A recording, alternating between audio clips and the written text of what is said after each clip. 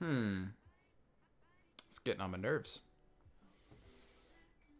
It's all because of that stupid promo video. No, it's not stupid. It's just annoying. Oh, oh, oh. For a second It was there. there for a second. It was there for a It second. was there for a second. What is this? Twitch says you're online. I went live. It feels so Oh, good. you're live. No, I don't want to So watch your funny, like, I just started advertisement. watching. The Calling things you I back, do. just started watching. The things I do when not using AdBlock Plus, because I believe in supporting people. But my God, you're God, great. I feel like such a nice person when I do that. Why did the stream die? I tried my best. I tried my hardest. But apparently it was not good at all. We're up. We are up. So, ladies and gentlemen, once again, sorry for killing the stream. Apparently Classic. I'm terrible. You can blame the fact that, what's his name? Epically maximized. His winning just made it so that we couldn't have a good stream. Thanks, Epically Maximized, and your free $90 pass. It's great. It's great. God, that's just jealousy? Isn't that just shaming? I wanted to go play archery with all the people in Austin. Oh my God. We're down to 7 people again because of the fact that the stream died. Okay, nonetheless, unfortunate. That being said, we're just gonna have to endure it. What do you think? What do you think about the tourney so far, Zan? It's been good. It's been fun. I've learned things and done stuff. I learned that you start E on Camille, and it lets you win. I always started Q. You really? Mm-hmm. That And makes then sense. the Varus, actually, that Varus who had a lot of success also started with his W. Oh, really? I believe it was the W. Might have been the E, but I think it was the W. Mm-hmm. Probably the E. I don't know, still long ago. It's like a different lifetime. It's been a long time. You know, go full on dad rock from, what was it? Star Trek Enterprise? My God. I think all of the crap I talked about, people, and all of the massive shilling out I did for Dreamhack was sequestered to the bit where it was all just the bit that got cut out. Oh no, when we were offline. Dang. God, that background really bothers me. I thought I was gonna like put like spaces so that they weren't at like cardinal directions and endings for the Road to Dream Addict and Enjoy the Games when I made that background. But now it just bothers Corner me. to corner. It's just like gotta put it corner to corner, you know? Otherwise, Or it's just put them both on the same side on the left. I mean, yeah, that's also a possibility. As it stands, it just looks terrible right now. Oh no. Oh no! Oh no! So what's next? Well, right now, we are a bit ahead of schedule. So, we are going to be possibly, I'm not quite certain what they want us to do, and this would be the time where Facecam would be the best possible thing. So, hold one moment. Zan, you talk about the game. Face cam? Yeah, exactly. Zan, you talk a bit. Okay, I can talk a bit. A bit. Well, this has been a wonderful day. Had a little teacup chihuahua in my backyard. That thing was cute as hell. Oh my God. I had to chase it off though. Here we are, casting for a Dreamhack giveaway, which if I'd known about, I probably would have taken part and won one because I'm just that lucky. Oh yeah, totes. But I'm just not that good at League. Ever since the Ungoro expansion came out, it was just, what is League? The Angoro expansion. Jesus Christ. What can I say? I play a lot of games. A lot of games. Let But me League tell is just you. a classic. I always come back to it. Oh my God, there's so much wrong with you. You know, you can just silence yourself. Man who has just forsaken me to the elements as you work your actual job. Yeah, exactly. Like, screw me, right? Ah, Eh, ah, eh. ah. Send some of that love my way. Exactly. I'd like a good actual Like, salary per hour. like a good neighbor, State Farm will not be there. They'll just be Oh kind yeah. of like screwing this stuff. Like a good 2017 neighbor. You don't see State Farm ever. Exactly. They just They're kind of there. ignore You you. see the building, but they're just not around. Thanks, State Farm.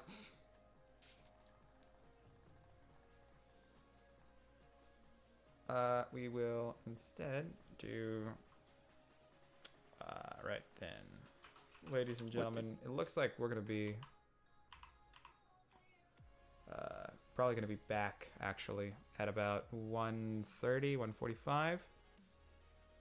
Because of the fact that our we're a bit ahead of schedule actually. We want to make it so that everybody gets the best possible thing. What the hell am I doing? We're going to be back probably at 1:45 because we're a bit ahead of schedule. We want to make certain that all the teams can actually play alongside the actual, the schedule that we had actually made up for them so that we're not infringing on anybody. So we will be back probably around 1:30 for us, 1:35, 1:40, in order to make it so that, you'll have the same or hopefully better experience. In order No to more technical difficulties. no more technical difficulties, optimistically.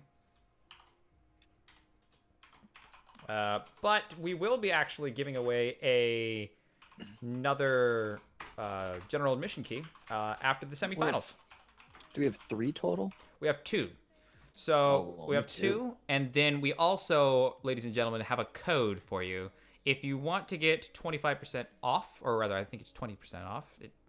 If you want to get some money off of you buying a general admission ticket for Dreamhack for 3-day passes, the code is DREAM512. That's capital DREAM 512. Not the other one, because apparently that one is evil or something. I'm not certain, but it is something.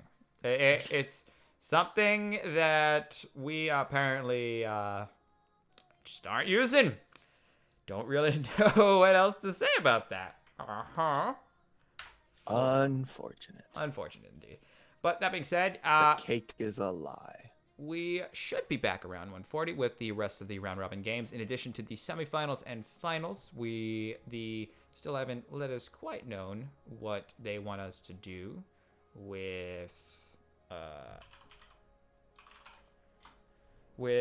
the what's it called?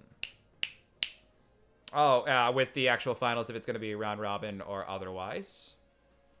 But as soon as they do, we will let you know. Make you aware. Make you aware, indeed. Messed that up. File, export. Trying to make it so that you guys, Oh, I know where I put it. Look at something other than what looks like a fire elemental being birthed from. Oh, yes. No, it's a fire elemental with such great. And that could also be God's fist pump. Yes, he's just like, yes, they won. But, ladies and gentlemen, we will be back at that point. Please stay in tune if you want. We will see you momentarily at 1:35. That's when we'll be back. So without further ado, I will catch you folks later, and please stay in tune. This has been the Road to Dreamhack. We develop quality citizens. I don't want that advertisement. Now, this has been the Road to Dreamhack, and I've been Conan the Cleric. With me, as ever, is my co-caster Zan. We'll see you soon. See ya.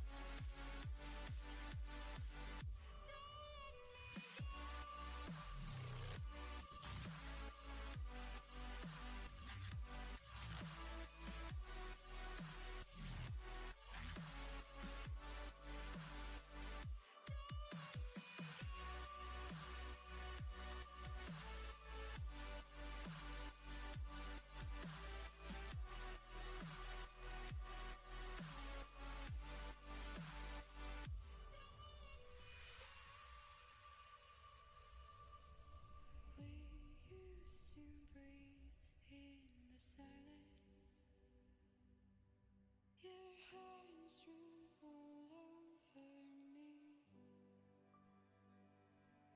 I found comfort in your words and lost control. And now that you're far away, I've lost it all.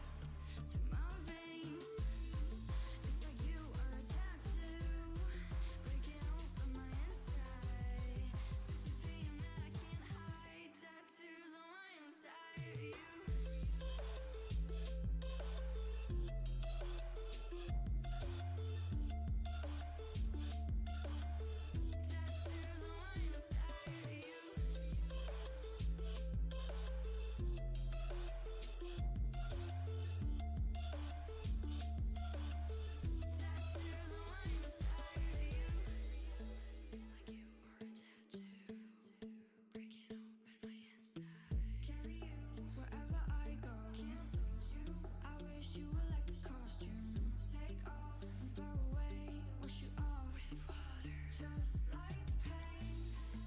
Wherever I go, can't lose you. Oh, I wish you were like a costume. Take off and throw away, but like a tattoo, you just stay. It's like you are a tattoo, breaking open my inside. Just the pain that I can't hide. Tattoos on my inside of you.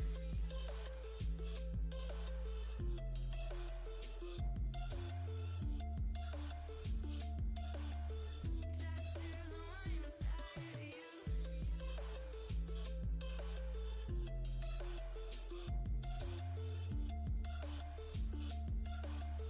Tattoos on my inside of you.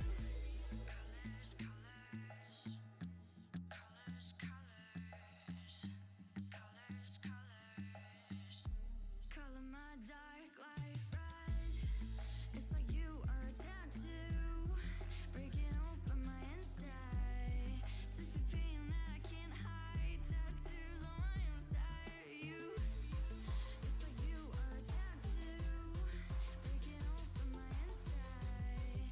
Just the pain that I can't hide. Tattoos on my inside of you.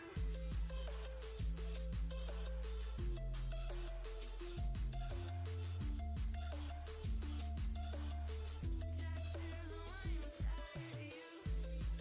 It's like you are a tattoo, breaking open my inside. Just the pain that I can't hide. Tattoos on my inside of you.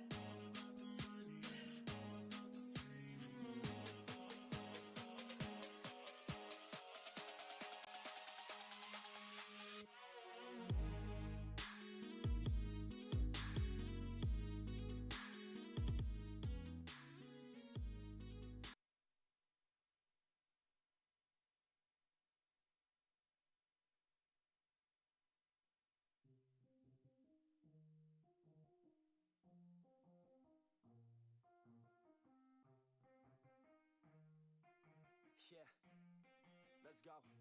I'ma make a couple stacks, do exactly what I want to. Mix a couple tracks, get a lady that I'm drawn to. Turn up to the max, get me faded till I'm gone, dude. I do what I want, couldn't stop me if you wanted to. I just work hard, yeah, harder than the rest. Some people say I'm lucky, others saying that I'm blessed. But I keep my head down, cause I crave progress. You ain't never gonna stop me, cause it's my conquest. And I'm never gonna rest, yeah. And y'all don't know that I'm a soldier. I always felt like I'm alone, yeah.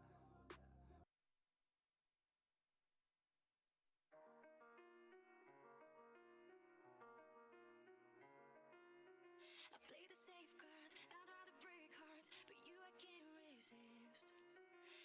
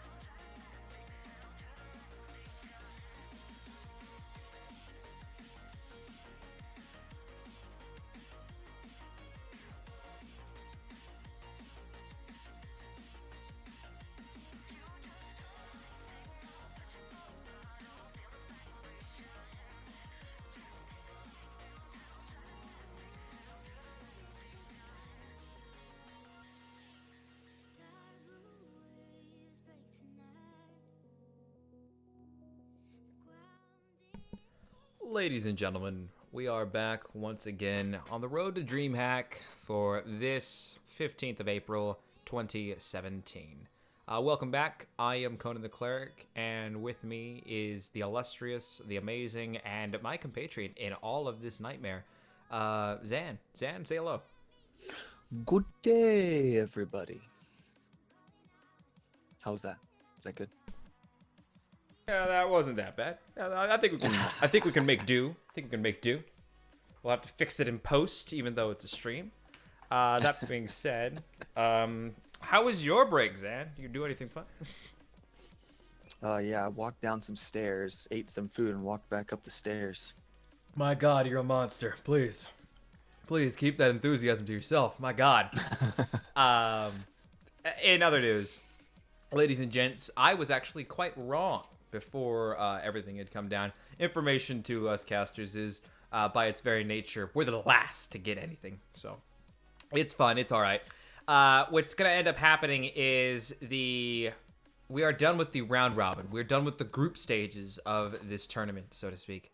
We are now going to preside over the semifinals. And the semifinals are going to be, I actually have the teams right here.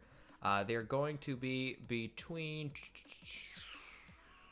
Dream Team versus Team 5 Monkey, which we've seen before. And they're going to be best of threes, and then after that, we will go into best of fives. There's going to be a 5-minute break between each game, and then there will be a 20-minute break between finals, where we'll do the giveaway, as you know, and from there, we will show you a few more kick-ass videos of Dreamhack. Bows and arrows and Magic the Gathering and all that jazz. Mm-hmm. And Hearthstone. And including Heroes of the Storm, because God knows, people play that game. I am one. So am I sometimes, when, you know. I play everything, of course, actually. True. That being said, it's an exciting day. It's an exciting thing. We get to see Team 5 again, which I am genuinely surprised. After their last outing against Meme Team, which was such a rout, it was actually quite amazing. What do you think? What are you excited for in this coming group stages? Because these are actually group stage. We're out of groups, I'm sorry. We're in best of threes. We're in semis. We're going to be working on games. I'm excited to see how they adapt, and if they do. Mm-hmm. Because by their very definition, the teams that have gotten here, they have won. So we've gone through the sea. We've gotten out all the other stuff. And now we're looking at a few, precious gems. We're just not sure which one's the diamond. Or, well, we at least know that one team's master. So, yay! Jokes. I don't know. When it comes right down to, it seems that Team 5 is pretty good. I'm not certain if the members of Always Flame have made it, but I would be surprised if they hadn't, right? I mean, if they hadn't, I'd be genuinely disappointed. I'd be looking forward to see who took their place. Yes, actually, you're not wrong whatsoever.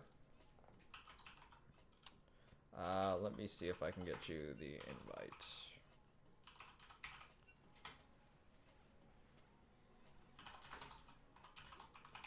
There we go.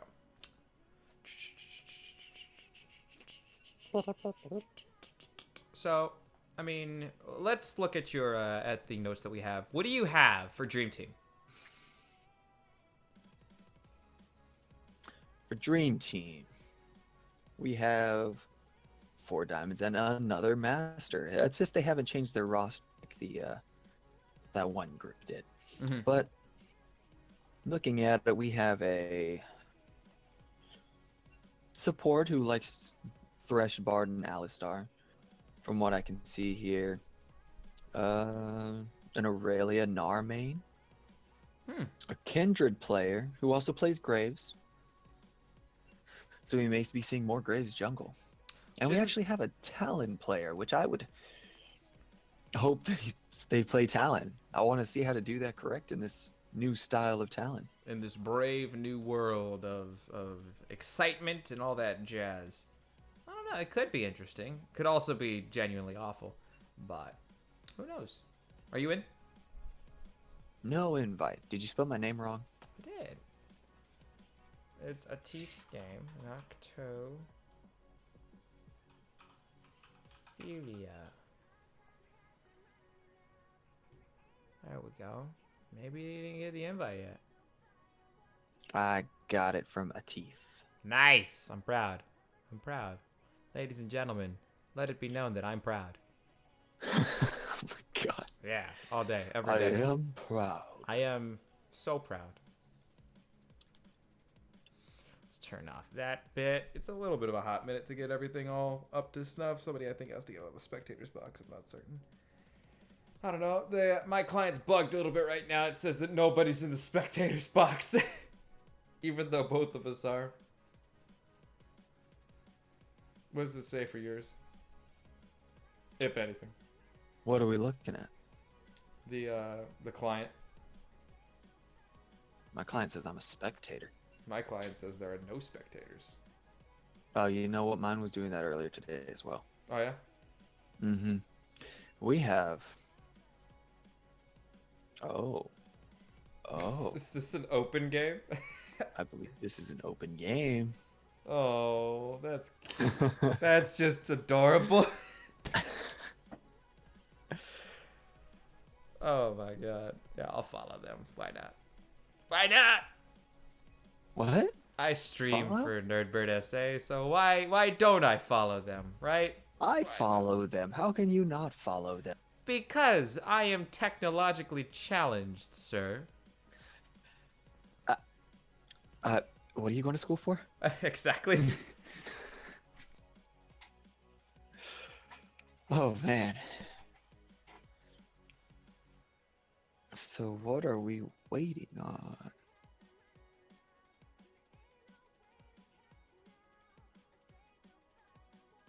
Oh, it looks like this isn't a closed one. They invited SBQ.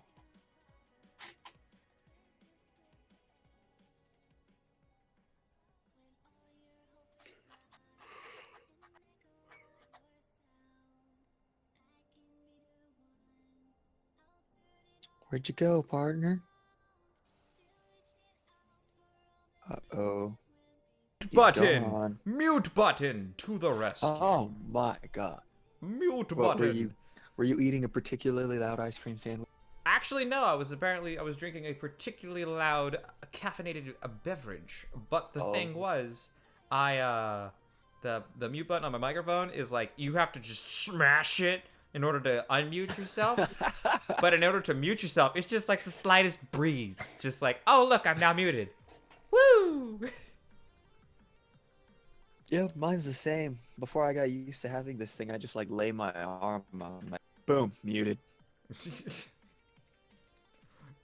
You went like full on what's that guy from Family Guy? Hey Peter, you're muted right now. Hey. Oh god. What? Hey Peter. Hey Xanatos, you're muted. How's that? Oh god, I'm making like the Oh my what's his name? The gosh. cookie guy? Not the cookie No, monster. The Talon. vampire. Well, Talon getting banned immediately. Somebody's stream Apparently. sniping right now. apparently they just hate me. Everybody It's does. not even the enemy team, it's just they hate me. It's Meanwhile, like I wanted to watch Talon.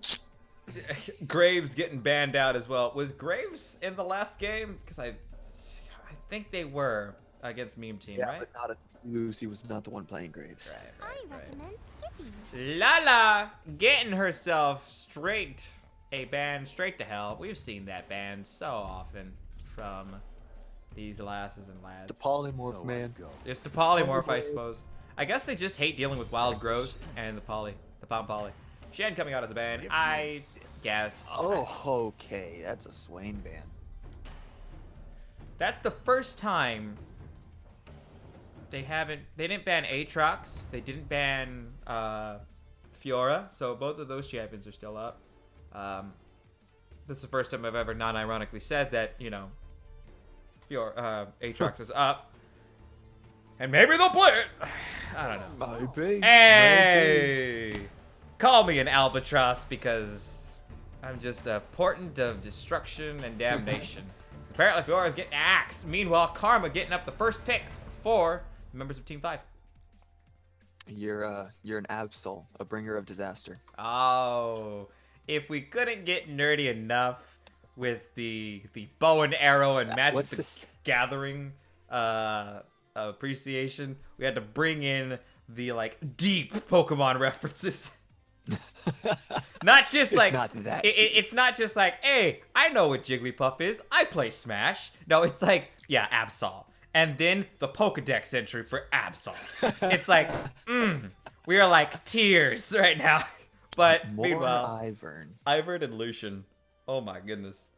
Can we get in a game without a Lucian? Or And an an Ivern. Ivern. And an Ivern. Ah, they've always been together. I will say this. I don't mind Ivern. I think Daisy's a little annoying. But what I do mind about Ivern is that he won't shut up. Because every second is just Ivern saying something quippy. It's like, dude, I get it. You're a tree dude. Stop. Just please stop. But Hecarim and Caitlyn being picked up by the members of Team 5. What do you think about that? I'm looking forward to Hecarim. It's always fun when there's a Hecarim. True enough. Ooh, Lots of charging. that's a Talia hover. I'm excited. I like Talia. I wouldn't mind seeing Atalia. Walls. No, oh god, above. It's that What? sweet new Lucian Nami. The sweet Lucian Nami. Oh, it's Atalia. Hey, that kind of inhibits some of that annoyance. I'm sick of seeing Lucian and Nami. What would be the most off the wall AD carry that you can imagine for this tournament? Oh. Are we really going there? Like not like Callista, that's unplayable, but something that could be theoretically Callista's playable. playable with the new Blade of the Rune King. Sure enough. But something that's playable, something that's not immediately in the meta, and something that you don't see often that you would like to see in this tournament. Draven. All right, yeah, that makes sense. Draven's pretty I fun. would love to see more Draven. Dravens are always Always fun to watch. they're always triumphs to watch because of the fact that it's just like, wow, that's a lot of damage. That's the one thing that always comes to mind. It's like, Just whoa, like, that was one axe. that was 1x, and now Nami is just dead. Congrats.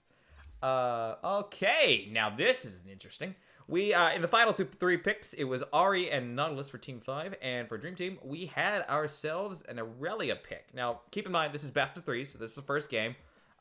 Next game, Team 5 will have the red position, Dream Team will have the blue position, but I am genuinely intrigued.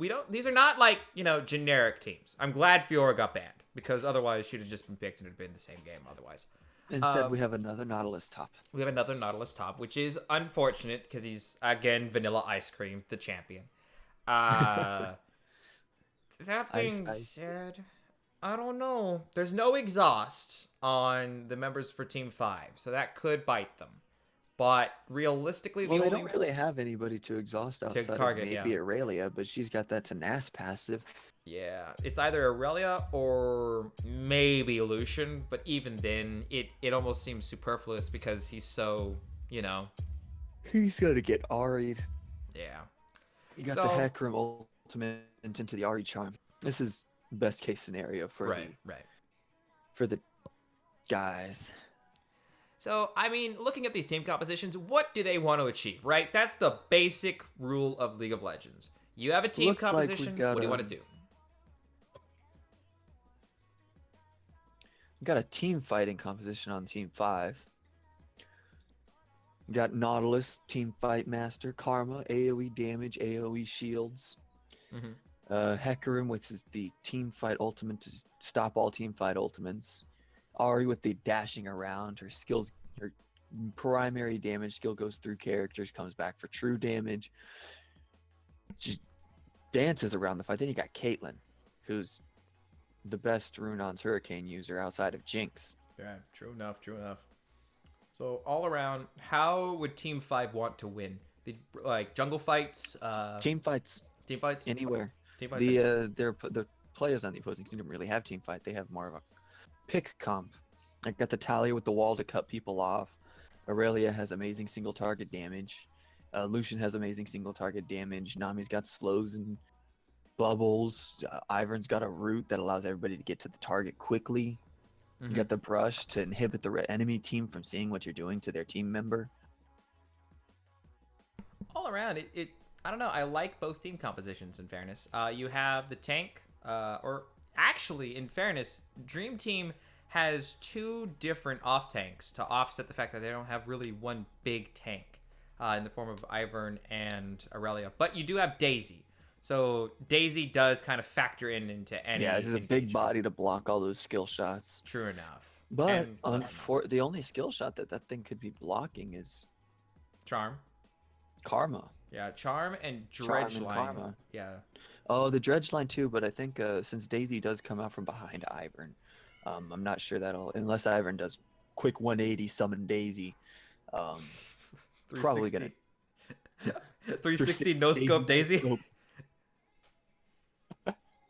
Oh god. Daisy has been hitting some kind of ridiculous knockups this game. Yeah. Oh god. This entire tourney has just been the this Daisy tournament. off. That being said, I like both team compositions kind of work effectively. They have enough CC so that you can kind of ignore that. You know, both teams do that. I feel that this game is going to be on the backs of carries as opposed to junglers this time around. I usually put a lot of, like the jungler has to do a whole bunch of work. In this case, Well, we've seen what Ivern can do yes, in the we early have. game if his opponent isn't an early game jungler, but Hecarim is kind of just an all-around workhorse. Hey. Does work in the morning, or early That's a- game, does work in the after game. That was a good joke. Workhorse. My god. I had to make a pause there, make sure you noticed. You're an ass. That being said, God, I think I'm at like 4 times for me saying that being said, because I'm at a new record. But You've well, it's that being said, or are you talking about you're an ass? no, that being I think you said, had to count for 4 on both. maybe so. I wanted to say it again, but then again, that would only give you happiness, and I am not prepared to do that. All right, looking at the brief second, we'll be able to look at these keystones. Lots of Courage of the Colossus. Skins for days, a lot of diamond players, and Master Tier. Oof, barely got that. Oh, there we go.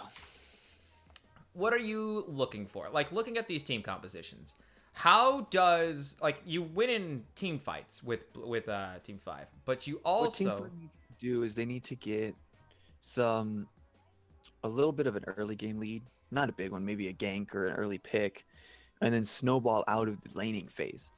Because the longer they're in the laning phase, the stronger Aurelia and Talia get. Okay. Ooh, that Hecarim skin is one of my favorites. Oh, yeah, Just that's looks the so Shadow Rumba. cruel. Yeah. But I don't know. It's going to depend on carries, I think. Talia needs to get off the ground, and so does Aurelia. Because if they don't... Talia just Yeah. needs to get items so that she actually Matters. deal a lot of damage. Realize Crystal Scepter's ridiculously strong on her with the multi-hit Q. Mm-hmm. But oh, she did take cleanse, so she's not looking to get charmed this game. Mm-hmm. Let's move that over here. Move that over here. We'll move that over here. Oh, God, okay. God. And then we're gonna go ahead and. So it looks like neither team is planning to get an early first blood cheese. That's okay.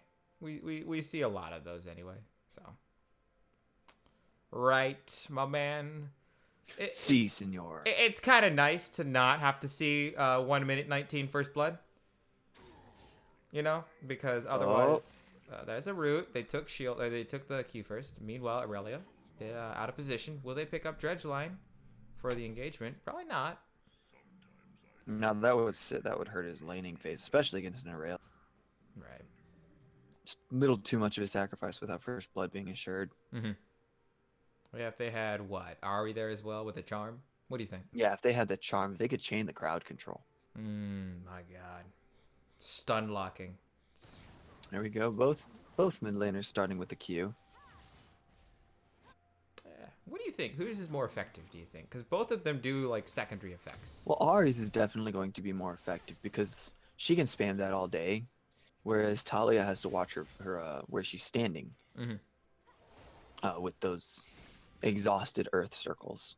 So we have seen the bottom lane combination of Lucian and E first for Aurelia, which is going to be bold.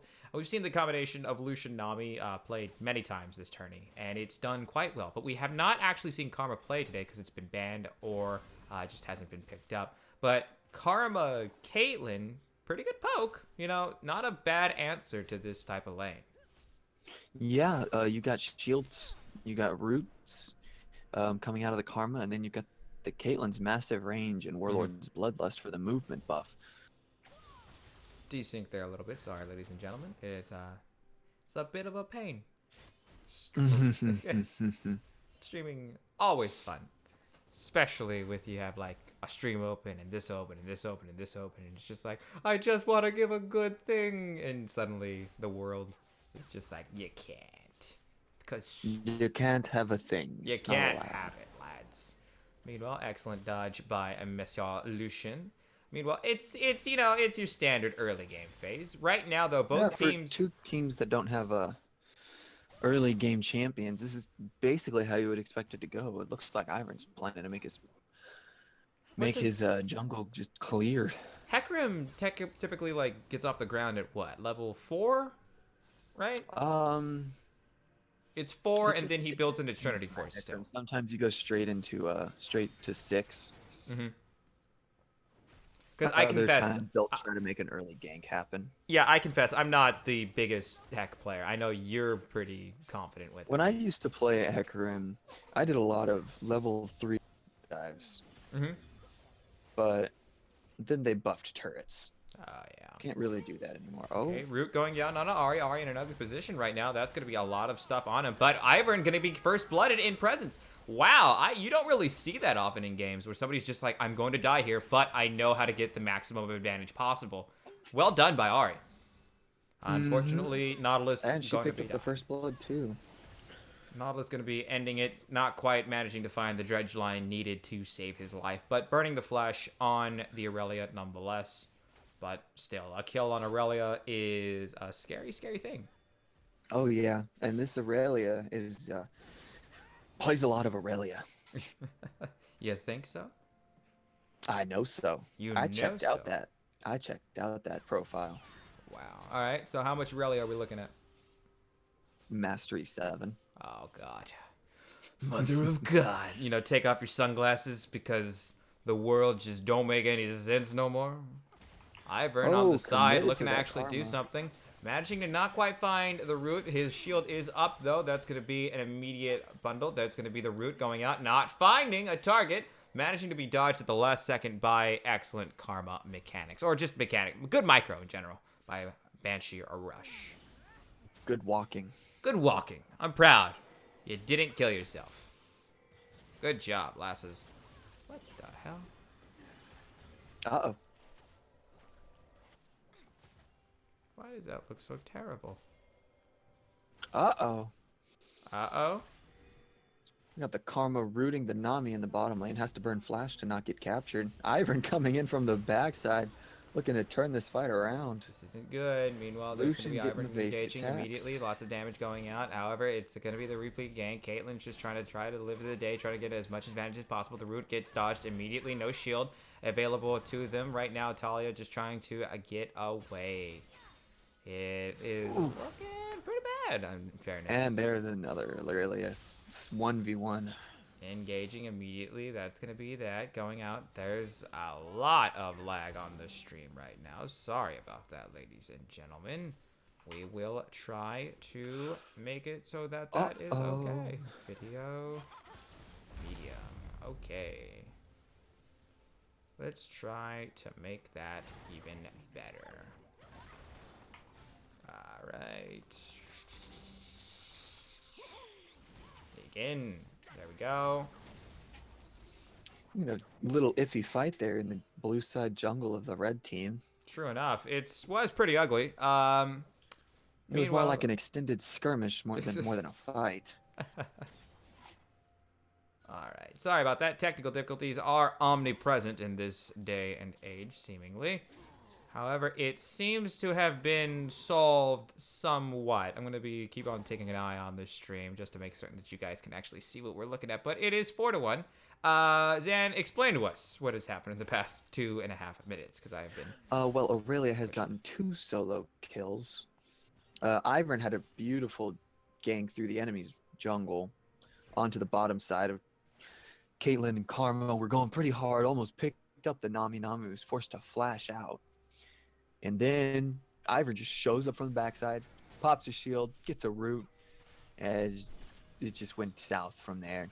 Picked up the Caitlyn. Karma was able to get out. Oh, good to hear. Then we got I think everything else we've seen. The first blood trade for the Ivern kill is the only other thing on our scoreboard at the moment. Nice. All right. Well, regardless, it's Aurelia coming back with a Phage and 2 daggers, which is not bad. It looks like it's going to be a Trinity Force start for her, which is Always. I was thinking maybe she would be another character that she would start with the Blatherin King, but I guess against the Nautilus, he was probably going to be going a heavy armor item first. Trinity Force would be better. More attack speed for your W passive. Ooh, consistent skirmishing, 4-1. Oh, Still my God. about a 900 gold lead in favor of.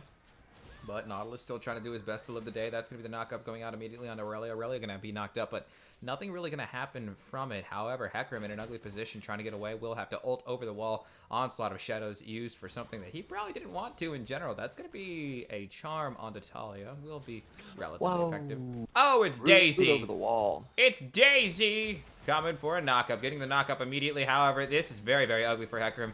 Will unfortunately die because of Aurelia being just ready to go in and engage and take maximum effect. Dream Team in the lead right now, 5-1. No turrets taken, but that could very well change in the top lane. That's probably going to change right now. Even Daisy's getting a piece of this tower. Daisy kill. My God, no Daisy, stop. Stop, it's not right. Meanwhile, though, the bottom lane, not quite doing, I think, as well as they would have perceived themselves. That's a 3-0 Aurelia, though. At 9 minutes, she's going to go home to buy some really nice shoes. Ooh. Oh, this is very bad in the bottom lane. Culling coming out. Rushin not quite managing to get him up, but the knock-up onto Caitlyn's going to be good. Heal coming out as well onto both Karma and Caitlyn from Caitlyn. And it'll be enough to stave off death, but will it be enough in general? That's the question. Looks like they only burned heal there. No flashes burned. Knock-up going out big into Talia. From Talia onto Ahri, but Ahri, nothing really happening from it. Oh my God, the damage that she is able to push out, even she hasn't even gone back yet. She's still just able to bully this Nautilus into oblivion. Nautilus not having a fun time. No, the Hecarim was looking to make something happen up there, but the Ivern was following him in, so called that off. Looks like really isn't even getting hurt by that tower. Oh, here we go. She's back in with her little helicopters. Nice. What's she gonna nice. pick up? A whole Trinity Force, as expected. So we now have the Trinity Force spike on Aurelia, and she's looking to use that somewhere. My God. My God. What minute are you actually on right now? 10:41. Right. You're about 4 seconds ahead of me. I'm on 10:39. That's 10:40. seems to be that way all day. Yeah, it's odd. I think it's, latency, basically. But it kind of helps out. I'm calling out fights, and you're able to cast the entire thing, and the stream is seeing what you're seeing. So Hooray. it looks like we're gonna be taking a dragon here. Is it gonna be contested? Is the question. That is the question, in fairness. Settings. Why is everything just sucking? Video bitrate apply. Okay, let's see if that one works, 'cause this is getting on my nerves. All right, though, they're looking to actually get the engagement. It's going to be an Ocean Drake up for grabs. Meanwhile, the only one that's really, they're not really in position. This is probably super easy. Yeah, it's going to be super easy. Go. The freest dragon. Scuttles killing himself for Ivern's pleasure all day, every day. Sir, Ivern is saving them and giving them stealth as they flee. Did you not look at the animations? Oh, yes, I completely forgot. My bad. Ivern kills no jungle monster. Ivern On his kills screen, they're all jungle green. monsters. Of course. How could I forget? Why does this not want to work? Oh, there it is. GLP 800 for Talia. Got the Athene's Unholy Grail on Ivern. Full Trinity Force on the Aurelia. Looks like our dream team is a little bit happy here. I mean, it could be possibly worse. The slow going down on a Nautilus in the top lane, I think I managed to fix the bloody stream. It doesn't look like garbage anymore, as it has been. No more bleeding. No more bleeding. No more like you could count the pixels on the bloody screen, which was, I don't understand why that was happening, but I love the new OBS, which is what I've switched over to for streaming. I love it so really? much. Yeah, by loving, I also mean I am going through basically like puberty with it. It's just like so much angst because it doesn't want to work half the time. That Fix yourself. Fix yourself. It's like it's a machine. Fix thyself. You know, from like I'm the Omnissiah or something like that. But the machine is really, it's going through some like some teenage angst. Oh God! Right now, Nami's just being flambéed into a precognition. Nautilus or rather, Hecarim attempting to engage with an ultimate, but popping the flash from the Lucian. Oh my God! The stream doesn't look like crap anymore. It's so good. Stuff. It's so good. I would kiss my hands if it wasn't even more weird. And Team 5 is just like, if he can make the stream look better, we can play good too. So they are up a kill, but they're about to lose Rift Herald. That's no big deal. Because Daisy's taking all the damage, because Daisy has a good cooldown of about 20 seconds, right? Well, now we have the glimpse of the void On Aurelia. Oh, even better. It's not like she wasn't If we couldn't make her any worse. She also has blue buff because double blue buffs. Welfare blue buffs from Ivern are always the best.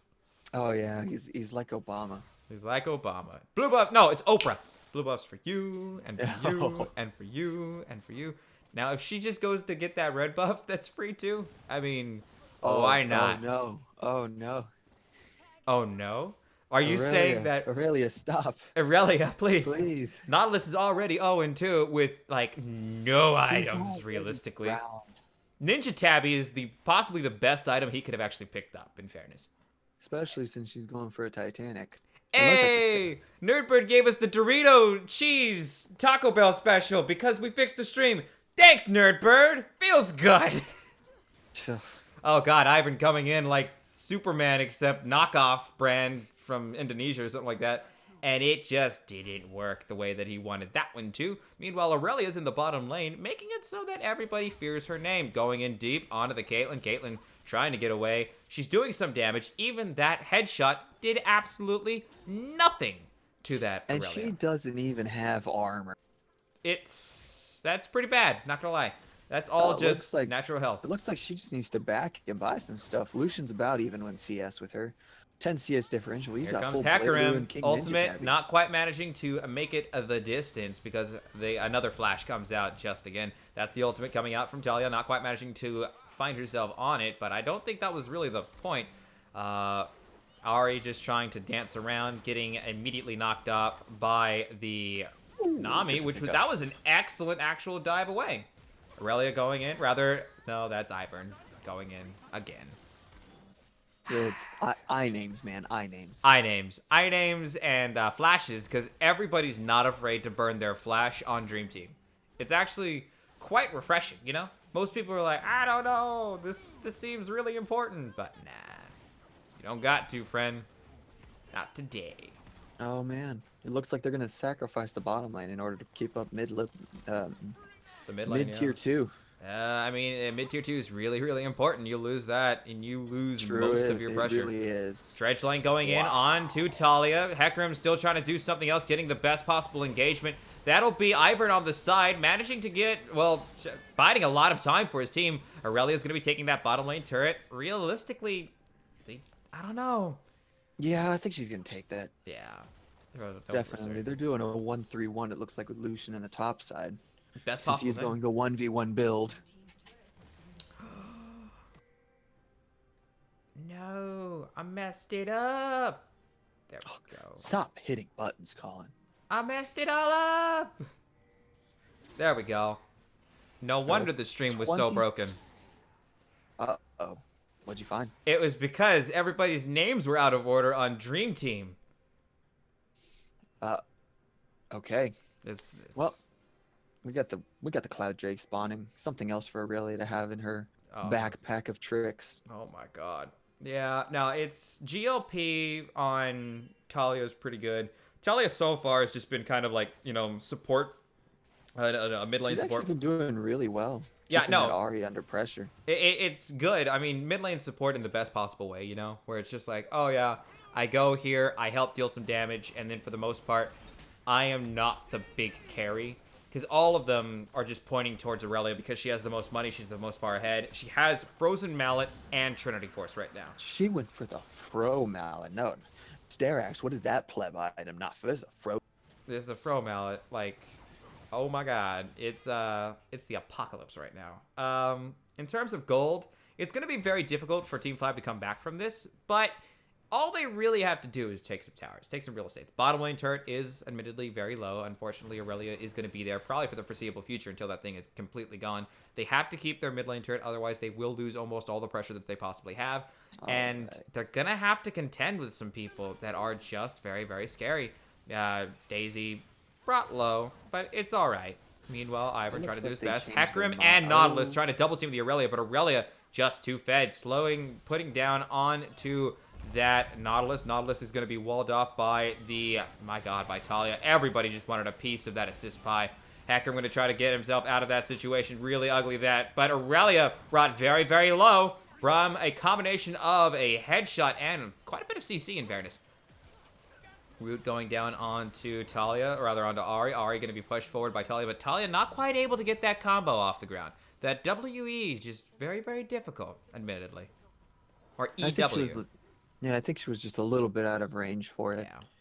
Well, it was an interesting choice with the Iron Root. Everybody could have gotten right up and hurt right into Ahri's face. I thought she was gonna die. Yeah, I was wondering that too, but I guess It looks like they were too afraid of her ultimate getting her out of there in time, wasting cooldowns, maybe dying to a tower, to a charm. She popped the charm, I know, in order to just put down some fire, in order to be like, okay, don't come near me, I'm popping charm, and that would make some level of sense because it's not a blink, it's a dash when it comes to the Ivern, jump to melee range thing. Yeah, you'd still hit it. Yeah. You'd run right face first into that charm, but if everybody took the train, exactly. one person charmed really doesn't. Yeah, like quantity is a quality quantity is a quality in and of itself. So yep. Scott Stalin quotes on this Road to Dreamhack stream. That's what you wanted to hear. While you quote that, I'm just gonna watch this Baron spawn and Lordy see that all of the Dream Team would like to stand around it. Probably. I mean, they're warding it pretty well, in fairness. And we got the Aurelia 1v1ing the buff. What you can do not. Let's just keeping an eye on her. Nautilus is gonna try. He has Randuin's Omen, but it's, in fairness, like, it's a useful item. The Frozen Mallet pickup is actually detrimental in the face of a Randuin's Omen Ninja Tabby. Yeah. Because it has 30 attack damage. Mm-hmm. I mean, her attack. That's where that that WE combo comes from. Oh my goodness, did she just pay the price? Ahri completely getting destroyed from culling and from WE. Nautilus, meanwhile, just trying to live the day, taking a lot of damage from Aurelia. Aurelia engaging big and going deep. Well, that'll be the flash, that'll be the pickup, and that'll be the kill. Baron coming out big and attempting to be picked up by the members of Dream Team. Hecarim not going to go back as he previously thought. Going to try to do this engagement pretty well. And no actual engagement so far. There it comes. That's going to be Mr. M. He's not quite going to manage to pick up the kill on the Baron. Baron still at about 2,000 health. Meanwhile, Lucian peeling off the rest of the members of Team 5. Meanwhile, that Baron's still up. Everybody is super low. However, they will manage to pick it up. And will they try to go in and on the engagement? Yep, there's Lucian. Will manage to get an engagement, but will force the flash on the Karma. Meanwhile, Talia just engaging big on this Caitlyn. Caitlyn flashing away just as well. That'll be Piltover Peacemaker, not quite managing to pick up the kill as they had wanted. Now, the one person who would have shined in that Baron fight is Ahri, but she had to go back to deal with the Aurelia because she's the only one who could. Yeah, I mean, she's the only one that actually has any sense of magical damage that'll be able to, win the day. Well, no, it's not even that. It's just her mobility. She won't be able to be held still by a simple slow and the frozen mallet. That does make considerable amounts of sense. 12-3 with a 12k gold lead in favor of the members of Dream Team on red side. It's very ugly for Team 5. They didn't get the early game that they had wanted, and now they are paying the price. They will lose this inhibitor.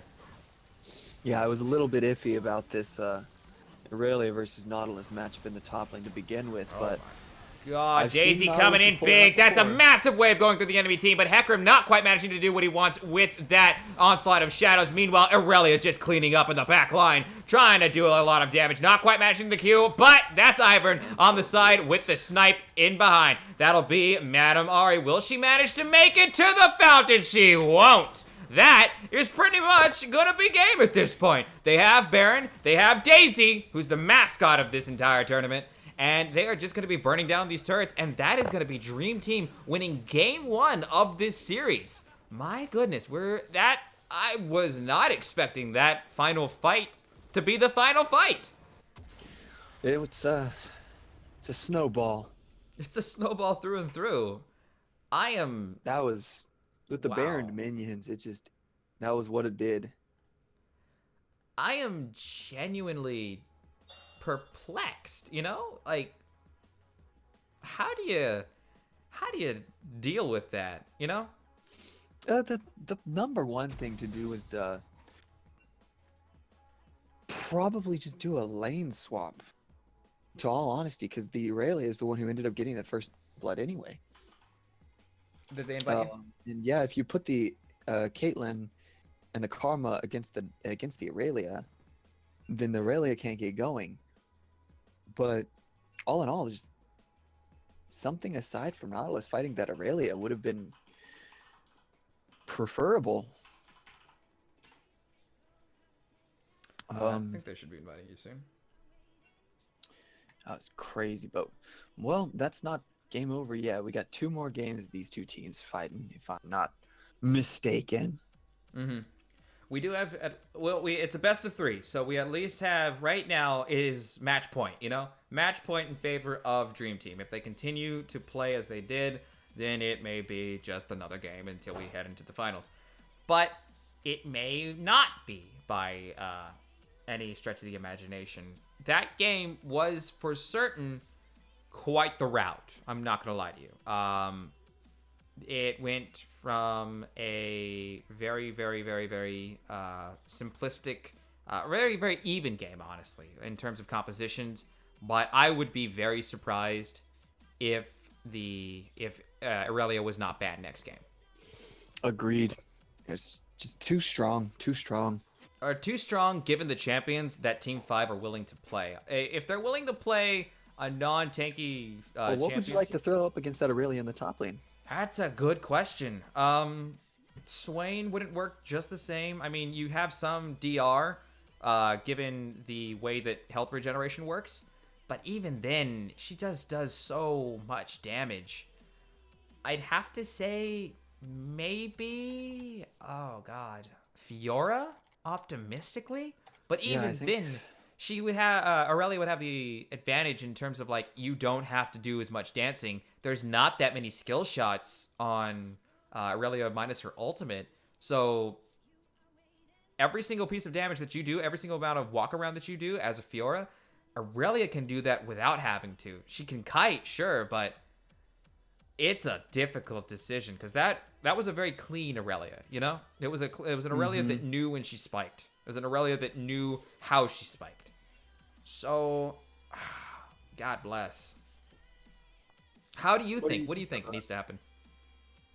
I just think they need to cut the Aurelia because there's just so many other champions you can play that have much easier, much more streamlined ways to beat them. Mm-hmm. Aurelia, the way you beat Aurelia is to kill everybody else on our team and then go for her, while having her kind of slowed and CC'd out. The problem is her passive allows her to get just a ridiculous amount of crowd control reduction. So you're going to have to invest a lot more in her than beforehand. And on top of that, if she's the strongest one on her team, where do you go from there? Where do you go from there? That's the question.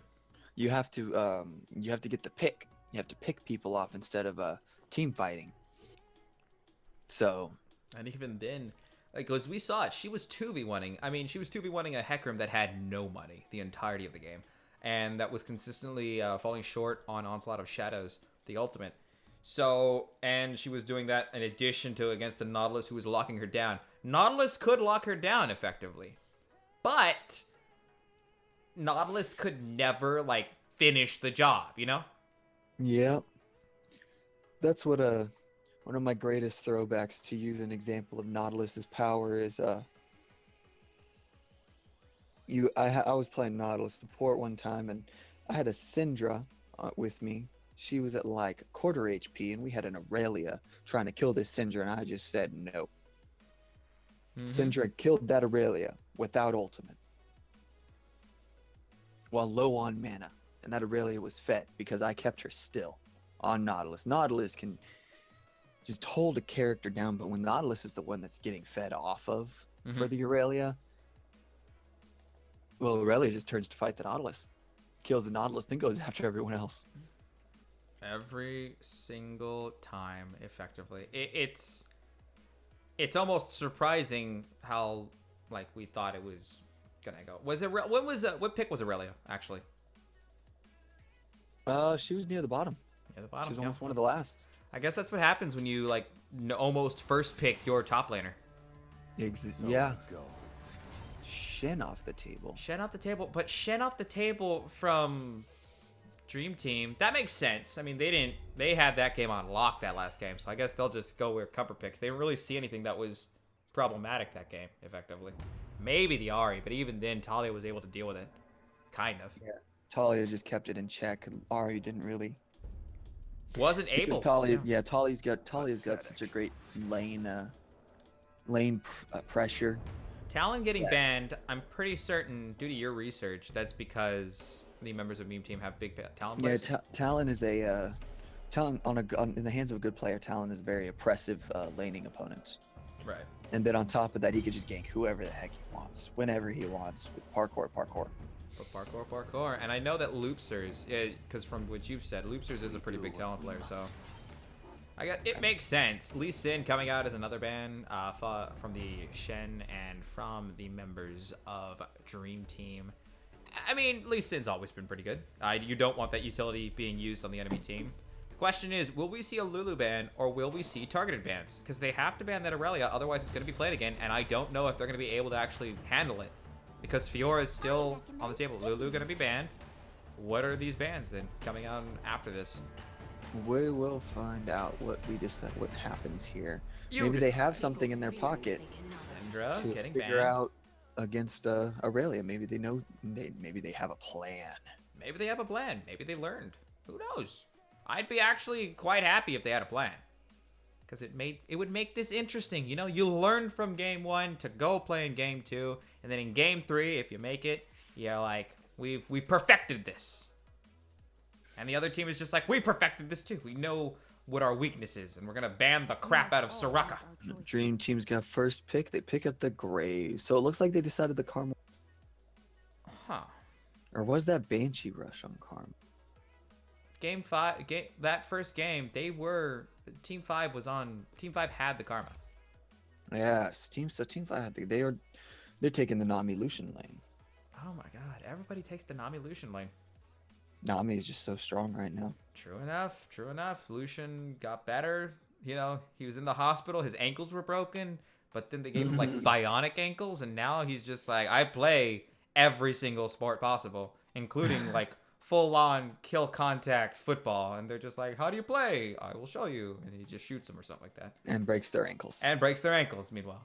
Caitlyn being picked up. Caitlyn pick up. And the Janna pick up. Okay. Now, that's a good pick, in fairness. We've seen Caitlyn before. We saw Caitlyn last game with the Karma. Really didn't do anything. It was kind of DOA. But Janna makes it so that you're playing for that early mid to late game, because you have the ability to support everybody else. Because maybe your early game is not the greatest, even though Dream Team can play a decent early game. But in the bottom lane, it's almost like you're sacking your early game so that everybody else can have a really, really good middle late game. And by But sacking, you got yeah. slows and knockups, Yeah. so it's less of a sacrifice, more of a delayed. Stop touching my 80 carry. Exactly. Like, I don't mean it like your early game's gonna be absolutely atrocious. I mean, if you get a kill, that shouldn't happen. You know, optimistically. Yeah, it's a don't talk to me or my daughter ever again. Exactly. Just go away. Tornado. Rek'Sai. Okay, we have an interesting amount of stuff coming out. Is this Now, G Lucy is a Rek'Sai main?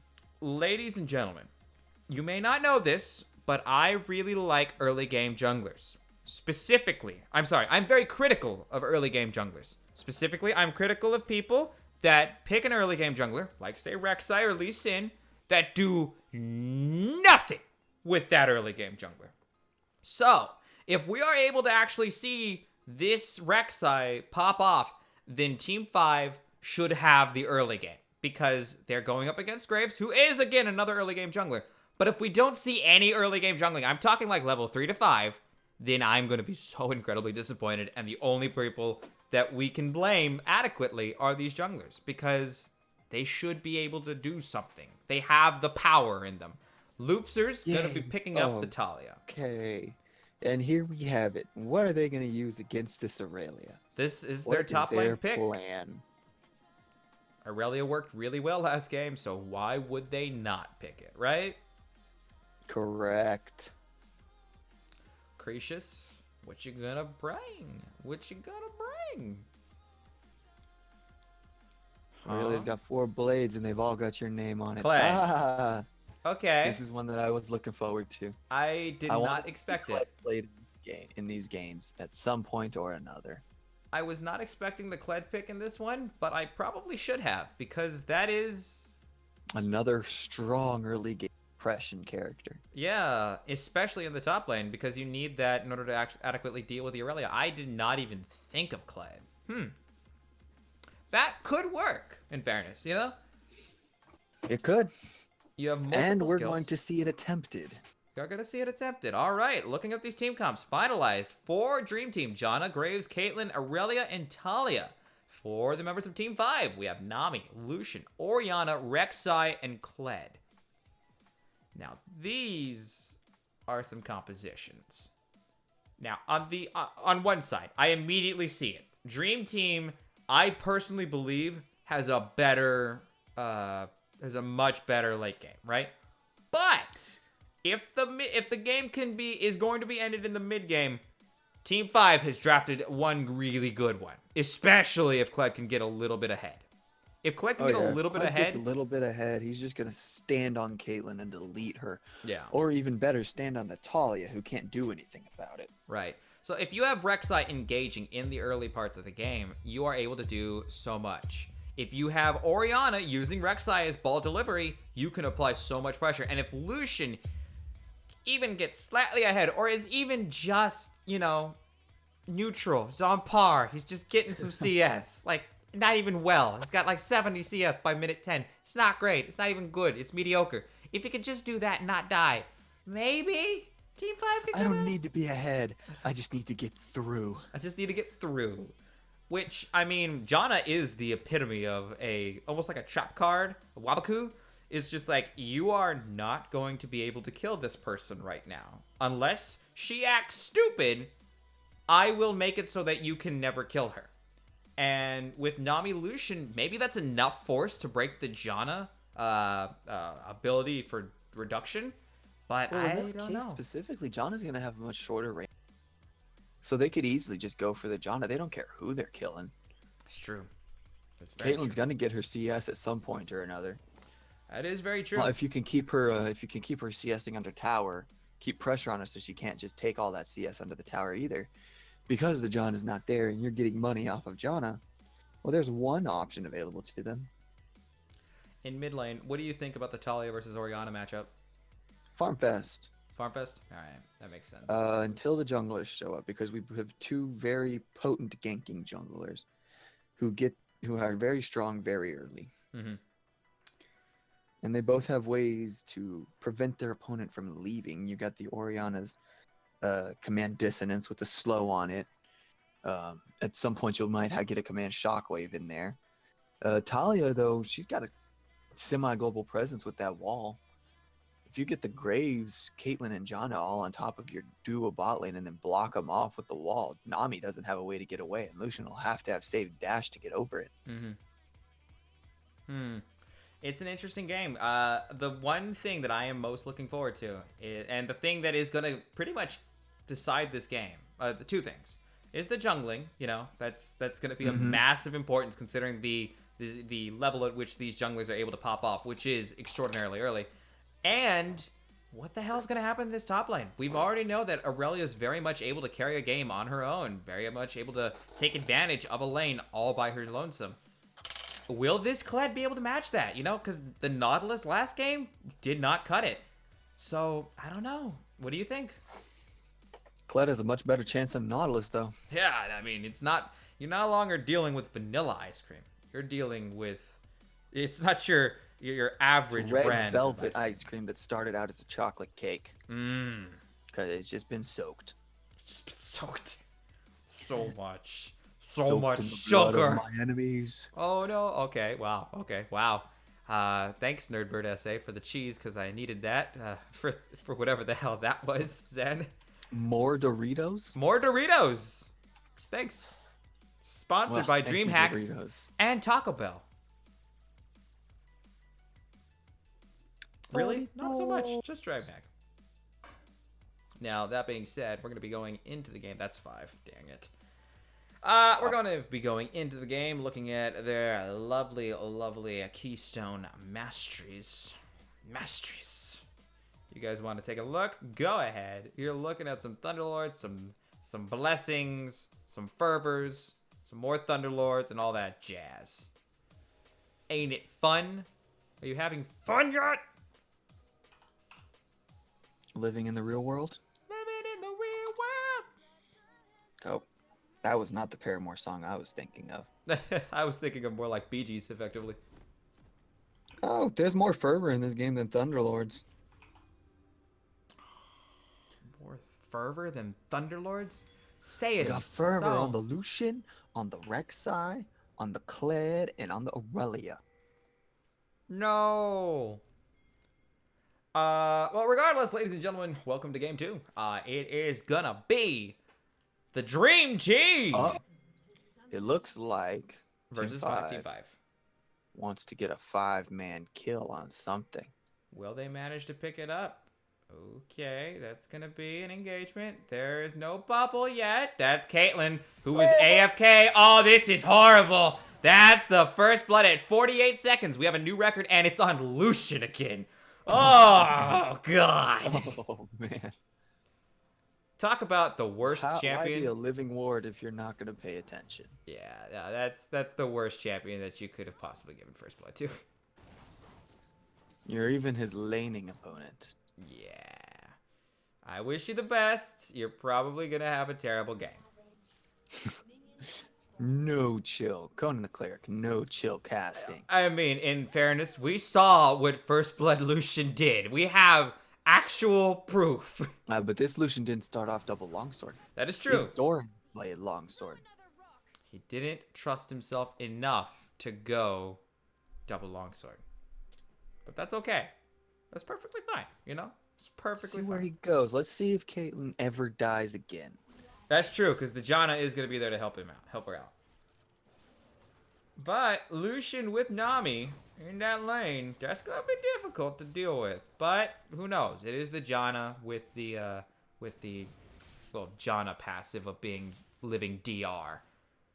So yeah, don't lie. It's how it works. Meanwhile, that's going to be Thunderlords popped onto Orianna. Orianna going to pop hers in response. Well done. Gonna have to pop one of her potions as well.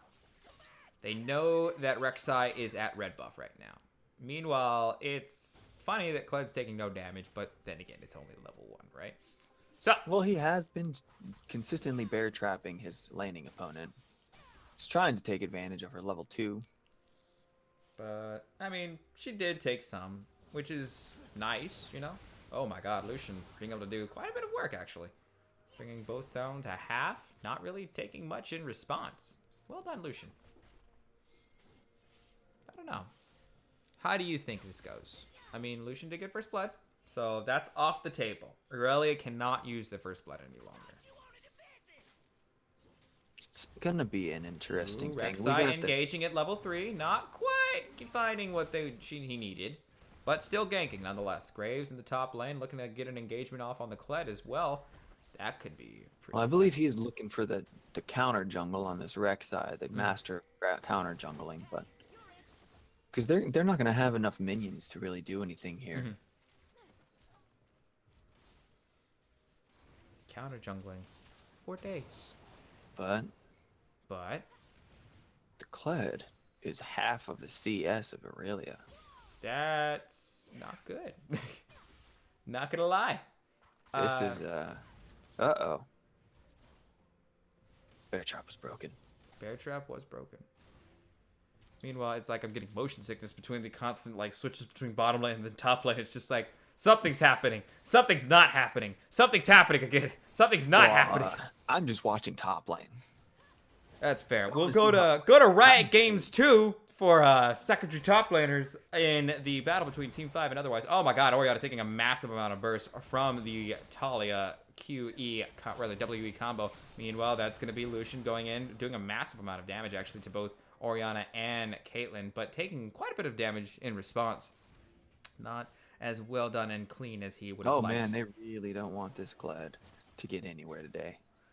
Graves has just been chilling up on this top side. Meanwhile, it looks Now like, looking kinda that's going to be Rek'Sai. No, going to get the flash for flash from the jungler. Meanwhile, that's Nami trying to get out of a situation that's very, very untenable for herself. But will pop the Ignite onto what I believed was the Nami. Not actually, yeah. Nami Yeah, the popping Nami was ignited when I checked in on that. Except, no, the Nami ignited the other people. I'm impressed, because she has Ignite. Huh. Maybe I imagined it, I suppose. Meanwhile, it's interesting. Kled's in an ugly position right now. He is without Skarl, but still against Aurelia. He's going to have to go back at this point. Going to get himself something with that 21 CS. Longsword? Double longsword. Double longsword. 7.6 to 7.6. Oh, man. I'm gonna assume that Aurelia has played this matchup before. Oh, Kled's actually pretty popular these days. Yep. That's Skarl, the immortal lizard person. Mm-hmm. Is it Well, just that? He's very sticky. Oh, And then okay. his ultimate has amazing team fight potential. Oh, okay. Only problem is he doesn't get an ultimate in lane. He just gets an ultimate to maybe like come back with. Oh, yeah, that makes sense. That makes a considerable amount of sense. Oh, well, right? Uh-oh. Aurelia is level 6. It's problematic right now because Team 5 has lost the advantage that they had from First Blood. They are now down by 300 gold. It's pretty bad, not gonna lie. Level 6 on Aurelia is gonna be massive. Skarl is gonna be going away. That's cute. That's the ultimate. That's probably a dead Kled indeed. Yeah, that level 6. I'm not gonna say it. Now, 1-1, we have 400 gold in full favor now. They managed to get that amount of gold. I'm proud of them. Meanwhile, Orianna having to deal with a lot of stuff. Probably gonna get the command Shockwave. Yep, there it is. And that's Graves, though, following up. Gonna be helping out and trying to save his friend, and will do it. Excellent, excellent rotation. Game saving Talia. Well done. Well done saving the Talia with... That was a good... I would like to say that that's a bait. I'm just going to say that was very good map response by Graves. Probably killing the Scuttles or something like that, and then managing to find it. Meanwhile, Kled coming back into lane, still level 5, with a piece of armor now. Probably going to have to itemize for that very hard. Level 6, finally. Well done. Against, well, level 7 Aurelia. That's going to be problematic. Meanwhile, it's an Infernal Drake, and Team 5 are actually going to try to take it, which is not a bad idea whatsoever. Rek'Sai is there to help out. There's no actual jungling presence there because Graves is in the top lane. They do have the smite. Hopefully, they can land it correctly. If they did it, I'd be really disappointed. I think most of us would be, right? I agree. I'll be Oh, very Talia disappointed. going in for the engagement. Oriana not gonna probably live this one. That's a massive amount of damage. The QWE combination at work. Slows, knocking you back into the explosions, and some Graves buckshot to just save the day. Well done. Well done And indeed. Graves into the line does proc off of Talia Wall. Oh, yeah, that is true. Oh, I love those terrain things. You know, didn't we make a champion a long time ago where it's just like, let's modify Jarvan or something like that? Or let's create terrain with hammer hits or something like that, right? Yes, sir, we did. Like 3-hit passive, 1 time, 2 time, 3 time, and then you just like knock them back by creating a wall of earth around them. Ah, God. Yeah, That's it's some fun basically like a star falling, gouging a trench in the Boom. ground. Ooh, And then you go over Rek'Sai. play Here's the Storm, and you're like, oh, are you talking about Leora? I've seen this. Oh, that's going to be the passive. Not quite going to manage to knock it up, but we'll get the knock up from the Rek'Sai. Meanwhile, Caitlyn going to flash away, but not quite managing to meet it. That's going to be Janna, though, with the knock up in response to all of that collateral damage coming out to finish off Rek'Sai from Graves. Well done. Incredible Janna ultimate there. I believe she flashed for that positioning too. Well done. That was some... Because, like, Rek'Sai really only had one way of going. She could have gone the opposite way, but then he would have been just completely pinned down by Graves. So excellent positioning by Dream Team. Yes, that was very well played. Unfortunately, they're like... Team 5 is 5K, is 2K behind. You know, this is very, very difficult to come back from. They're losing in CS almost... No, across the board. And they got first blood, but... they're just not able to do anything. They're probably going to lose first turret, too, to Aurelia on Kled. Well, we haven't seen Kled getting killed as much as he did previously on Nautilus. Right. So I believe there's he's been able to keep up the pressure somewhat. I mean, Aurelia's not everywhere, so there is that to look forward to. The problem is almost everything else. All right, Aurelia managing to bring that turret low. Kled keeping the turret alive for just a little longer. Rek'Sai not really showing his face in the top lane very often. So, I mean, Kled already was 2 levels behind, you know, so it's very difficult to get any amount of proper kill without giving over a double kill to an Aurelia that has the beginnings of a Trinity Force. She's not quite at Trinity Force. 2/3, almost there. Lucian's almost to his blade of the Rune King on the opposite side. Thing is, Lucian did have first blood to assist him with that one. Yeah, and we've almost got a Rod of Ages on Talia. Okay, Whereas Graves in Oriana- an ugly position, end of the line, coming out. That'll be Aurelia trying to give some level of assistance. Meanwhile, they're just trying to do a lot of work. The Aurelia ultimate will be very, very effective. Graves, with the greed in his eyes, will manage to get a kill. Not quite. He is just running. He's running, and he's gonna die. Unfortunate for Kled. It was truly the end of the line for him. Oh, Yeah, no boots versus completed boots. yeah, that's Movement speed is OP. Movement speed is OP. Thanks, Udyr. You've taught us that. Oh god. There's the Rek'Sai ult. 7-3 with a 4K gold difference, just about because of turret gold. They're gonna try to do something in this bottom lane, but I don't know what they're gonna be able to do, especially with the amount of damage that's being brought to bear in the middle lane on that turret. If anything, I'm pretty impressed with this Graves though. yeah, Been everywhere that the Rek'Sai has been, consistently. that is very true. I mean, Every time I see Rek'Sai ganking someone, Graves is not oh far god, behind. Lucian about to be completely and utterly destroyed by the Aurelia. That's Q, Sheen passive. That's Rek'Sai just having to get out of there and just cut his losses and run. Blade of the Ruin King finally being finished by the Lucian. He has 2 CS over the Caitlyn. Caitlyn has died 3 times. I don't think we really focused on it, which isn't right, but there have been some actual improvements. There's been some stuff done by Lucian in order to stop the Caitlyn from doing stuff, which is very good. But that issue still stands. Collateral damage coming out big from Graves in order to shut down the Oriana. Talia is able to do a lot of damage very, very quickly for very little, you know, Investment. at all. And Uh-oh. it's pretty bad, you know. That's going to be Janna in an ugly position. Will pop the ultimate to get her out. Ultimate. Well done. but I don't know. 9-3 with an Infernal Drake on the side of Team 5, but that's only so good. Looks like Aurelia is trying to zone him out and Meanwhile, succeeding.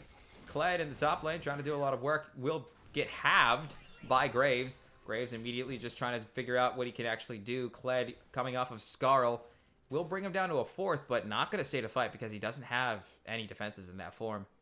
Nor really any items at this point. Graves is full up. Completed jungling item. Zeal coming out next. What is he buying with that Zeal? Is that PD or is that like static shift? Or rapid fire? Rapid fire is interesting on Graves. It increases the range of his primary fire for one basic attack, but I would imagine probably a static shiv if nothing else. Right. A Phantom Dancer would be an interesting choice. We'd see him go the DR build of old. Which was always fun. Death's Dance with PD. My God. That may be it. Oh, plus I believe it's going to be my best guess, Phantom Dancer for that close range of movement speed. And I mean, considering you are going up against Kled, Rek'Sai, and Lucian, it makes some level of sense, I suppose. Well, that's okay. That's not a bad item, I suppose. I've heard that there's like crit Graves, which bases itself around Crit static shift. Graves increases the number of shots in his Right. basic attack. So it's an option. Considering that he does have a really ahead of Aurelia, and it wouldn't be can't fault him for it. It would be fun. I mean, he's 4-0-2 okay, with a 2-0-2 Talia backing him up and a 3-0-1 Aurelia. It's a lot of damage to bear. You know, there's a lot of money on the side of Dream Team. They've gotten far ahead, and they are not going to stop getting ahead. I mean, Lucian right now is in a good position. He's got Blade of the Ruined King and Berserker's Greaves. He's going to be able to walk fast. He's going to be able to shoot fast. He's going to be able to do quite a bit of work. But I don't know if that's going to be enough in order to pull his team out of a really stagnant position in this game. Right now, Orianna is in dire need of some damage and just some ability to contend with that Talia. And Kled is in no way, shape, or form able to deal with these targets. It's not good. Aurelia going to be engaging on him. He's going to just ultimate away, but will get stopped, I suppose? That's his ultimate fleeing. Uh-oh. Meanwhile, Caitlyn will try to get away from this. She's level 8 to level 10. Will flash away. Not do a lot of damage to Rek'Sai. I mean, we said it before in Champion Select. This game was going to be decided by carries, and it was going to be decided by early game jungling. And the early game jungling of Graves was so like leagues of like better than what He Rek'Sai was able to concentrated do. much more on the mid lane. Whereas I believe Rek'Sai was in the bottom lane, but the bottom lane has a Janna. Exactly. Like after a while, I guess when it comes to jungling, you would know this a lot better than I. Oh, engagement coming out from the massive wave, going to be flashing away or fire the Talia and just kind of get away. But you know this far better than I, where it's like you look at these champions and you're just like, I'm not going to be able to assist this that much. So I will attempt to help out, but I'm not going to, you know, there's very little I can do, but I can do so much more for this other lane, right?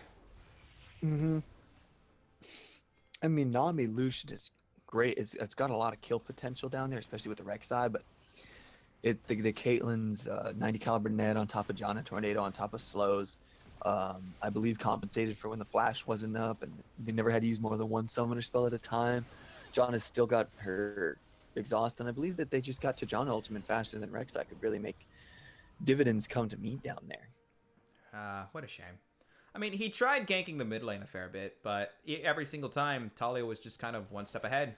You know, she has slows, she has a knockback, and even then, a lot of his ganks were just kind of not effective, you know? Like, it wasn't just from slows, it was just that he ganked a little too early or a little too late, you know? And that's the issue. And his lanes don't have a lot of kill potential outside of the Kled when they don't have ults. Right.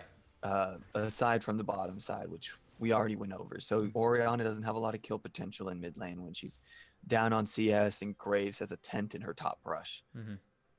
In terms of So- wards, I'll say this: the members of Dream Team don't really have that much ward coverage in the bottom lane. But then again, they're not really fighting the bottom lane. I just thought I'd say it.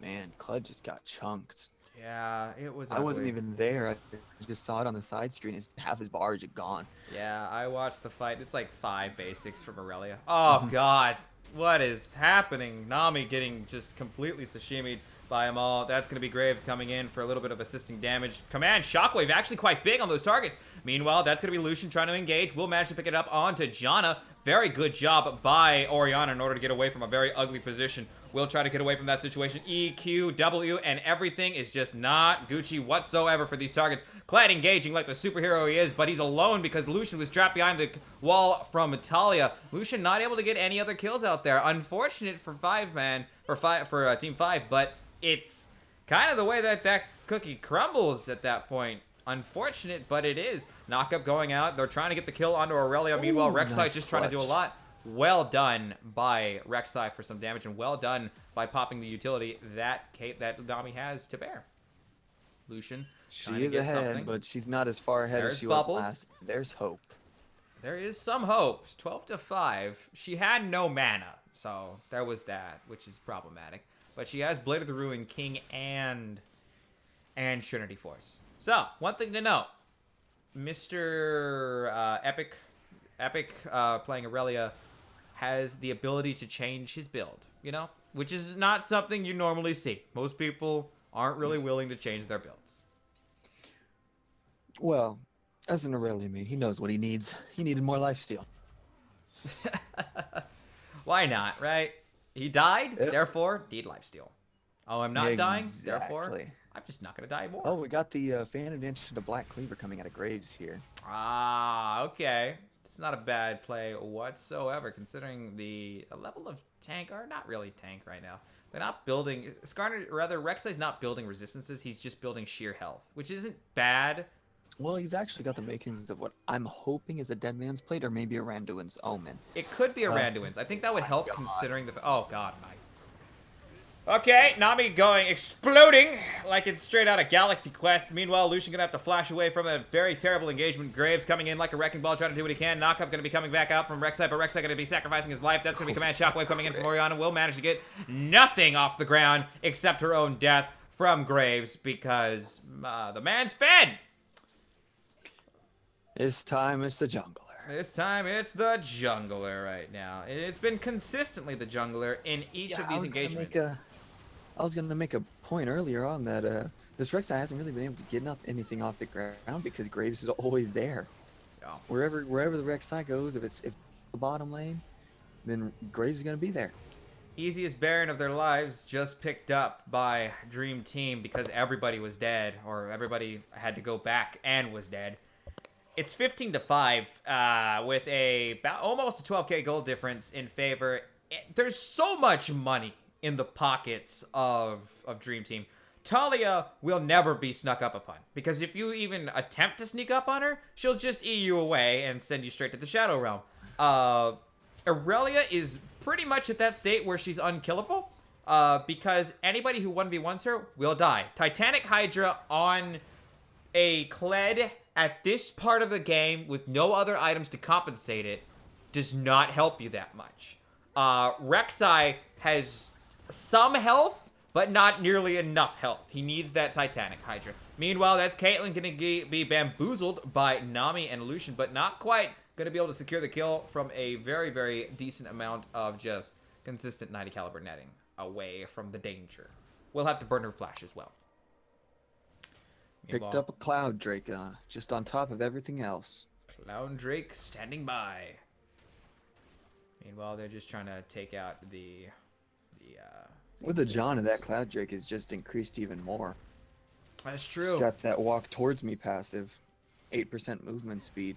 That's a Phantom Dancer right there. Culling coming out from Lucian. Lucian not quite gonna engage damage on it, but there is Kled trying to stop the Aurelia from killing all of his stuff, but Aurelia really doesn't care because his damage output is pretty bad. Neurenic side, though, in the midst of everything, gonna be massively destroyed by that Talia damage because magic resistance is not a thing on his build right now. Well, followed by the Rex, followed by the Kled actually in the top lane because Aurelia stopped hitting the turret, started hitting him. Skarl immediately just said, nah, this is all you, mate. And he's now dead. Skarl the Cowardly Immortal. Skarl the Cowardly Immortal. Living up to his name, you know? So, well done, Skarl. Oh, man. That's going to be the knock-up on Ori. Ori getting destroyed by every single rock in the history. It's tough. We are playing with tough right now. The Baron minions and the Baron everything else is just coming straight into fruition. What a disaster. They're just going into the turret right now. Aurelia does not care for your damage. She's just gonna engage and destroy you. My God, was that absolutely, completely fabulous in complete fairness. What a game. You know, what a game. You don't see games That was like that often. incredible. Talia damage. I didn't even know she was capable of that. Nobody knew that she was capable of that. Or most people Well, don't. apparently this guy did. Exactly. Loopers, you knew what was up. He knew what was up. Good job, my man. Good job. MVP for that game, I will 1,000 times give it to Graves. The man played the early game jungling war, won it, went to work. You know, Aurelia did the same thing that she's done, you know, carried and was comfortable in her carrying position. But you gotta give it to the guy who did his job super well and made it so that, because he was going up against, he was on the clock, you know? Rek'Sai was additionally, was going to be doing his job as well. And it's impressive, you know? It's genuinely impressive. So, who would you give MVP for in that game? I think Dream Team's Epic was doing a great job. Gore Hunter was also doing a great job, and I don't know who to give it to between the two of them. The Graves and the Aurelia just were really on point on that second game. Both the first and the second game. Working together to get the Aurelia just the little bit of a head that she needed, and then he went on to go pressure the rest of the map. Yeah. But then Aurelia was really the closer. On the other side, I think the Rek'Sai did what he could, but I think the Nami kept people alive longer than they had any right to be. Also put a lot of pressure on the entire, on the bottom lane, both games.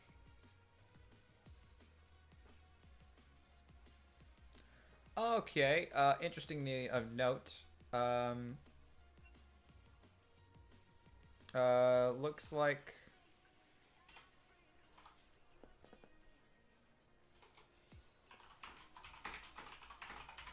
we're gonna be actually casting the other semis game. All right. Yeah, who knows? I guess, my God, I don't even know where they are in contention. But excellent job to Dream Team. They're going to be moving on. Excellent job to Team 5. We've studied them a lot this series. So, you know, well done in general. Well done. Well done.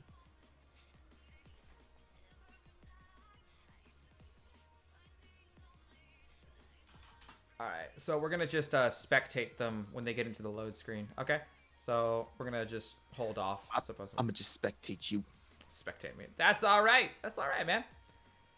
Oh, I can't spectate you. Seems to be a problem. Uh-oh. Uh-oh. Wait a minute. Is game one? What? Wait, did they wait for us? They were just late. Oh.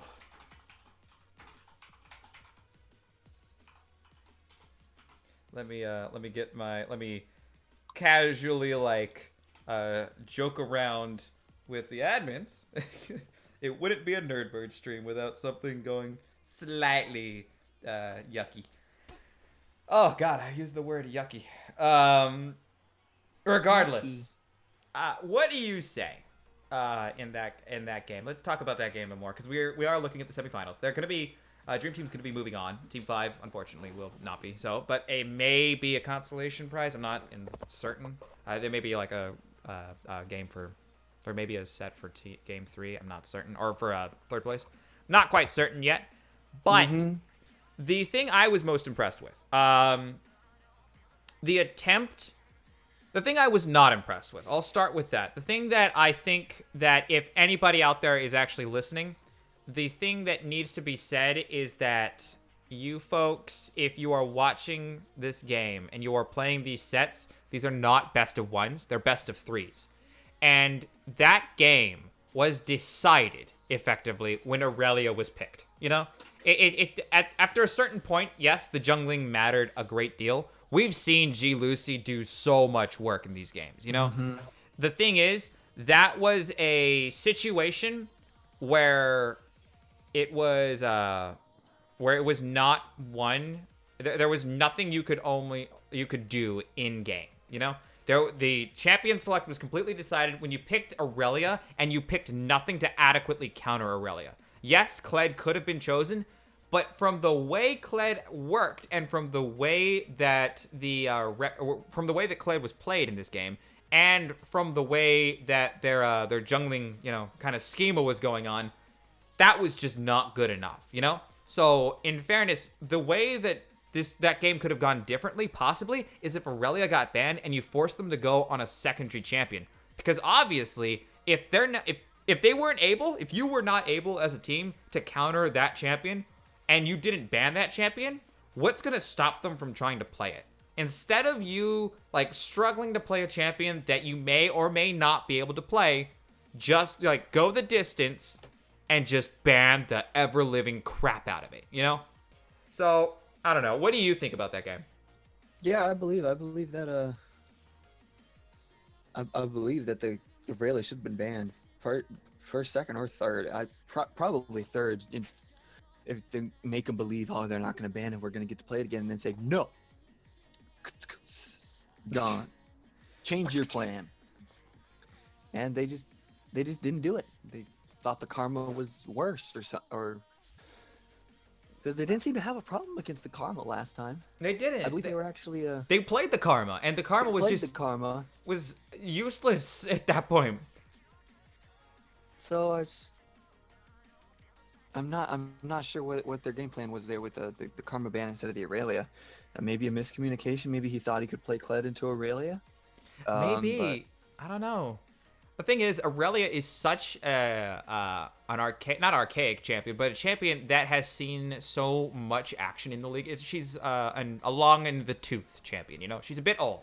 So everybody knows what Aurelia does. The only thing that's really changed is a few numbers, but mostly it's the fact that items change around her. So the matchup to Aurelia doesn't really, you know, change. She can buy whatever she wants. Exactly. She can do whatever the hell she wants because Aurelia, at the end of the day, is still Aurelia. She's bound by her kit, and her kit will do the same thing every single meta. It's just in differences of what items affect her, which is why, you know, the mid-season update is actually going to affect her in some ways. But that being said, you as a top laner, you need to understand that because that matchup is so static, you need to have a bevy of champions. How can I counter some attack speed champions like Tryndamere, like Jax, like Aurelia, you know? And in this case, maybe this would have worked had there been what I feel should have been probably a little bit more practice on that. If there had been a little bit more practice on Kled, maybe it could have worked. But alternatively, what do you do when you go up against Aurelia? Either A, you like out aggressive her into like the nth degree, or B, you put an iron wall in the top lane and you just say, you're going to die, but mitigate how many times you die. The problem was that Kled is an option A champion that played like option B, you know? It's just like... Exactly, yes. So it's like, you did okay, you know? You didn't do great, but you did okay. But you're playing a style of game that is not optimal. That is not at all optimal to you winning this game. And that's kind of where that's kind of where it all kind of went to hell. Because of the fact that Graves was able to do whatever the hell he wanted in the jungle, And due to the fact that Rek'Sai wasn't so much dead on arrival, you can start spectating me, man. Heartseeker Lucian is actually quite handsome. My God, Heartseeker Lucian. That is a man who you'd be like, okay. How flamboyant. How flamboyant. You need to stay away from my significant other, sir, because, my God. They shave, they can wash clothes on your abs, my man. What is this? This is ridiculous. Oh my God. I grate cheese on those abs. It's like, my man, I stop. All right, we're in. Are you spectating me? Faith. Yep. We are back to Faith. So, looking at team compositions, what are we looking at? You have what it is. What is it? The spreadsheet. We are looking at Always Flame, right? We're looking at Always Flame. Faith playing Rengar. Oh my God. What? It's it's Function 8th playing Rengar. Okay, so that's a lot of damage. Function 8th is already really good at playing damage champions. It's another Kled. Maybe another this one will be Kled. better. This could be interesting. That was kind of a rude comment. What's up? Oh God! Oh, that was terribly rude. It's horribly rude. But that being said, last game, excellent job to everyone. Hey, here's well your done. Soraka. Oh, that is true.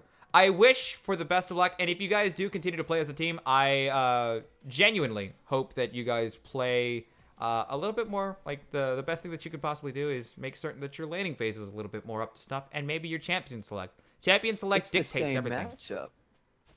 Is it? Kled v Aurelia. Oh, well then this will be genuinely interesting. Let's see how this one goes. Because I do not believe that this Aurelia is a master player.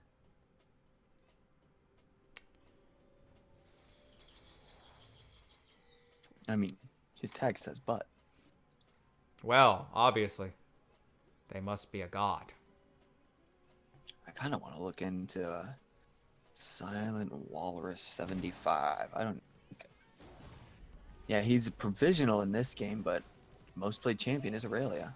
Now, ladies and gentlemen, if you haven't clued in yet, the winner of this game will go on to playing a game 2, because this is game 1 of the actual of this particular series, and from there they will be going into the finals, facing off against Dream Team, who I'm not certain if they will be playing the first or they'll be playing blue or red side. But realistically, throughout this entire tournament, it's been equal wins on both blue and red side.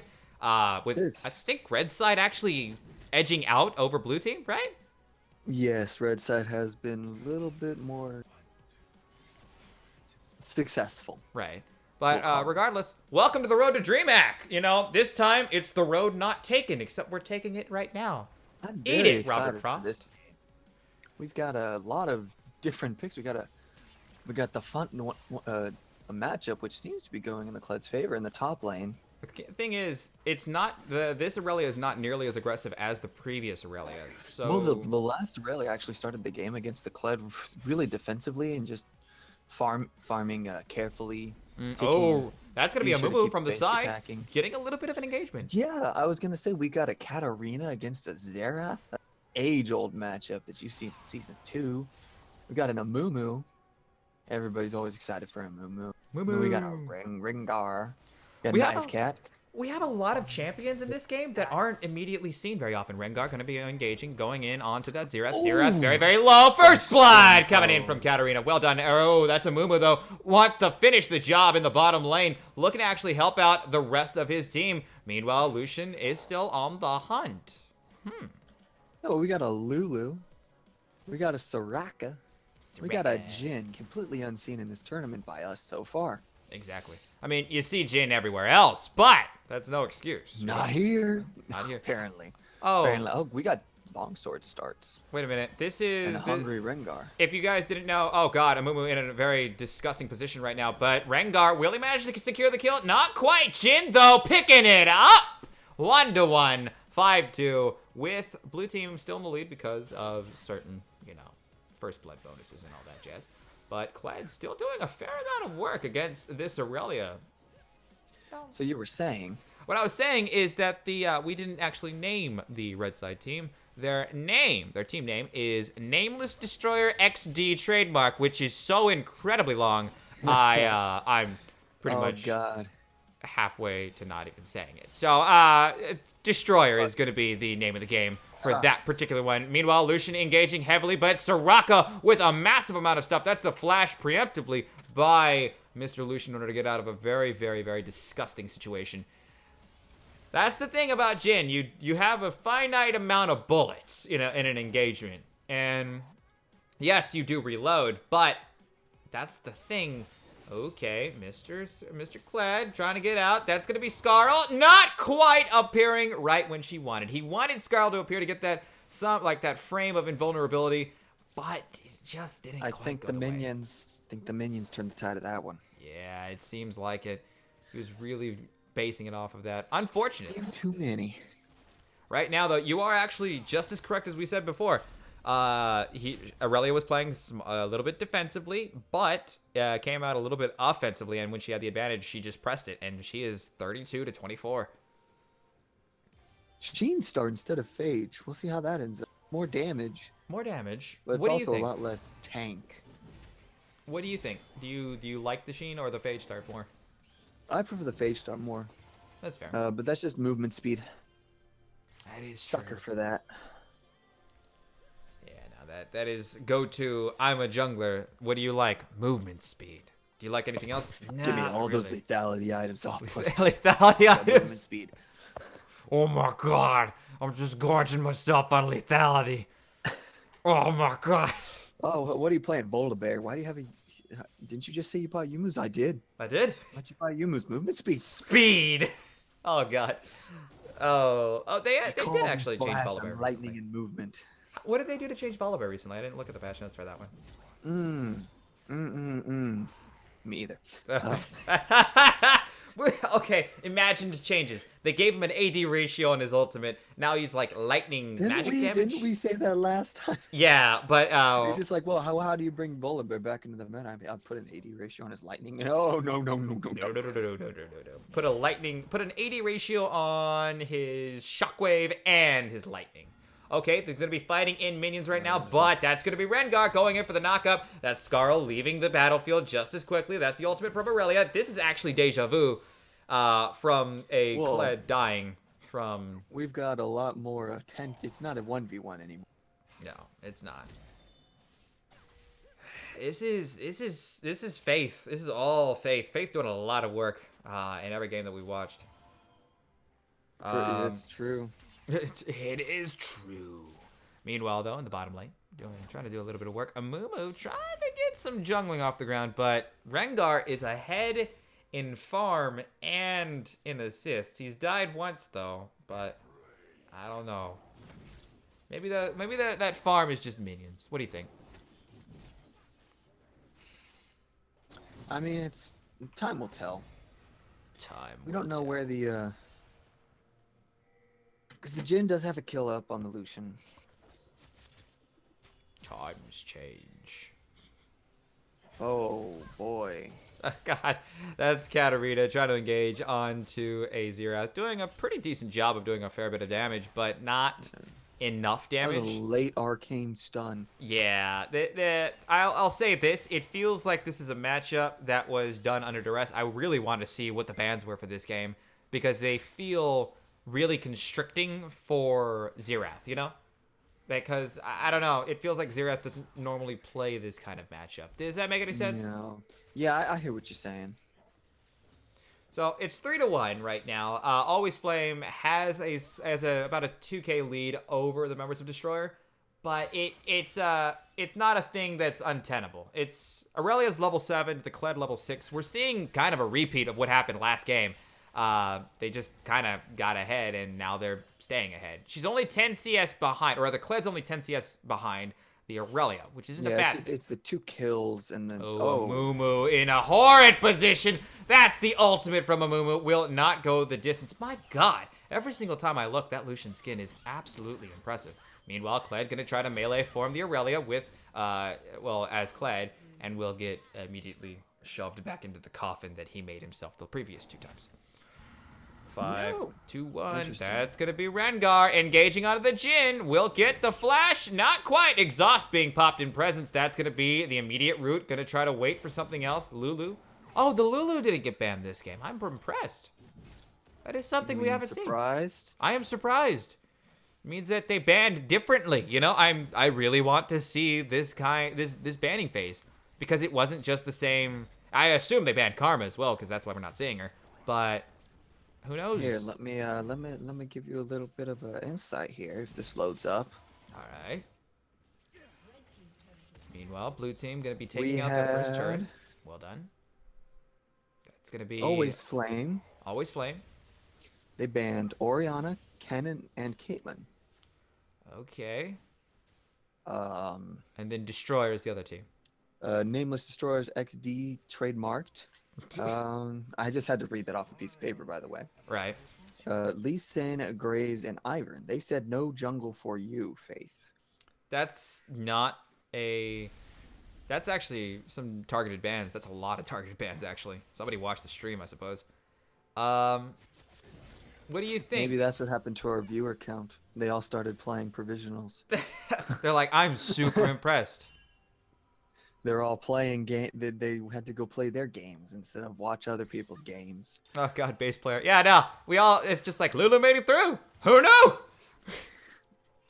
Who would have thought? She's been banned this entire tournament. So, 100% pick ban instead of just ban. So I'm proud. Good job, guys. You managed to get it through just because Faith is an absolute monster on junglers. I figured it out. What's up? Lulu's been banned because Lucian gets picked. And Lucian with more movement speed is just... Oh, God above. Kled and Culling going to be coming out. Amumu going to be face tanking it, but that's Lulu just kind of helping picks. Assassinating him with the help picks Madoka magic looking thing. That's Aurelia looking to get another kill. That's going to be ultimate onto Jin. Jin being popped by a lot of damage. Unfortunate that. Meanwhile, Katarina coming in with a special little Ignite ulti combination and will be very effective at taking down the kill. We'll die and get the execute from the turn. Well done, Katarina. Well done indeed.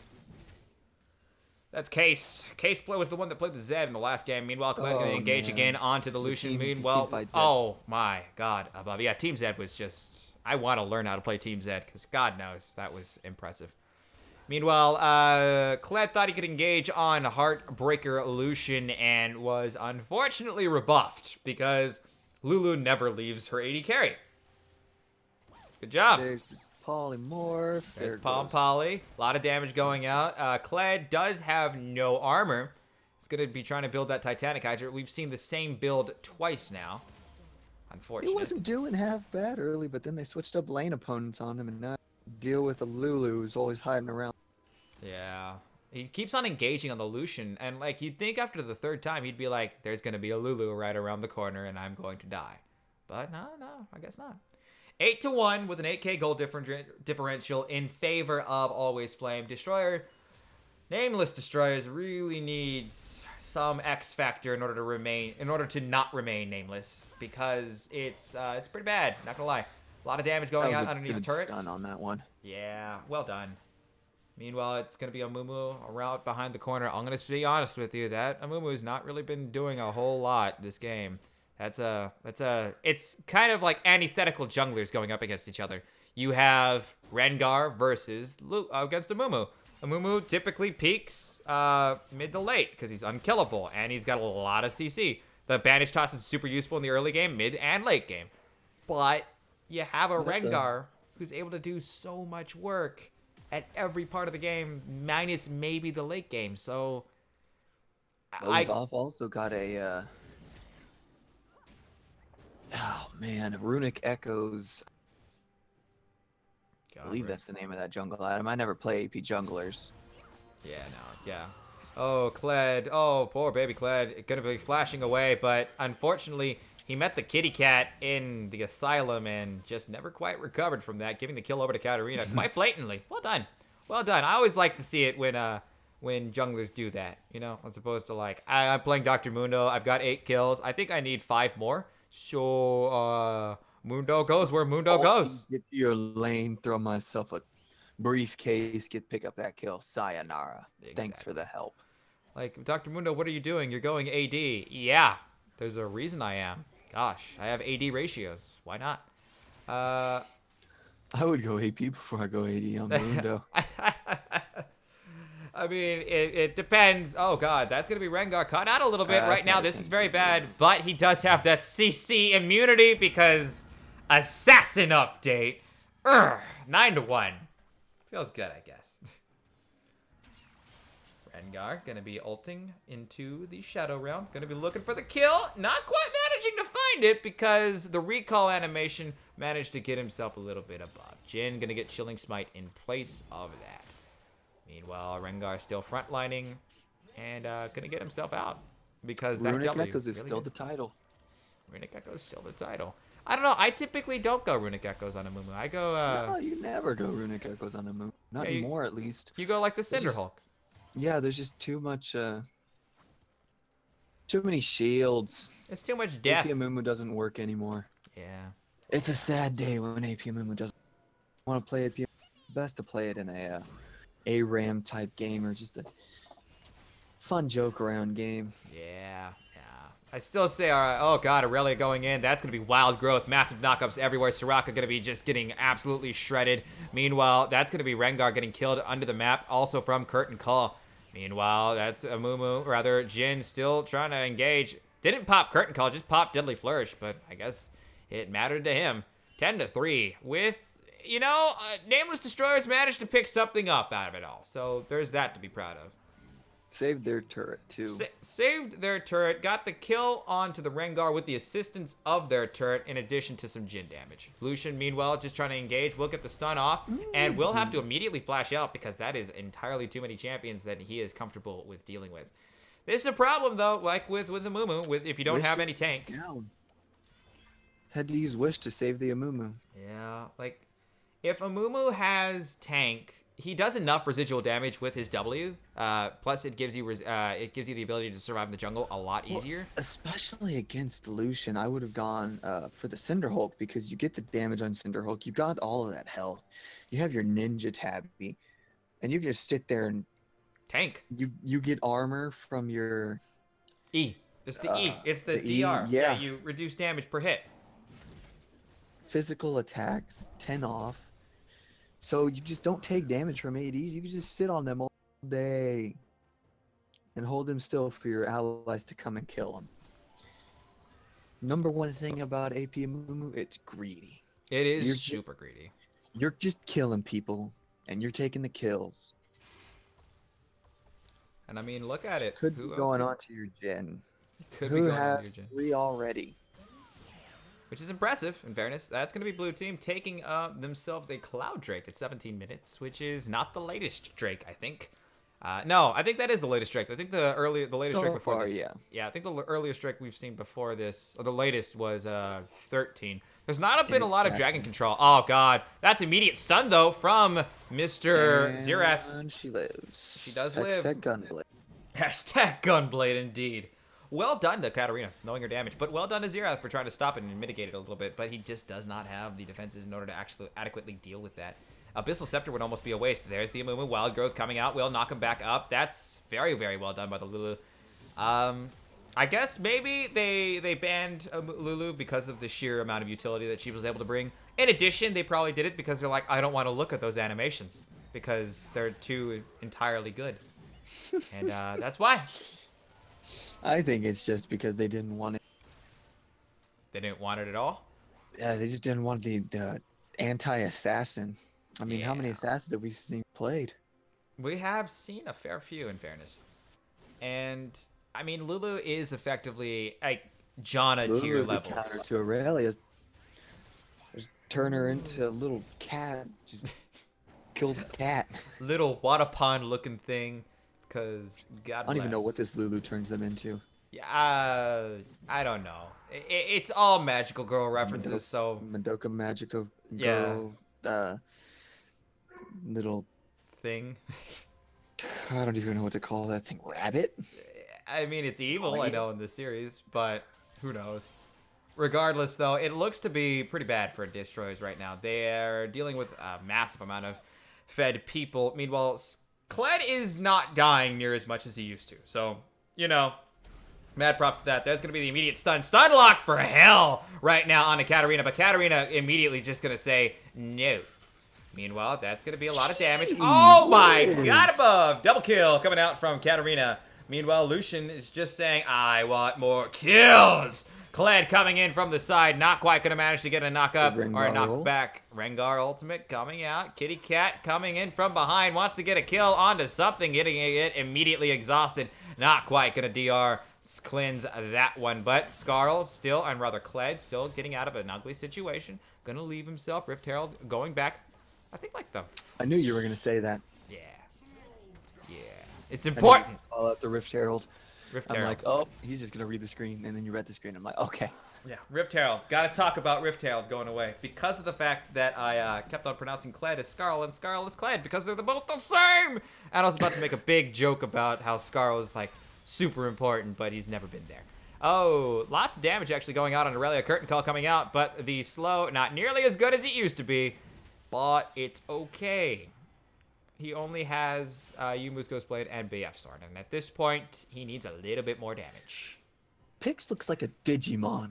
Pix looks like a Madoka Magica character, in fairness. No, the transformation looks like a Madoka Magica. This just looks like you're like Garurumon. I think that's his name. What? Little orange with the ear wings. No, it was like Pakumon or something like that. I don't know. God, We're talking I don't about even know. Digimon in the 2017. I know that they're making that remake, or they already did make the remake. Who knows? No, the reason I'm thinking about it is because Shady Penguin, one of my favorite YouTubers of all time, is doing it.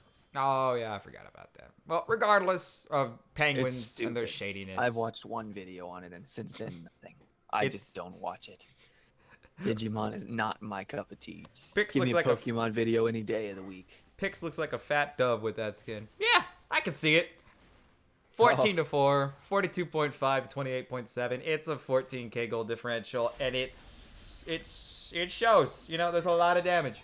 Lucian, as good as he may be in that skin, still only 4 assists, nothing else really, but a lot of CS. So at 20 minutes, 188 CS is damn near perfect. So mad props, you know.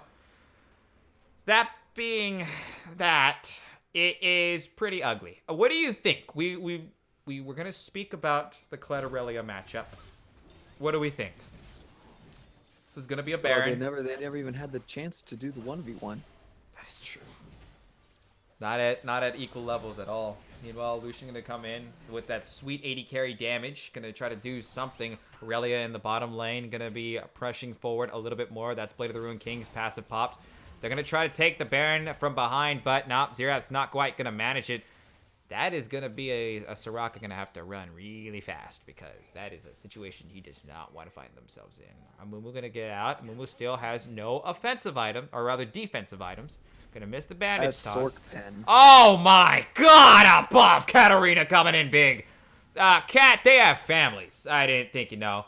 Well, she's a Noxian assassin. She don't give a dang.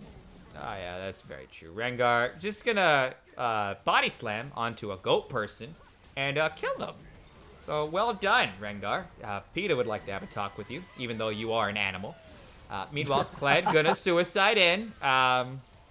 He As tried to Kleds save do. the turrets. It's interesting that Kled's entire mechanic is based on just going in and killing himself effectively. Meanwhile, that's going to be Rengar, not quite dying. They want to get the kill onto him, but they couldn't quite manage it. The ultimate popped just at the edge of the fountain. And ain't that just funny? Thinking Aurelia needs to be... Yeah, no. So I mean, sad. it makes a lot of sense, in fairness, why these champions probably should be banned. In terms of that, yeah, the enemy just can't quite seem to match up. Or not match up, but they just can't quite seem to deal with them. It's unfortunate, right? But it is nonetheless true.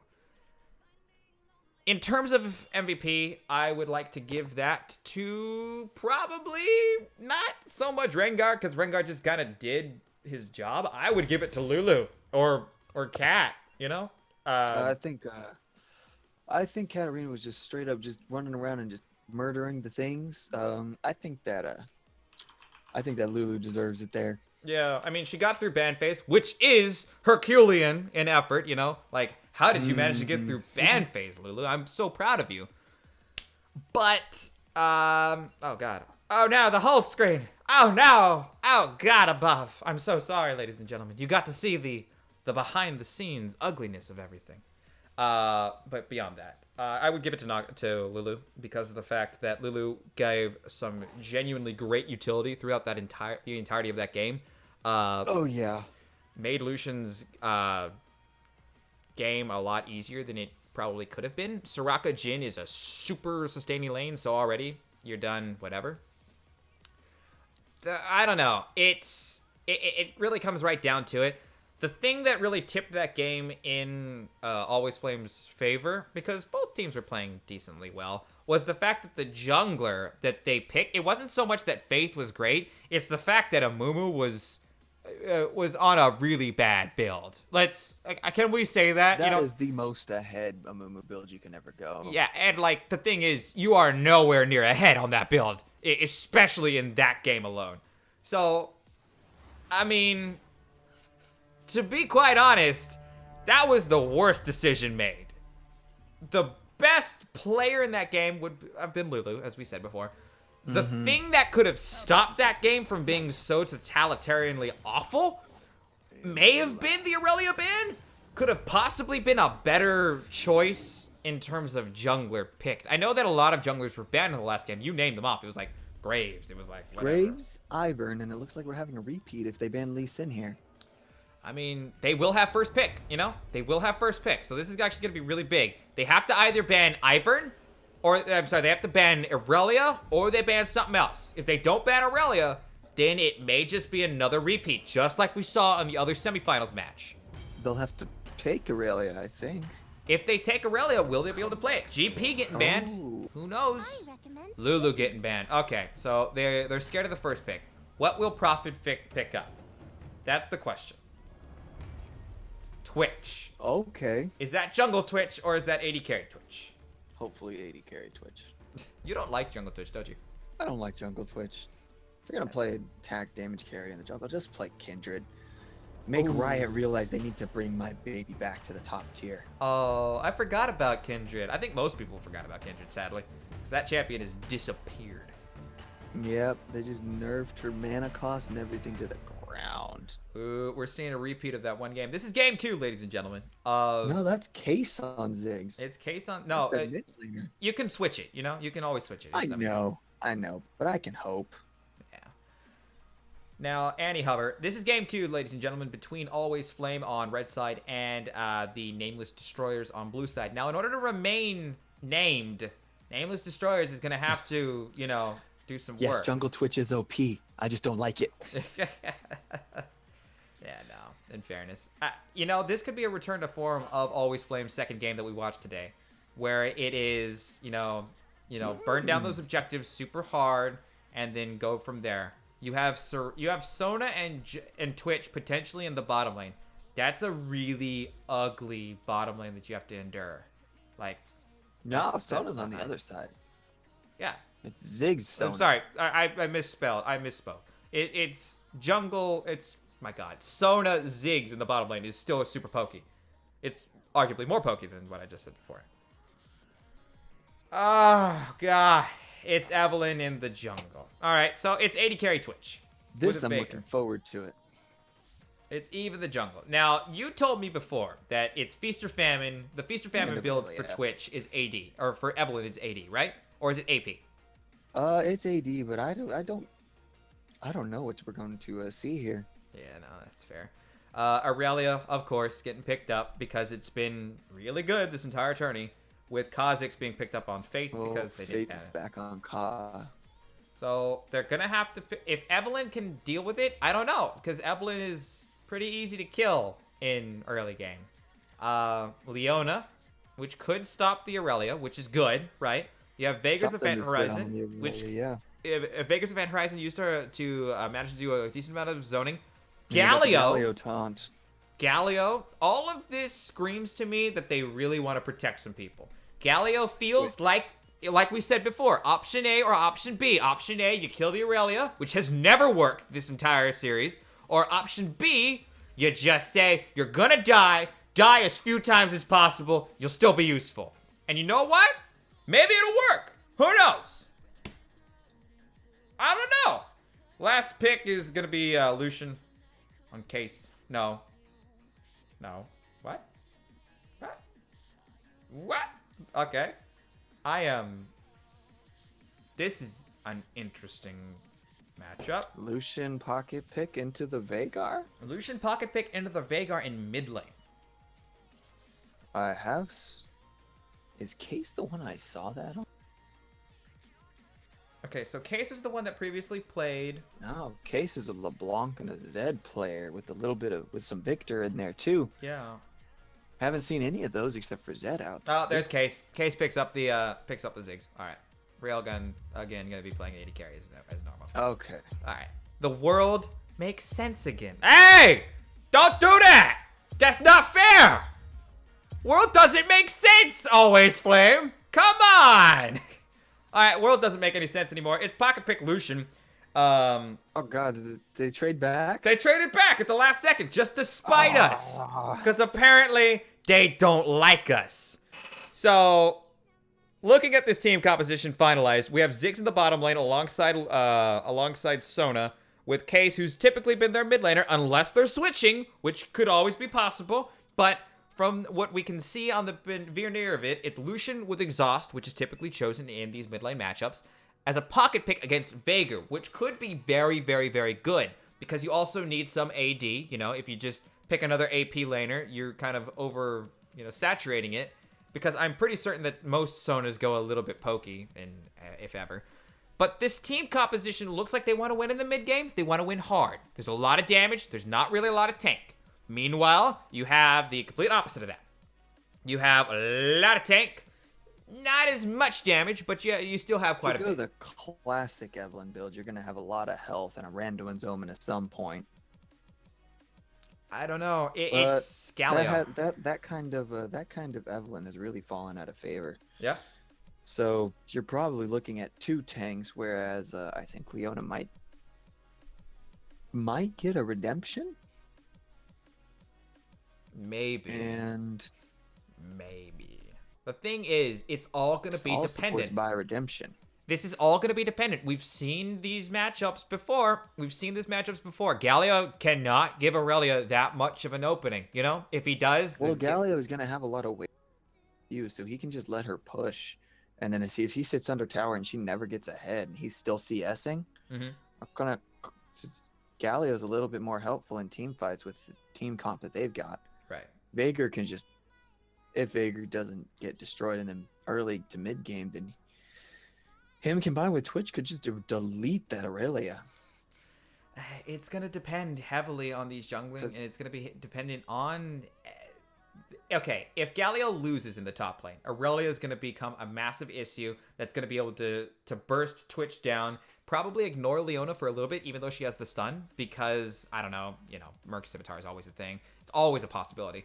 But there's a lot of CC, to be fair, that the members that Nameless Destroyers can bring to bear. But it's going to be so dependent on time, because if they allow Always Flame to get ahead, they will stay ahead. And they can get ahead really easily because Ziggs and Sona are that lane in the bottom lane. And that means that turret is has automatically just a fourth of its health gone already, So, yep. I don't know. It's heavily dependent on destroyers. How are they going to play this, right? What are they going to do?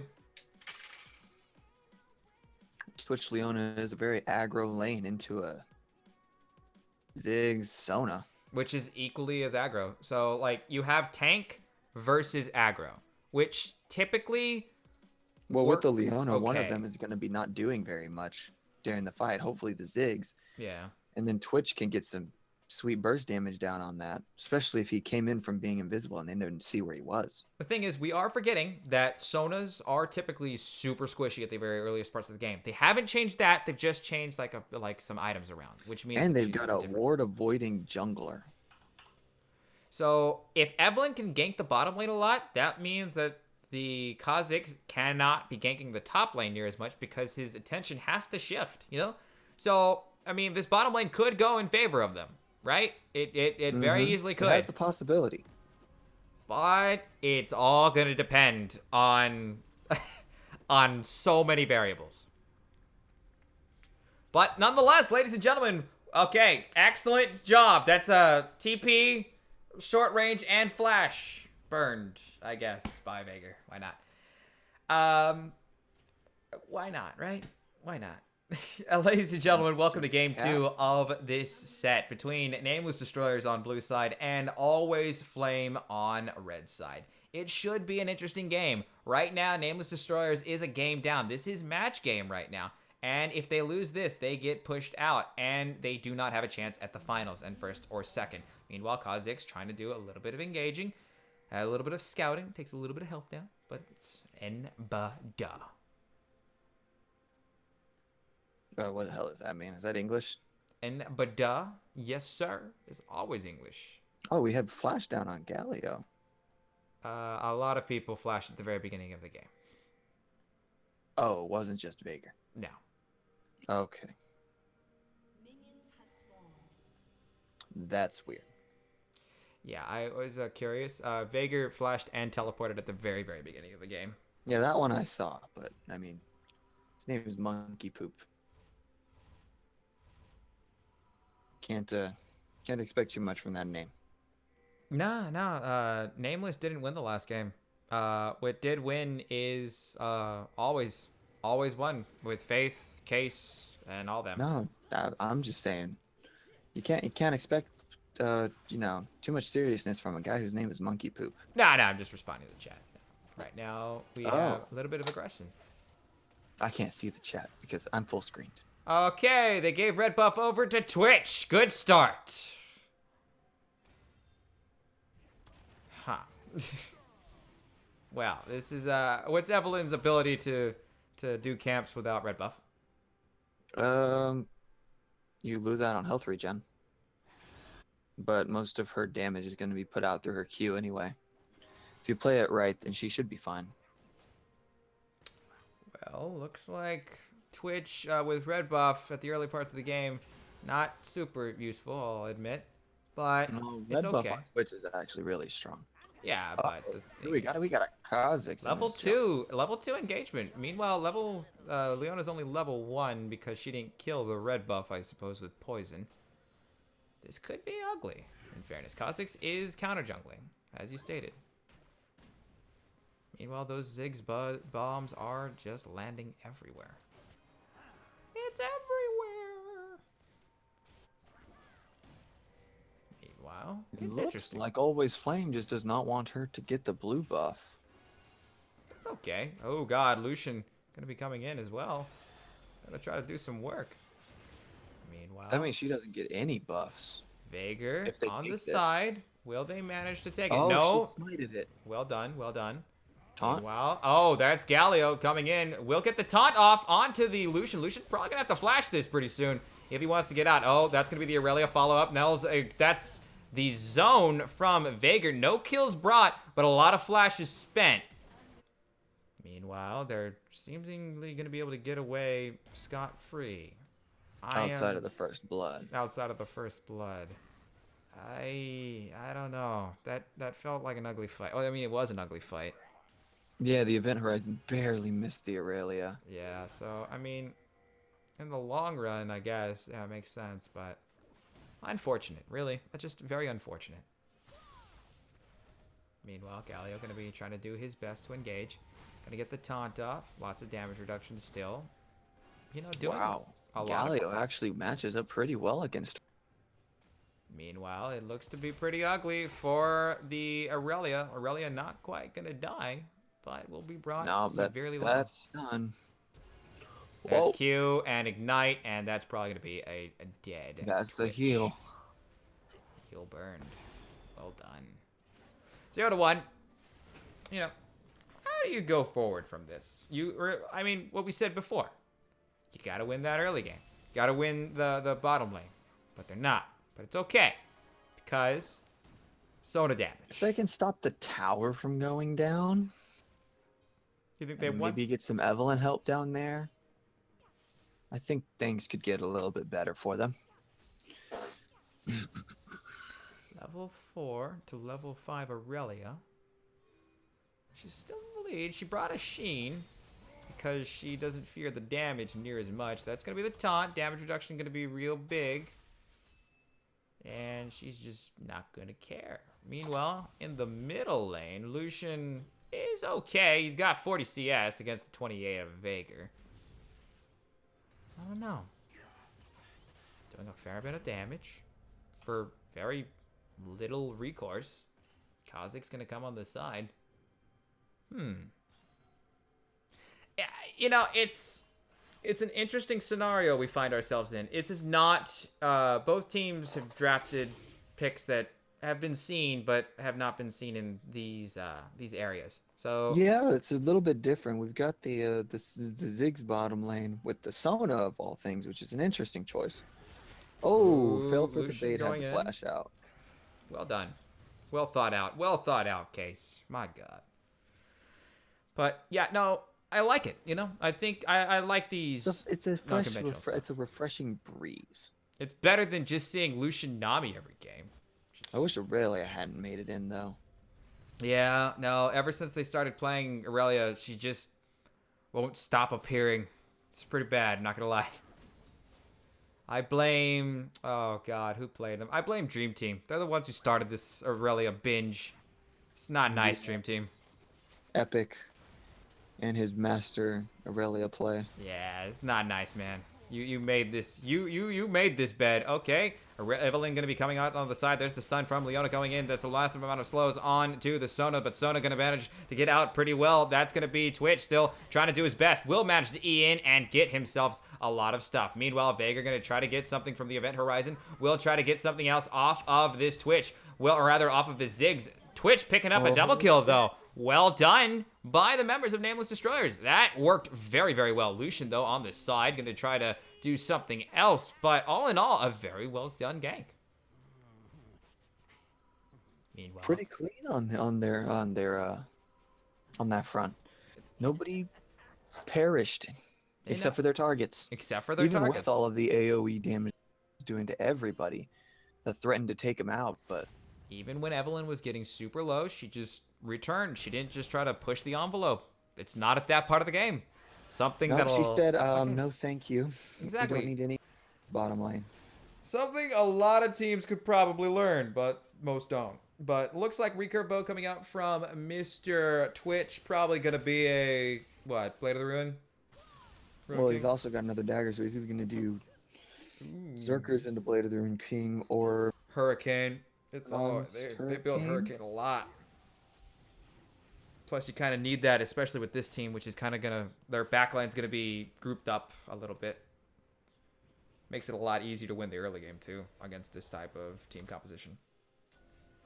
But Sona's almost gonna hit 6, which is a pretty big spot for her. She has her second AP item, and she's no longer as easy to kill.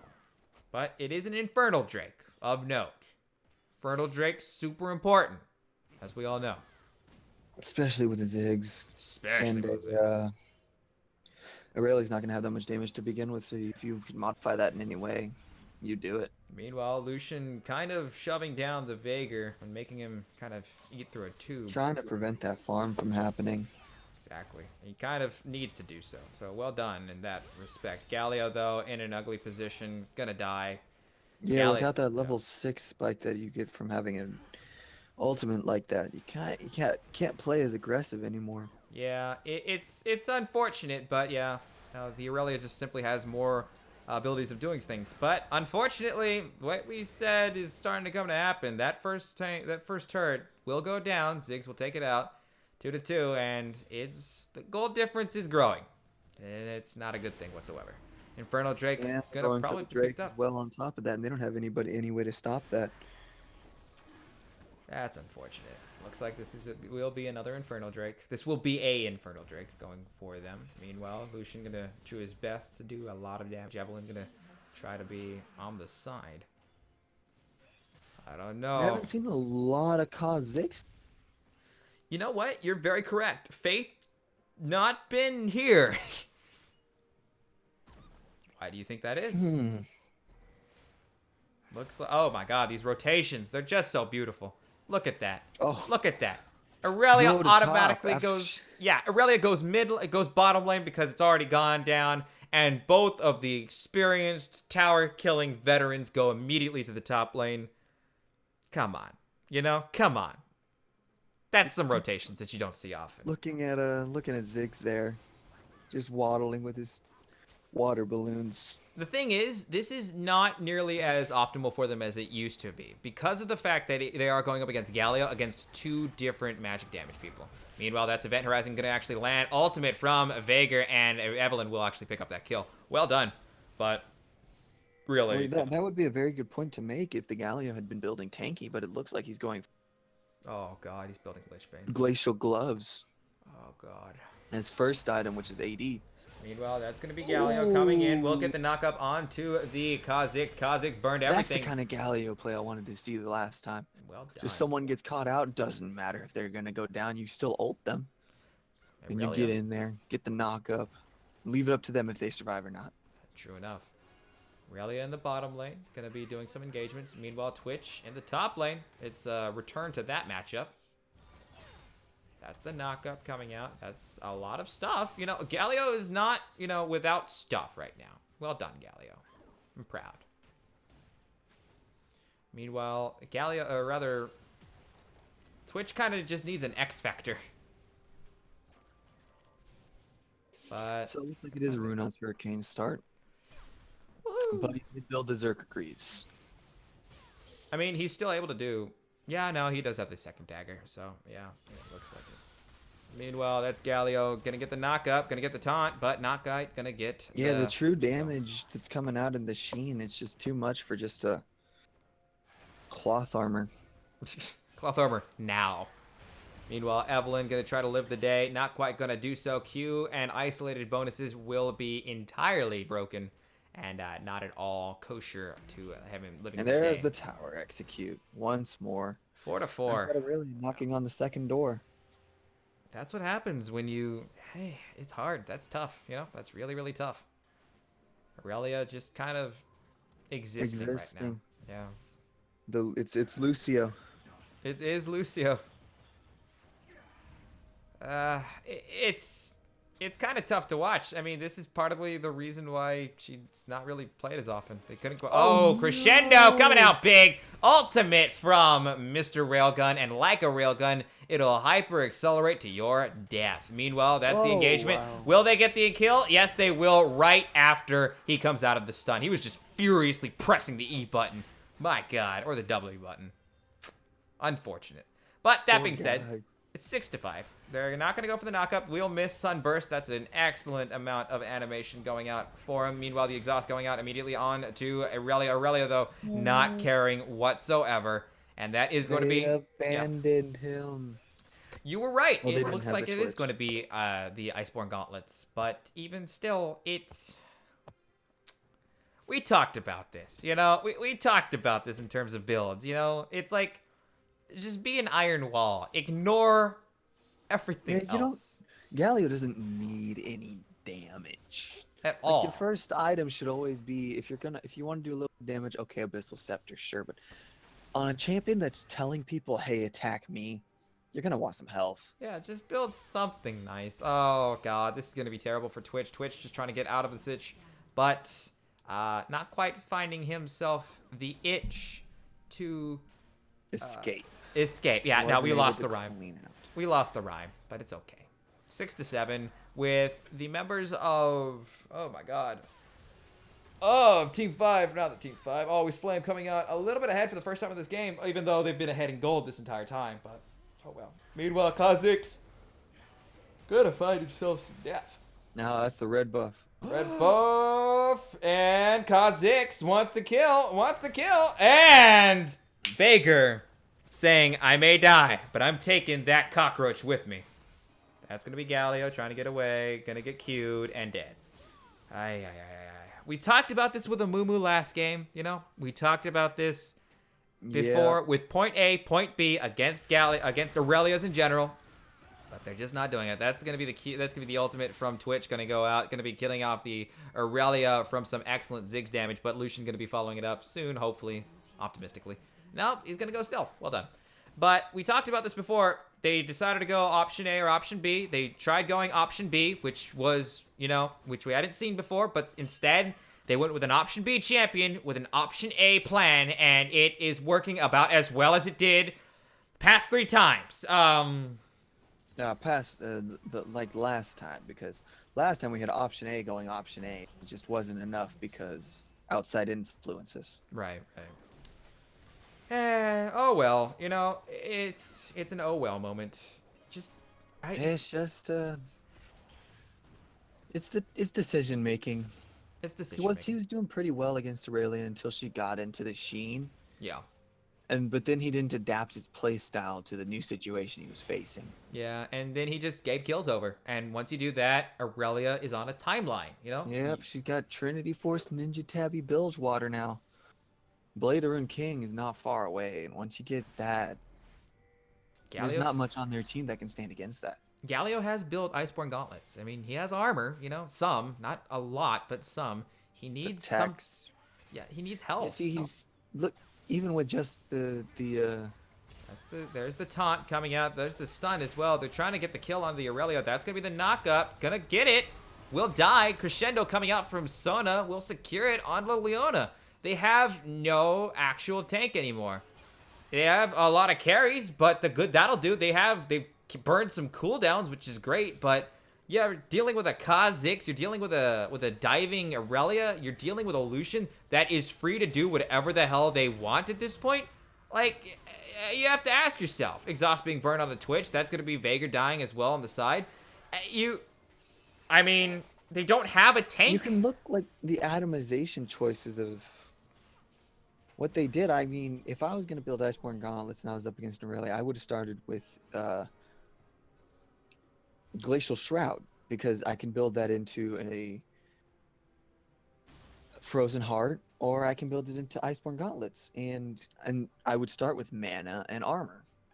Right. I mean, they're building Blade of the Ruined King. She's building Blade of the Ruined King in order to counter for the inevitable health gains that Galio wants to get. Well, that is just a great item on her. Yeah, the more attack speed you have, the more true damage you do, and resistances matter, which is why you would go for the health first. Meanwhile, Galio going to engage right now, going to try to go for the taunt. Will get the taunt onto 2 targets, Ziggs and Aurelia. Aurelia going to be stunned and exhausted, but the exhaust really not doing much. Aurelia going in really big on the targets, but will get immediately finished down by the Lucian. Lucian picking it off. It's 4 down right now. This is ugly to see.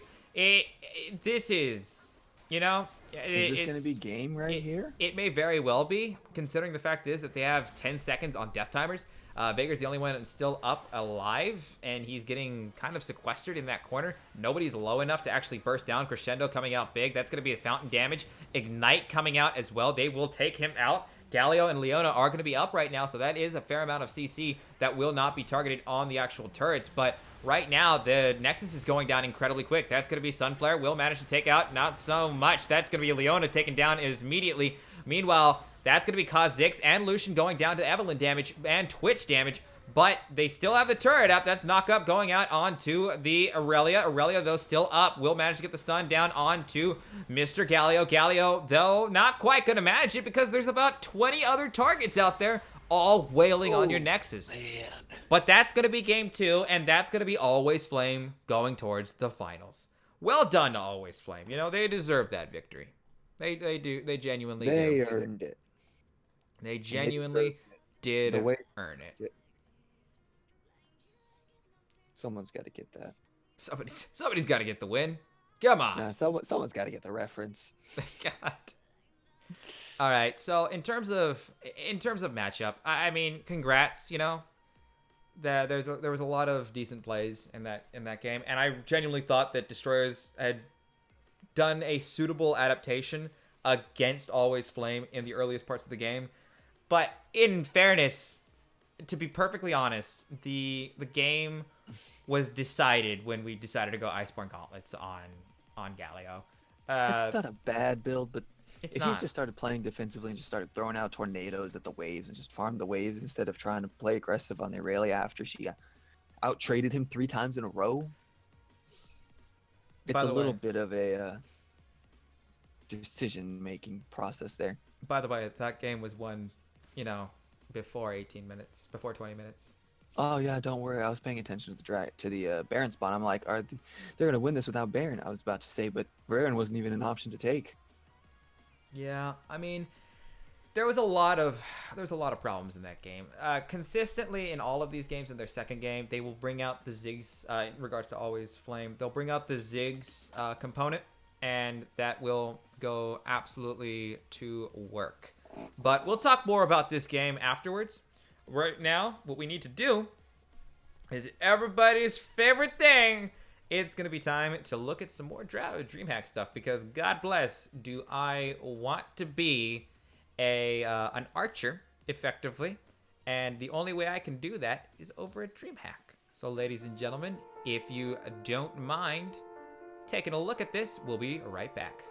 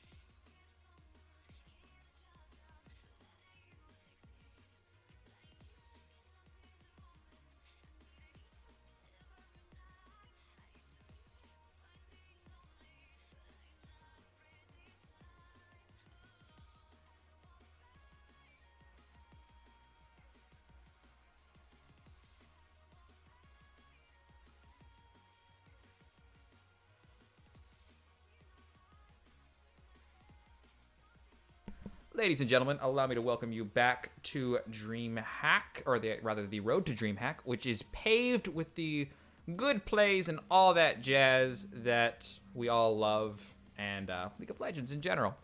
So, in order to recap, right now, the finals match, which will be played shortly forward, is going to be between the members of Dream Team and Always Flame, both teams with which we have been graced with being able to watch their semifinals match. Now, in terms of beforehand, we're going to be doing another actual giveaway. And the first giveaway that actually won was epically maximized. He gets to not spend $90, or he doesn't actually have to spend the adorable giveaway lower dollars, I suppose. Let me see if I can find it. By using the discount code DREAM512. That's DREAM 512. So as ever, go do that if you want to go, be an archer, or if you want to go play Magic the Gathering, or Heroes of the Storm, or God forbid Strife and Paragon. I don't know.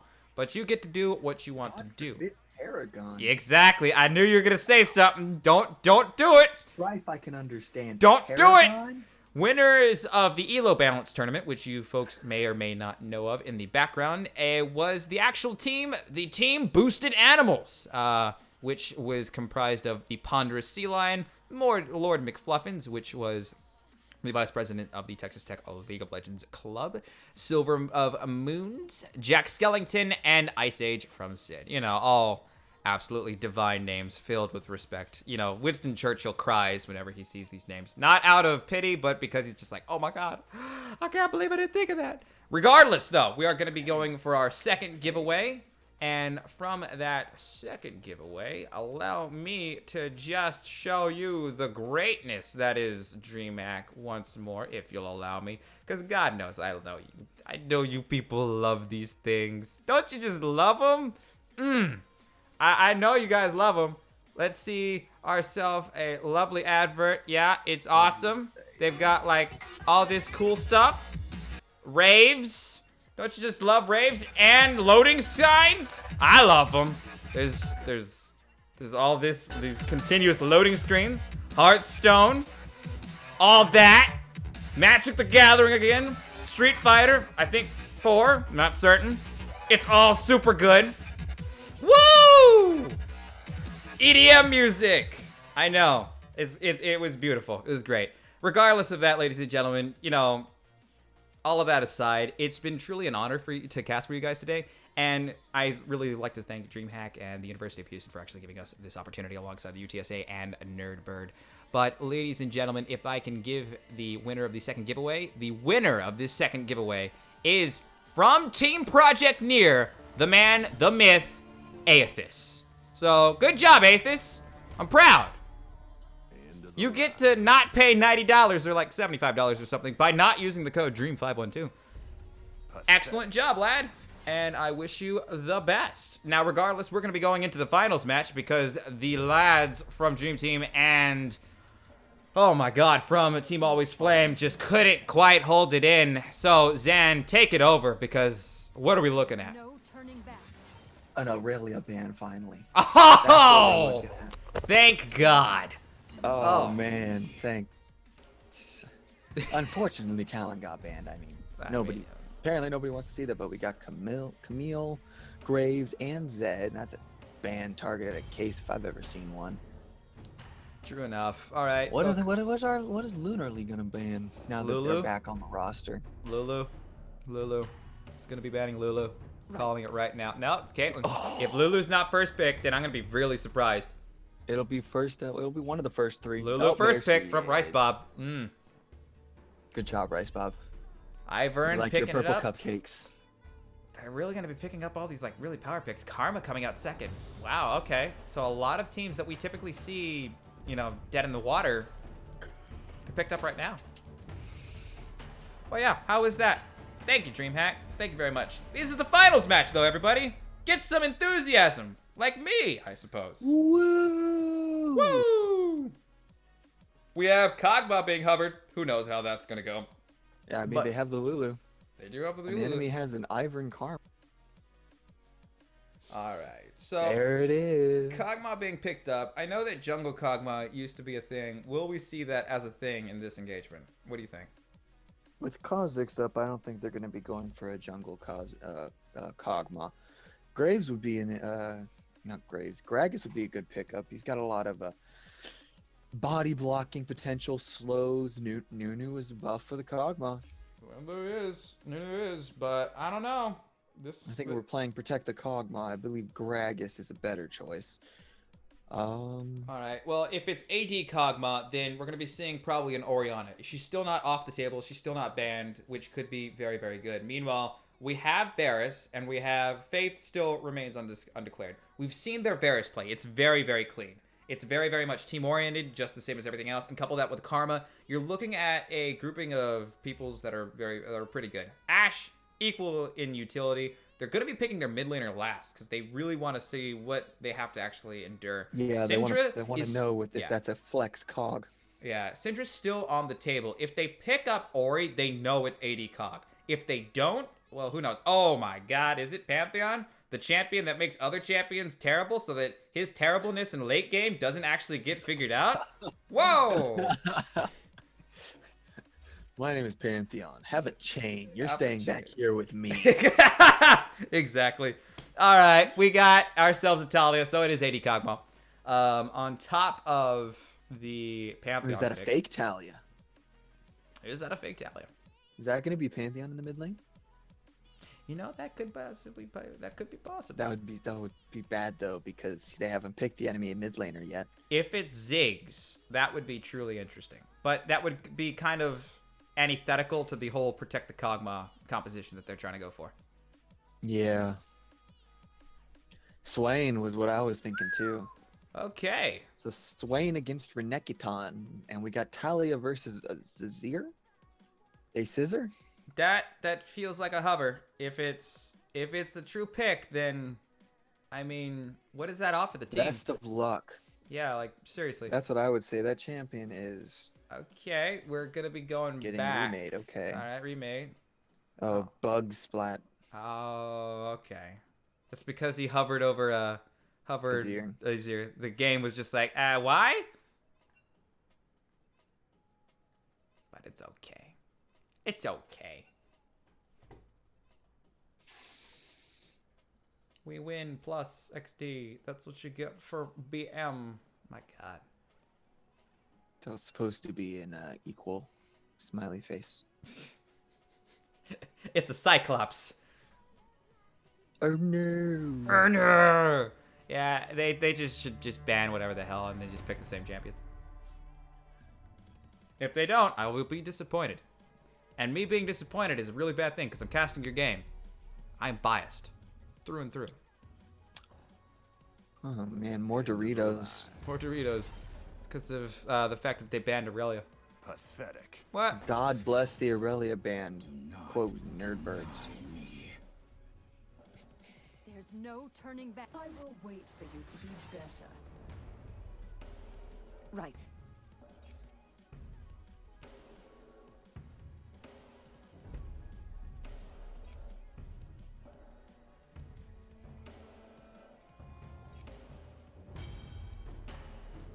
Click, click, click, lock in, lock in, lock in. Is it gonna be Azir? Please tell me. Oh god, it's okay. There's Renekton. Please tell me it's not gonna be Azir. They didn't actually choose it, so Oh god. it's Wait. still the only spot up for decision making. Right. So, what is going to happen? Bug What? Splat gave them more time to think about Syndra. it. Yep. They're just like, I can't deal with this in only 40 seconds. I need to figure it out. Do I play the Ori, which hasn't really worked today? Do I play the Syndra, which has worked today?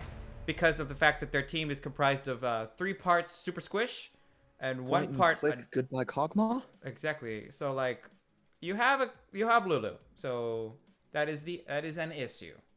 Lulu will be able to wild grow the target that is immediately bursted down by Syndra. The problem is that Syndra has such ridiculous cooldowns that doesn't mean near as much as you might think it does. You might just stun the Lulu with the Kog'Maw and then kill them both. Exactly. But that being said, looking at these team compositions, we have the Ivern, which has been consistently picked every single game. It's pick and ban 100%. And I'm sick of it. Sick of it. But meanwhile, Gore Hunter, we have Lulu, Gragas, Talia, Kog'Maw, and Swain. So, you know, an interesting team composition. Not a terrible one by any stretch of the imagination. It's just going to require a certain amount of cohesion because of the fact that almost, with the exception of Gragas, none of their team really operates individually. Oh, Maybe Swain.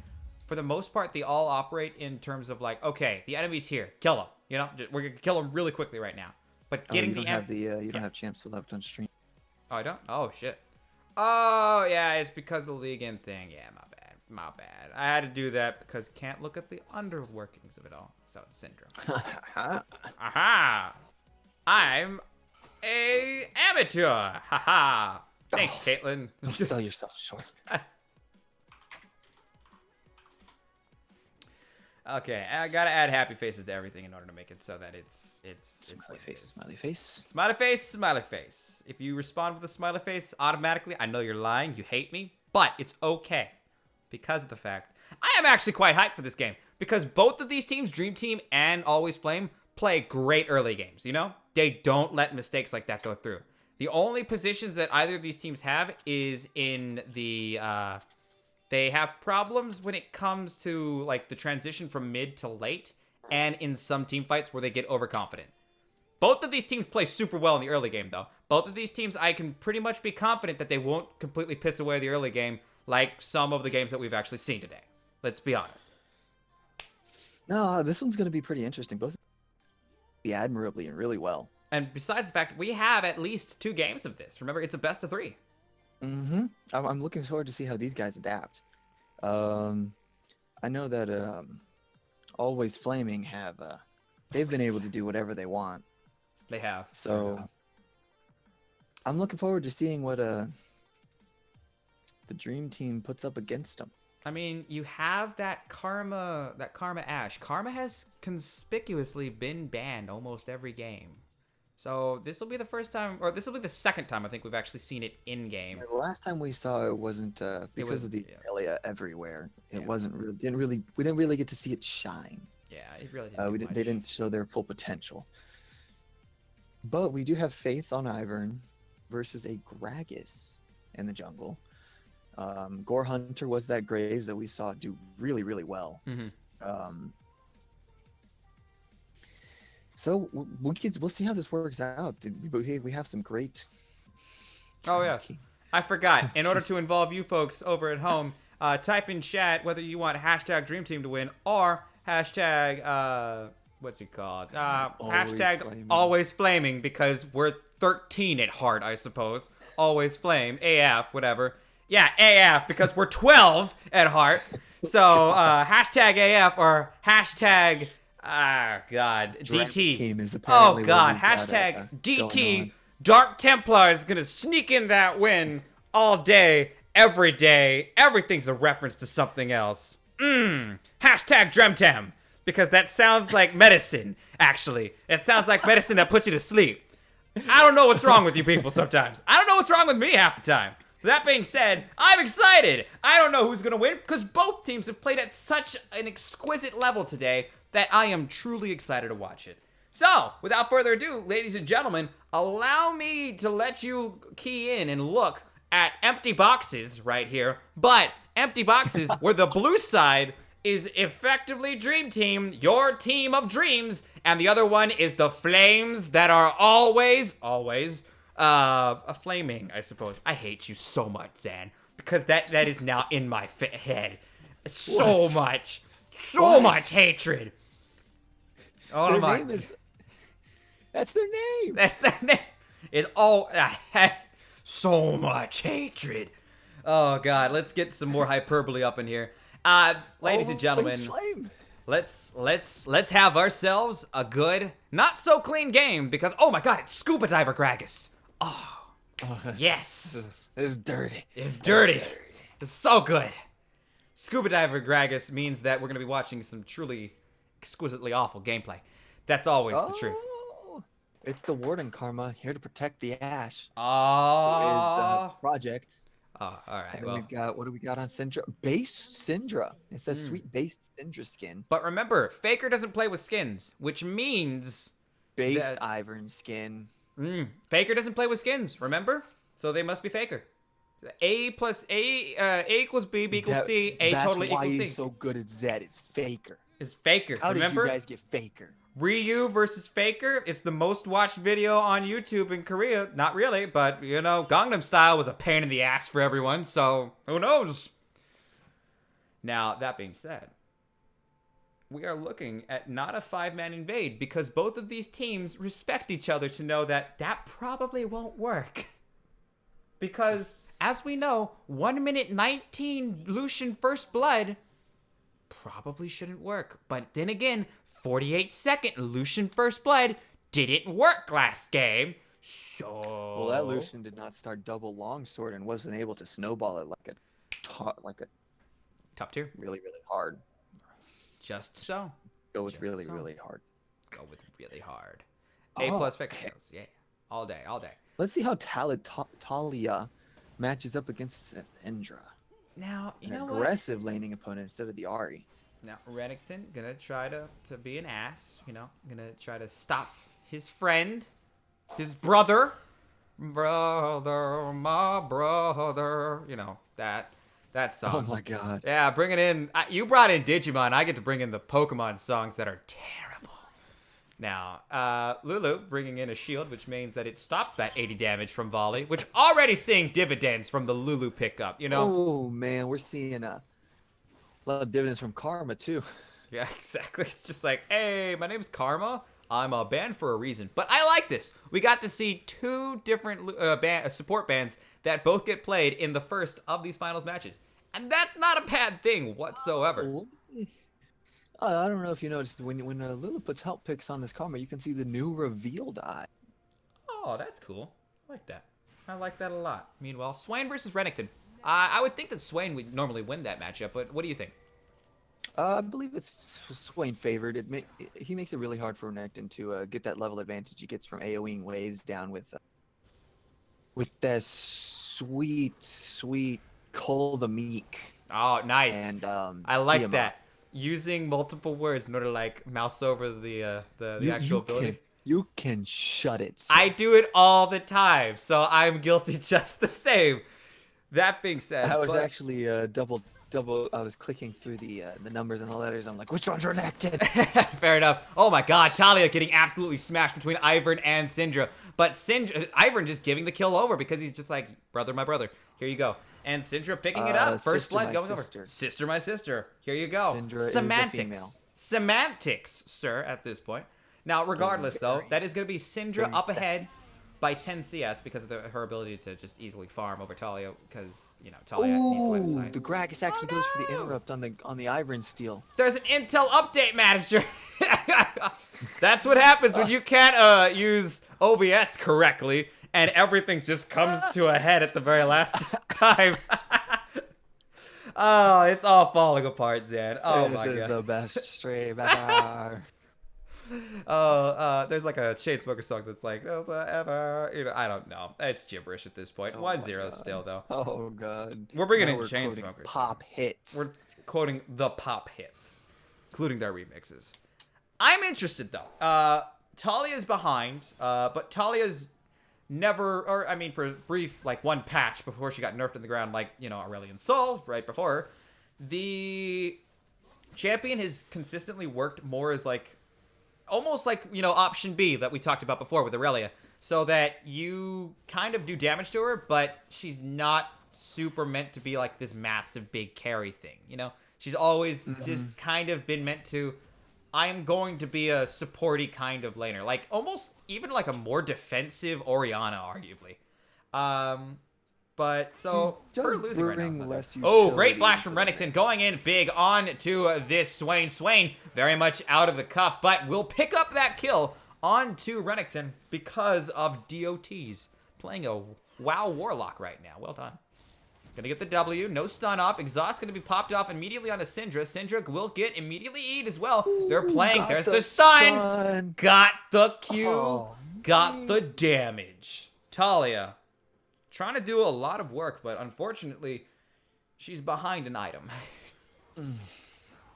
That's going to be Ivern coming in, going to try to pick up something. That's going to be the immediate route. Great actual walking skills by Mr. Swain, but Swain still trying to walk with his walking stick and will flash out immediately. Kog'Maw in an ugly position as well. Exhaust being popped on to Ashe. That could be very big because not a lot of damage went on her in the meantime.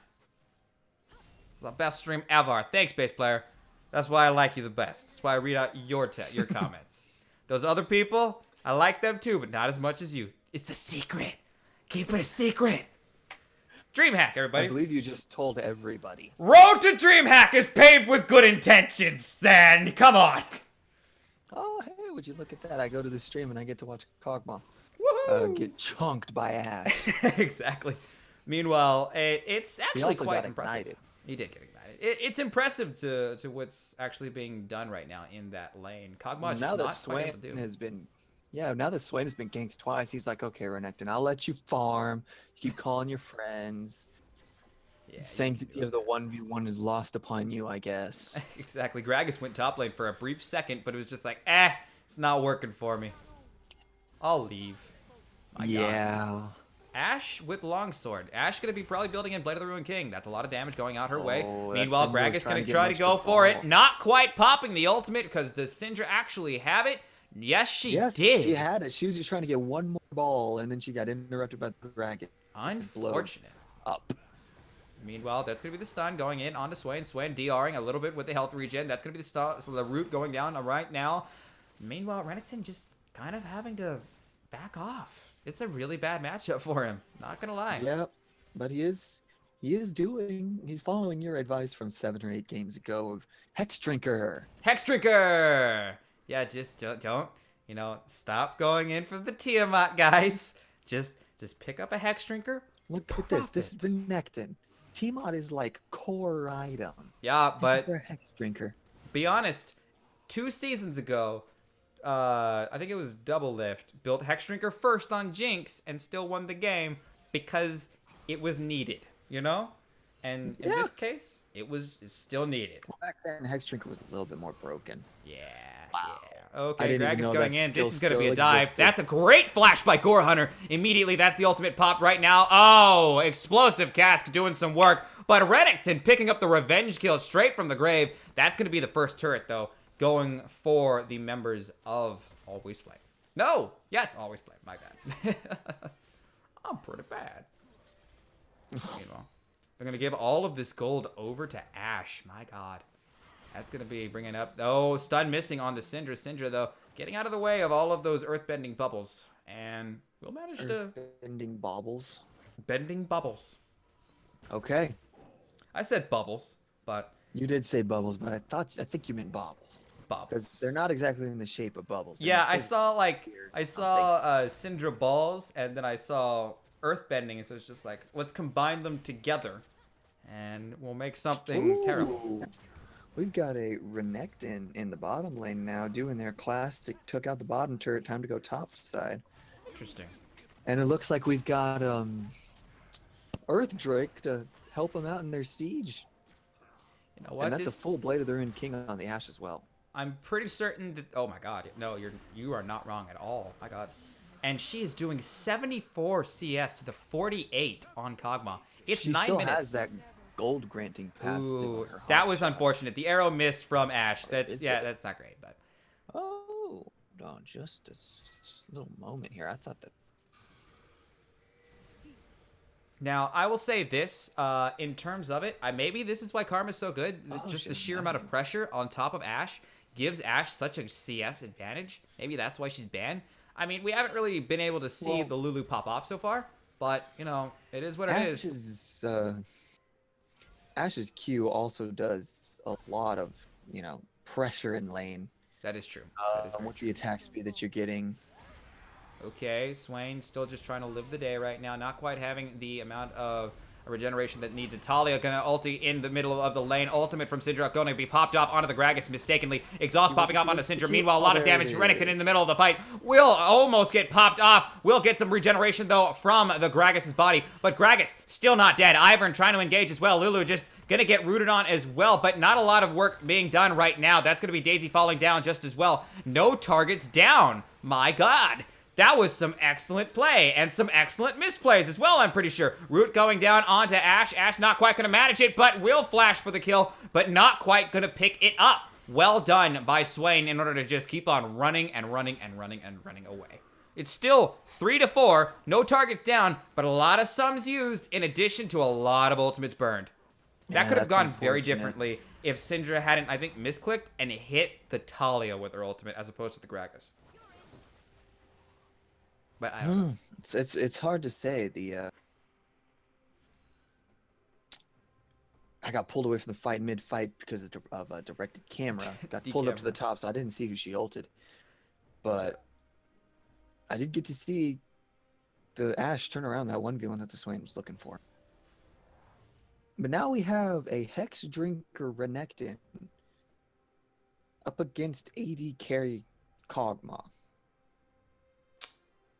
Well, that's not going to go well. Let's be honest. Well, I actually had to take a look right now, just to think about it, and I'm like, wait, Kog'Maw maxes that Bio-Arcane Barrage first, which does end up doing percentage health as magic damage. Oh, magic damage? Wow, that Hex Trigger really works very well. That's going to be the ultimate from Syndra being popped off onto the Talia. Meanwhile, a lot of damage still going out. She's still very low, but the Q will manage to pick it up. Excellent job from Case. Meanwhile, Gragas going to try to go in for the revenge kill. Going to get slowed. No flash immediately. That's going to be explosive. No, just one little baby cask. No flash used, but a kill given over to Kog'Maw. That's actually rather huge. Ivern's W, not quite, or rather his, what is that? What button is that thing called? And what is it called in general? The root? Is it the root? What's the root called? The root is called Root Caller. Oh, wow. Wow. Impressive. He just puts a symbol on them and it calls the roots to his aid. Thanks, Ruto. Meanwhile, Swain's about to get attacked by about 50 different champions. Swain still ulting, still getting some decent DR. Well done. League of Legends math, 4 equals 50. 4 equals 50. That's been true for a lot of times. Yeah, it's... Wow. Okay, this is actually quite impressive. I'm not going to lie to you. Most people, when they take turrets and they die, they just kind of, go into the Shadowlands and die. But in this case, Dream Team decided that they were down, but they were still going to take an objective. They took the mid lane turret, which is not, inconsiderate, and they also got a little bit of an advantage. Gragas going to be going in for the explosive cast, going to draw out the Ashe out of position. That is massive. Talia, though, going to be following up. Gragas going to be wild growth straight to hell. He's a massive target right now. That's going to be Daisy coming in from behind. Renekton trying to go into the back line. Lulu going to try to help out her friend against the Talia, but Renekton still going to be shut down at every single position. Meanwhile, Syndra in behind. Here. That's going to be the exhaust as well. Starting from behind. That's Syndra going down. Daisy going to try to frontline and give them a little bit more time. Meanwhile, Lulu going to try to engage. Meanwhile, that's going to be Talia with the massive Q damage. Will it be effective enough? No, it will not. Oh my god, Lulu with the wild growth. Taking so that Talia could live the day. Well done by Lulu. That was actually help picks. Whatever. What did I say? Wild growth? Oh yeah, everything. You yelled and Lulu used her ultimate to give Talia a small shield that prevented her from dying. Yeah, no. Wild growth was already used on the Gragas. Excited. I was so excited because it's like, you don't see this. It's 7-6 by 14 minutes. Other games are like, they're at 20 kills at this point because everybody wants to like relentlessly kill each other instead of like actually kiting around and doing some decent micro. This is a finals match, This feels like a finals match. This is really well done so This far. is actually well done. That was an excellent pick off on Ashe. Meanwhile, Scuba Gragas, trying to live the day. All members of the enemy team, all members of Dream Team are coming down the mid lane. Yeah, they threw the tank right in who actually built tanky. And he's just sitting there soaking up all the damage. They're not focusing him unless it's the only thing they can hit. But they were able to hold that off until the Kog'Maw made his appearance in that bot side team fight and just eliminated Syndra and then tried to go on a killing spree. Yeah, this is well done, I mean, he's only 1-1, but the sheer amount of damage that he's able to output means that they have to respect him. They're going to be going for this dragon. The dragon is actually going to be another Cloud Drake, which is not, a small thing. With the way they're playing, this is going to be huge for either team. Yeah, exactly. They need to get to those situations a little bit faster because all the turrets initially are down. That's going to be the root going down onto Swain. Swain caught out just a little bit right now. He could pop his ultimate, but he's not actually going to. Going to hold on to it for a little bit longer. Meanwhile, they're going to be trying to take out. Yeah, it looks like they're clearing out all the wards at the Dragon Pit. Basically, it looks like the Dream Team has no vision on the pit at all.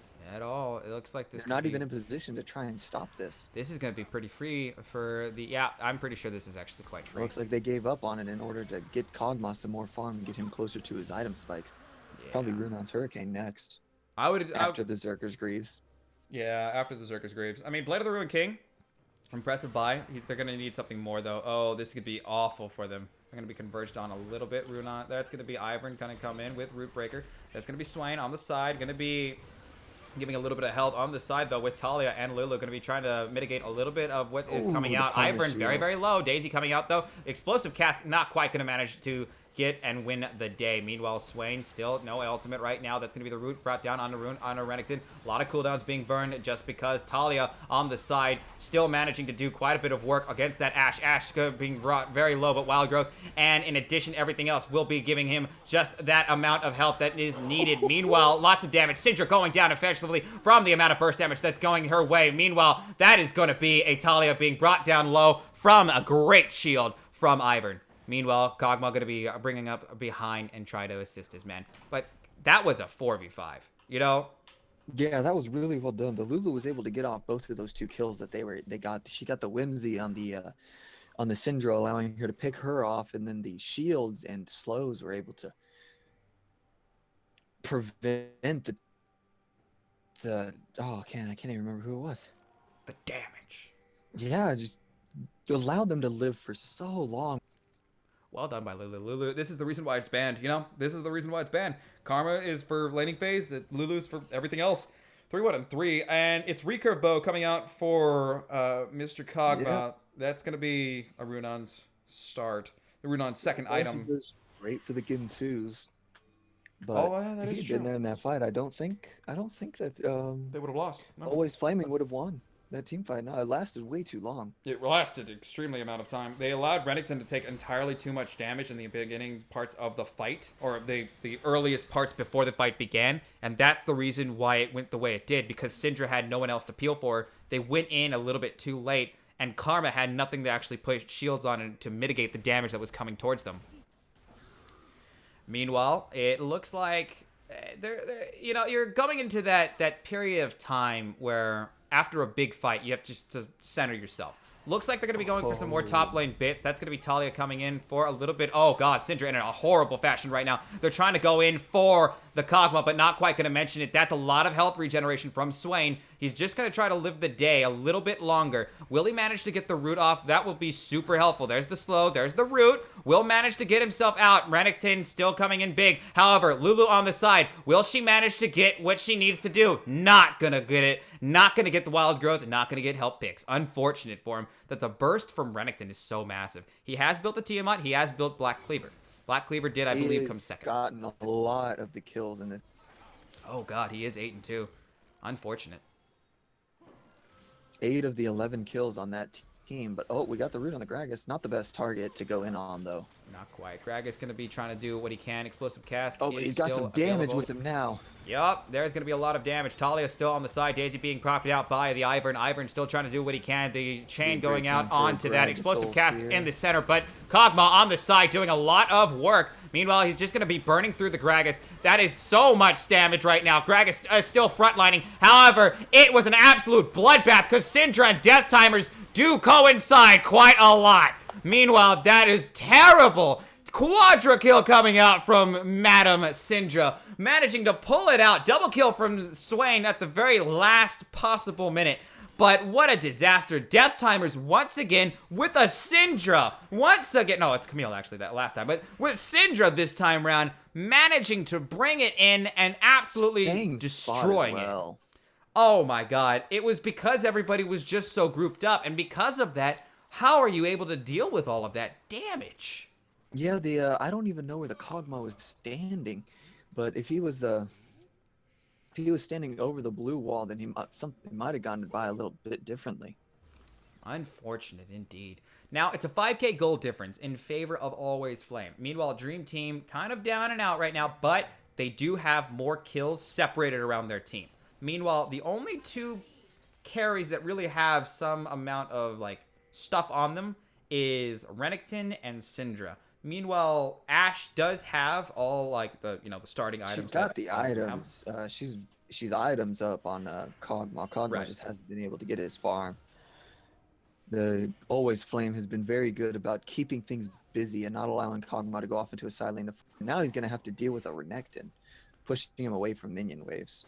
Yeah, that's not optimal in fairness. Meanwhile, Renekton not really taking a lot of damage. He just has a lot of stuff to his name. Meanwhile, that's going to be a lot. Oh, God. Talia just immediately getting bursted down. Daisy coming out big from Mr. Ivern. Ivern not quite going to die because the Zanyas from Swain is too good. No ultimate on Citra, though, because it was used on Talia. Meanwhile, Renekton's still in the back line, trying to do a lot of what she can. Wild Growth going to be coming out big as long as Help Pix is still up. Will manage to secure the kill. Ash will not manage to get an arrow off the ground. Oh, this is very, very bad for Dream Team. Always. Kog'Maw is just always coming in late for all of the fights that they have coming up. Unfortunate. Yeah, this is going to be an easy Baron. I'm not sure why. I guess they're thinking that they can hold off things, but he doesn't have teleport. Is always you know? pushing in on the fights, and they're always forcing fights. So it's just they're not able to get the.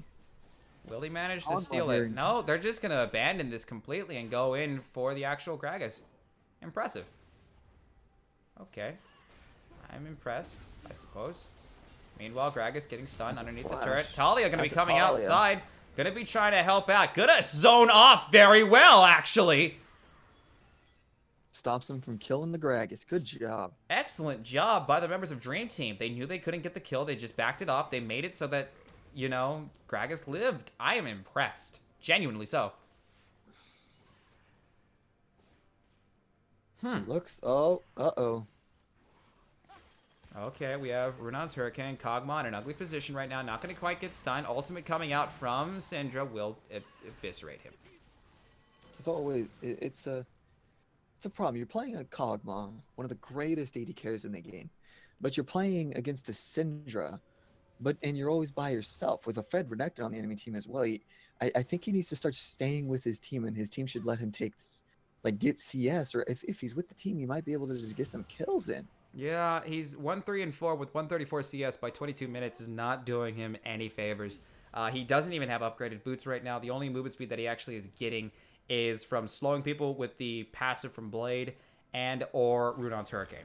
And along with basic boots. So he's not able to get into a situation fast. He's not able to leave a situation fast. And he's not really able to kite around against something like Ashe, who's 0-3-10 with Runon's and Zerker's Greaves. So it's a very difficult thing to see because of the fact that Kog'Maw was dead and lost that fight. Because of the fact of a lot of things, this Ocean Drake is pretty much free. Yeah, Kog'Maw's the #1 AD carry next to Vayne to Swain in a horrible position right now. He's gonna There's be. the root. There's the root. Oh, Daisy. Okay, nothing coming out of it. Lots of damage. Daisy coming out. Gonna be managing to get out of the situation. Daisy, rather the Zanyas from Swain will actually manage to live in the day. Explosive Cast gonna be zoning out all of those targets, giving him a little bit more time. It's gonna be a lot of damage though. Gonna have to endure. And Kog'Maw doesn't look like Kog'Maw's gonna come and join him in the bottom side. What the hell is happening? I know he's like, I need to farm, and I know the team may be, you need to farm, but he's farming in some really dangerous positions, you know? Like, Syndra's playing the bush game. She's sitting in a bush, making a lot of balls. All right. Well, I wanted to use the actual name of the ability. Spheres. Dark Sphere. Angry Circle. Angry She's making circles. a lot of angry circles in Stun order to going just out burst onto someone out. Gragas. Gragas still not really caring that much. Renekton will manage to slice and dice into the wall, so it's okay. All right, this is an actual team fight. The only thing that's missing is Swain, who's in the bottom lane, but this could very well be They pretty gotta bad. be very careful. The Syndra does have, like, So much stuff right now to this name. got That's like going to be him 3. engaging Syndra very much alone. This is bad. Shutdown coming out from Talia. That's so much damage. Nice Talia going to try to cut off. switch off the rest of the team. Their team is completely sequestered beyond themselves. Exhaust coming down onto needs to focus rather on Ashe. Renekton. Meanwhile, that's going to be Kog'Maw still trying to do a fair amount of damage, but Renekton still frontlining a lot. Kog'Maw going to have to completely abandon the engagement because of the fact that he is just so incredibly low. Talia still very much dead. Meanwhile, lots of engagement going out. Meanwhile, Ivern's still living the day. Kog'Maw's still not. Well, Kog'Maw's dead now. Gonna pick up a kill? Yes, he is. Well done. Turret going down onto Renekton. Not quite fast enough. That's gonna be Madame Lulu getting bursted from Ivern. oh man. something that went on in that fight. They had the Renekton slice and diced over the Talia wall and came into the fight, but the Kog'Maw was still trying to go for the Ashe on the far side, literally only shooting her with ultimates. If he'd been basic attacking that Renekton, the Renekton would have gone down really fast. Yeah, Bio Arcane Barrage atop a Blade of the Ruined King, and suddenly you're pretty much chunking him. Yeah. No, so that Blade of the Ruined King is going to be doing a lot of damage to him, and Kog'Maw is just known for basic attacking whatever's in front of him, and it just dies. But he's not playing that style. He's trying to play like a Caitlyn or maybe a Jinx, who's just always shooting into the backline with a really long range.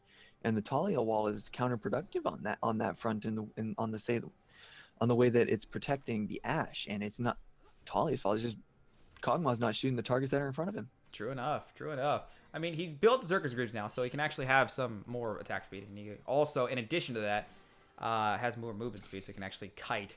But he's building another dagger, which is bold, you know? This is gonna have to be the Ginsu's Rage Blade, because you always build that on Kog'Maw. You just stack it so quickly, and effects are just so strong with your kit.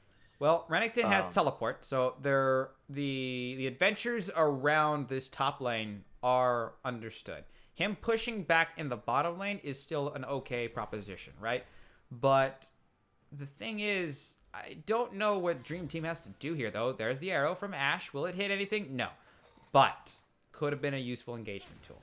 Well, Dream Team had the perfect fight in this last team fight, and if they can pull it off again and Kog'Maw actually just commits to what's ever in front of him, I think they're just going to tear through that team like no other. I mean, they do have the attack speed now. If they can pick the Syndra off at the beginning again, man. That's the optimal thing. If they can. They needed this Swain to actually pop his stuff at the very beginning. But the problem is, Kog'Maw's jonesing for money right now. He is an entire completed item behind Ashe. And that's just from CS, realistically. That's just from CS. I mean, yes, Ashe does have more assists than him, but realistically, he is almost 100 CS behind Ashe. That's a problem, you know? That's a distinct problem. And an issue that's going to have to be addressed. Because this is only game 1. In game 2, if that has not been addressed with either like a particular champion that they want to play, then it's completely a lost game. Okay, teleport coming in from Swain in the middle of everybody. Daisy coming out big. That's going to be Swain trying to get something out. Redemption going down in the middle of everybody else. God. Talia going to be blocking off every single person from everybody else. This is a terrible fight for Dream Team, and it's entirely their own fault. Meanwhile, they're just trying to leave and just try to get off the day. That's going to be Syndra picking up a oh, God. What a disaster of a fight. That was... Surprise, surprise, Death Bush. The fight. Surprise, surprise, Death Bush, the fight. The problem was Talia also cut off herself from the rest of the team, and just, it wasn't a good enough, you know, thing. All right, there's the stun on the Gragas. Jesus Christ. Well, let's see where this goes. We do have the Spirit Visage on Swain now. Which is good. He'll be very, very, very difficult to kill now. Right now, they're not doing much with their Baron buff, which means that it gives more time for Dream Team to actually get off the ground, which is good. But the thing is... We do have the Void Staff on Talia? On Syndra. Oh, God. Syndra, it looks like she's had that, and she's building for Rabadons. The problem is, in each of these engagements, the only time that Talia's really made a massive mess up was in that last one, where she just kind of sequestered all of the enemy team into this one position, and they really do very well at that position. But the person that we really need to be talking... Okay, Kog'Maw's dead again, but I wanted to talk about Kog'Maw. But... Yeah. Kog'Maw. Oh, it looks like they got the Ashe. Okay, Ashe is pretty much in an ugly position. Root coming down, lots of shields from the Karma, but not good enough. Will take him down. That's not a bad thing. Kog'Maw still sitting pretty at no items. It's going to be Guinsoo's, just as you said. No teleport on Swain, so he is going to actually have to walk down like a plebeian into the bottom lane. They did pick up another Cloud Drake, which is terrible for the members of They have all Dream 4. Team. That Elder Drake is going to be a big one. Yep. And Ashe does not kill Drake slowly. Yeah. All right, so that's another blue turret gone. The only turret that they actually have left that's not an inhibitor turret is top lane. Meanwhile, this is problematic for the members of Dream Team. They're jonesing for money. They're losing these engagements because of some really poor placement in micro. It's gonna need something shift. Yeah, it looks like they missed their opportunity to pull ahead, and instead they allowed the enemy to pull ahead because we've got almost a completed item on every single enemy ahead of them. Yeah. Just across the board, and you've got, yeah, all the way across the board, it's 1+1 completed item from their counterpart. This is ridiculous. They're gonna need to do picks and picks. Right now is the best opportunity. Exactly. All right. Well, Gragas is because gonna try to they're all engage. spread out. They just Root recalled. You coming got in. Ashe in the top. Here we go. Here we Oh, go. this is bad for There's the Karma. flash. Will they go for the cask? That's gonna be the flash. No cask. Oh. Syndra alone on the side. This could be awful. Maybe. I don't know. Renekton still split pushing on the side as well. He does not have teleport for the next, I believe. It looks like he's coming in now. Yeah. Slice and diced over that wall. They're gonna be taking the top lane turret. Lane down. All right. They're now stuck to inhibitors. This is very, very ugly waters for Dream Team. They do have Gragas and Kog'Maw for wave clear and Talia. Oh, there's the Okay, split. Talia gonna be splitting it Now off. Ashe in Kog'Maw. an ugly Oh, position. no. Meanwhile, Slice and Dice coming out on the side. They're all grouped up right now. That's gonna be Wild Growth coming down on to Madame Lulu because she was just immediately bursted down. Ashe falling down by the wayside. Meanwhile, Renekton just cleaving a path through the front of that team. It is an absolute bloodbath. Talia falling down. Ivern just making it so that nobody can do a damn thing about it. Quadra kill onto Mr. Renekton. Looking for that Penna right now. Penna kill. So for Renekton. Well That is done. 5 kills down. That is a 19-3 Renekton. Oh my Lunarly's god. showing up this game. Lunarly showing out and showing up. But that showing the team fight door. started off with a 5-man Syndra stun over the wall. Did it? Was it a 5-man Syndra stun? If it wasn't a 5-man Syndra stun, it was a 4-man Syndra. Jesus Gragas. Christ. All 4 of them. That's the whole second and a half lacking of Kog'Maw attack damage bullets. It did half his health too. So Baron power play, a billion gold just given over to the members of Always Flame. 61k to 48. Now it's 53 to 72. Oh my god. That's Yeah, I don't know why because Renekton's taking damage from Kog'Maw. it's not enough. He's getting too much regeneration. Yeah, they had the Syndra trapped on the other side of the wall. There was no dangers except I think you had Ashe, Karma, and then Renekton jumped over the wall on the left side of the wall where the team fight was happening. We're forgetting about DR because of the fact that you have Syndra's shield on top of Ivern's shield, that he's able to just tank it through because on top of his internal regeneration from Spirit Visage. I don't think they're putting shields on Renekton. I know they have the Ivern shield. That's the only shield I know of that they're putting on the Ivern. I believe Karma is ult shielding the Ashe or the Syndra, probably the Syndra that everybody's trying to explode. Right. I mean, they all do get. Oh, Jesus Christ, Kog'Maw! All right. That was 100-0 on just the Syndra. Jeez Louise. I mean, he's so far behind right now. Gragas just going to explosive cast the Syndra straight into the Shadow Realm. Will manage to pick up the kill alongside the Syndra. Ivern, though, meanwhile, just trying to do what he can. That's going to be the arrow underneath the turret from Ashe. Meanwhile, Ivern just going to try and live the day. Meanwhile, the root going down onto Ashe from Swain. Wild Growth coming out from Lulu. Lulu just trying to stay the course and will get absolutely domed on by the enemy team. What a disaster. Oh, my goodness. 40 to 21, that's pretty much gonna be game. It's a surrender vote from the members of Dream Team. They know what it is. So we're gonna go into game 2. Always Flame taking game 1 of this series. Well done, lads. Well done, my lads. It's even for so long. Even for so long. That was still a good game. Still a good game. Not gonna lie. Yeah. It's a question of, the ability to, micro, right? In the end, Yeah. it's a question Yeah. of micro.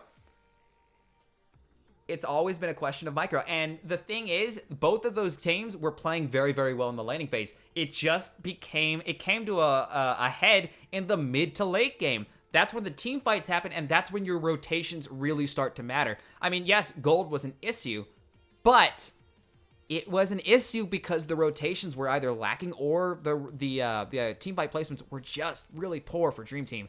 So maybe they can actually manage to make that a little bit better, because as a whole, they didn't lose in Champion Select. They just lost in macro and micro play. What do you think? Yeah, it's very true. They kind of lost the early game with the poor team fight locations, as you said, of their early team fights. Leading with the Aurelia out and the Syndra. Yeah, they're not dealing with that garbage anymore. No more point and click, delete the AD carry. I would not be surprised if Rice was just like, okay, man, okay. You know what we said before about allowing that through? Yeah, no, just no. if you play Kog'Maw this time around, do you want to play Kog'Maw? Yeah, man, I'd like to play Kog'Maw. All right then. I don't care what the hell else they play. They're not getting Syndra again. Okay? They're not doing it. It's a targeting X case. Exactly. No Zed, no Syndra. What's next? What's another 100 What to else 0 have we seen him ulti? play well? Ivern getting cut because... No more Ivern. Okay, you want to play Kog'Maw again? I will be damned if you're allowed to be rooted and some other little piece of crap comes to you and just says, okay, I'm gonna kill you now. In 2 hits. Oh my god. They don't want to deal with that stuff. Lulu coming out big. I would not be surprised if Karma comes out. Yep, there it is. And There's along the with Graves. It Graves. slipped out. Oh no. Lucian. Lore Hunter got his Okay. Graves. What is going on? Alright, they're not going to pick up Karma because Karma's really good in a support position. Unless they really want to double down, I They don't need think to worry always about playing. the support being taken. They Yeah. can pick it whenever they want. So they're Exactly. gonna get their contested picks. Exactly. Like, unless you really want to double down with, like, some serious support the Kog'Maw or support the Varus things with, like, Karma mid and Lulu support, though I would advise against that. But even then, you can still do that because you're a game up, you know? And what do we have here? Yeah, exactly. Lunarly. Is that Varus? All right. I mean, it's their top laner, but, you know, take that with a grain of salt. They are very much capable of switching in and out. Okay. Case. No, not Faith on the Lee Sin. Faith on the Lee Sin is going to be really interesting.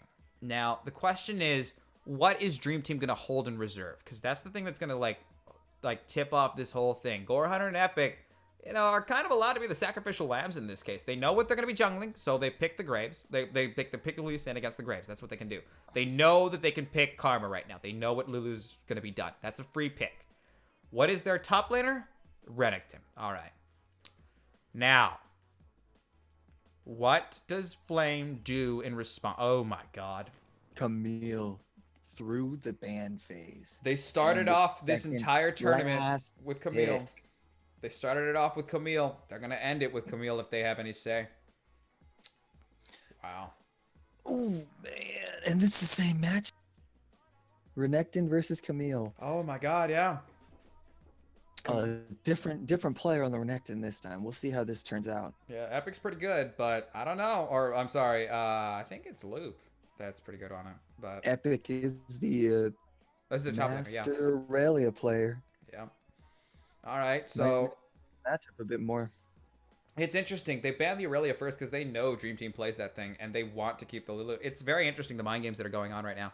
Yeah, they saw all right, it. Ari coming out as the pick for Flame. Vlad. Case. We saw Vlad this into matchup. Ari. We saw both of these matchups before. Don't you remember? Oh, I don't think we saw the Vlad into the Ari, did we? We did. It was Vlad against Ari, and Ari did okay, you know? The one that really... Okay. Oh, but defaulting. More walls. What are we doing, man? What are we doing? Okay, we're playing for utility. We're not playing for the damage. All right, then. I mean, it makes sense to some extent. All of these champions are really mobile, so the wall only does so much. With the exception of Ashe, of course, but, you know, who cares? It's an AD carry. And I say as an AD carry player. Well, ladies and gentlemen, No, this last could time it very was well Raul Young. this could very well decide the actual series. This is game 2 with game 1 on Always Flame on blue side against the members of the Dream Team on red side. This is match point right now for Always Flame. Looking at these team compositions, these are some deadly ass team compositions that we've seen be very, very, very, very, very effective. With Graves on Gore Hunter, who's been very good at the champion, followed by Faith. We haven't seen his Lee Sin, but we have seen him jungle, and he jungles like a monster. That they had to target ban his Ivern away from him because he was such an issue in the last game. I think it was. Oh man, it's crazy. Super crazy. Now Yeah, that being said, roots are on point, but man, Faith is all of the jungle that he's played so far has been really up to par. it's clean, super clean. Now And we got Daisy doesn't exist in this game. That's the problem. Daisy doesn't exist. Oh God. Now that being Perry, you still there? Mary, Zan, you still there? yeah, I'm still here, but just give me a second. All right, cool. All right. Well, regardless, Ashe and Karma, bottom lane, typical. We've seen that before. It wasn't well done the first time, but then again, this is Dream Team, so they know what they're doing. And then followed by Ashe and Lulu. Now, we've seen that. It was very effective in the last game. It just wasn't the most effective thing, mostly considering the fact that it was you had to deal and endure the Kog'Maw stuff. That being said, no.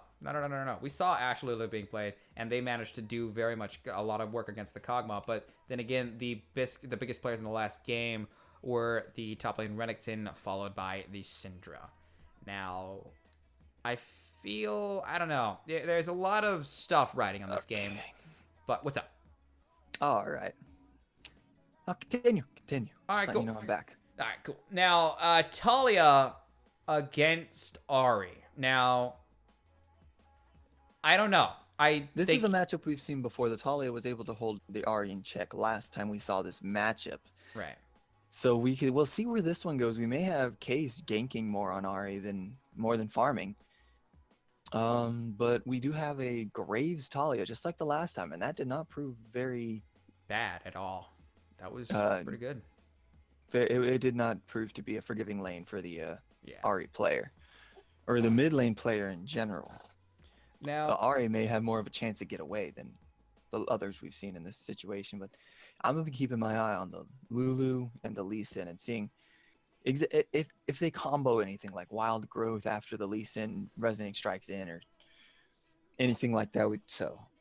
Now- It's gonna be interesting watching the Lee Sin play versus the Graves. Two very strong early game junglers looking to make things happen. now the question is, how do they win? That's the question of the day. This is just pure snowball comp. Whoever gets ahead is it's going to be very difficult to take them down from their perch. You got a Yeah. Renekton on one side with the Graves and the Lucian, and then on the other side you've got the Ahri, the Camille, and the Lee Sin. You got massive shields on both supports. Great utility coming from the remaining characters of Talia and Ashe. This is a classic get ahead, stay ahead. All right. Well, we're going to be going into the game, and for better or for worse, something's going to be decided here. Either we go to game 3 or this is Always Flames victory. But genuinely so, before anything else said, this has been truly an exciting tournament, an ecstatic tournament. You don't see peoples that are actually equally matched, in fairness. That are, like, rotations actually matter as opposed to just sheer skill. So, and the champion select actually mattering a considerable amount. So, regardless of how this goes, well done to both teams, because God bless, do they deserve to actually be here. That being said, Elijah. Loading screen. That All loading those screen. borders. So many borders. Typically when I play, I don't see borders that pop out that much. I got a nice little dull. Silver. I mean, they can't even call it silver. It means silver, but yeah, it's not. It certainly doesn't it's look like tin. I have a tin border. aluminium. You have an aluminium thing. But it looks like it's going to be the start of Game 2 of the final series. Always Flame versus Dream Team. It looks like we got 5 main groups on both sides this time. Nice. Confidence in the level 1. Confidence in the level 1. The question is, will this work? Will this work? They've changed their stratagem. They're going to be going 5v5 into each different tall grass. It's like it's the vertical jungle this time. Will they find Sneasels? Or what is it? What was it? Sentrits. There we go. Is that a Breath of the Wild reference? No, Sentrit? Sentrit's a Pokemon. Oh, no. a No, you're squirrel. playing the wrong... God. Centrits suck. Sentrits are amazing because they're cute. That's all Rattatas. all That's the Rattatas. go-to bush Pokemon. Yeah. Oh, no, another Rattata. But Sentrits Is that are another awesome. Poochyena? Sentrits are awesome, though. But yeah, Silver for Life. Hashtag, yeah, swag. Now, to the remaining of you, welcome back to the tournament. Welcome to Atif playing as Lucian. Hopefully, it'll go a little bit better than... Hopefully, he'll play more akin to how we've seen him play in the past, right? Oh, yes. Yeah, because he's been a pretty decent Oh, AD look, it's carry. like he knows we're talking about him. Exactly. Yeah. Totally not talking crap. Oh no, my dogs. No. Just yelling at people. You should fight them. Yeah, exactly. All right. Alright. And into the laning phase, we have... Looks Take like over. they're showing up at the same time. Alright, Barry, take over. Meg. Okay, I'm taking over. Leafy has direct to camera on, so we'll just turn that on ourselves so I can talk about what y'all are seeing. Which would be Camille going kind of really hard on the Renekton, as is said, but they're both, looks like they're evenly trading this time. Renekton has his full stacked Fury. Now he's ahead. Bottom lane going as you would expect. Back into the top lane. Renekton trying to take advantage of his early level 2. And is that going to be the first blood? Yeah, it is going to be the first blood. I expected the flash basic attack. I just came back right as Lunarly's Camille just died. What is going on in the world? Oh, the Renekton saved his Fury for a full Camille. Oh my Cold god, Lee Leaf Sin going does so in, much wants to health get the back. kill, gonna flash for the actual damage, and will get the red buff to pick up. the Not kill. my Camille. Not my Camille. My god, well done. Well done indeed. But other than those two, it hasn't really been that busy. That's fair.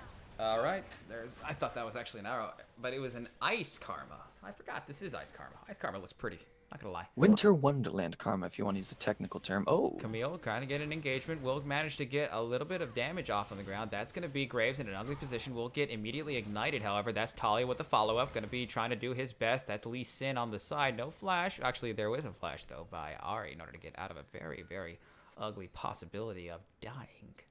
yeah, I didn't even notice that Graves was in the wrong side of the jungle. You don't belong here, sir. Exactly. What are you doing? Stop countering and get to work, boy. Gosh. Especially Elise and All right, there's the knock up.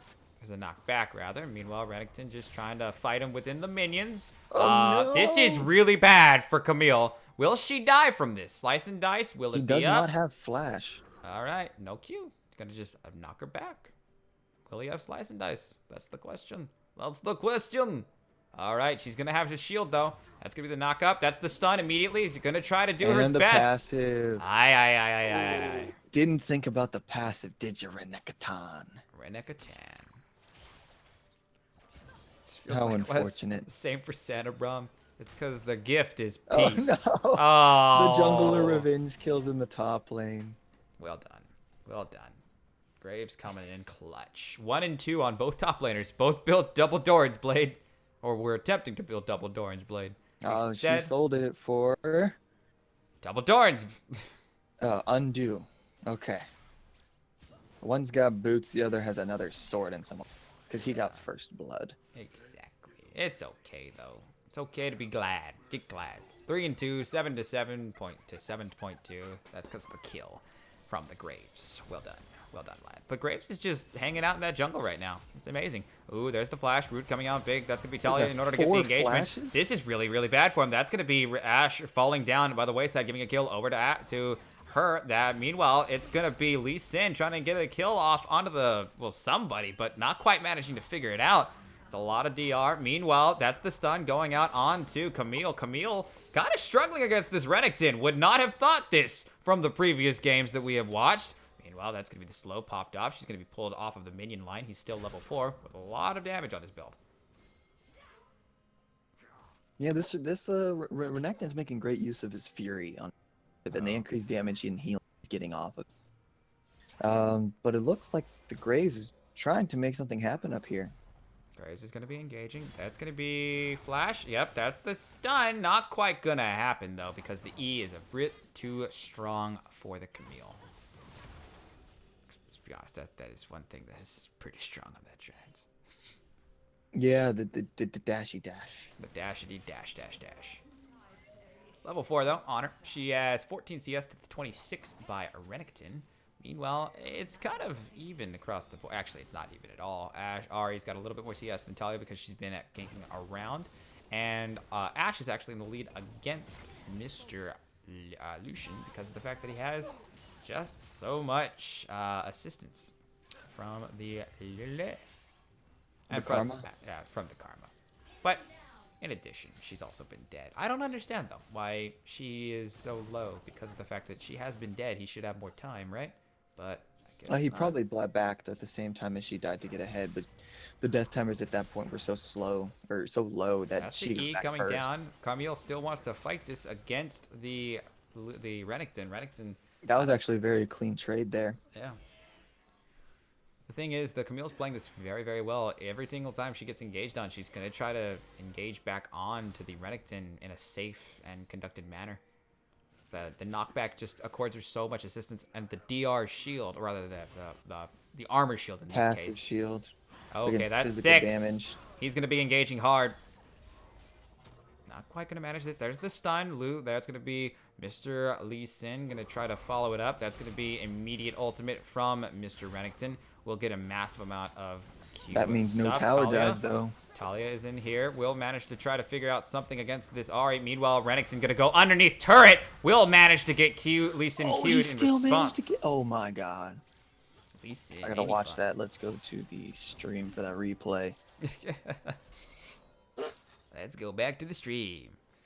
I don't Well want to done. rewind the game because then I'll fall behind. Exactly. Meanwhile, though, it looks like, oh god, Graves doing some weird stuff. That's going to be an immediate E by, oh god, Hextech Showdown. Graves has made a terrible decision right now. That's going to be the immediate teleport, though, down by Mr. Renekton, but not quite going to manage to lift. Insect! I saw that Lee Sin in 3 places at once. True enough.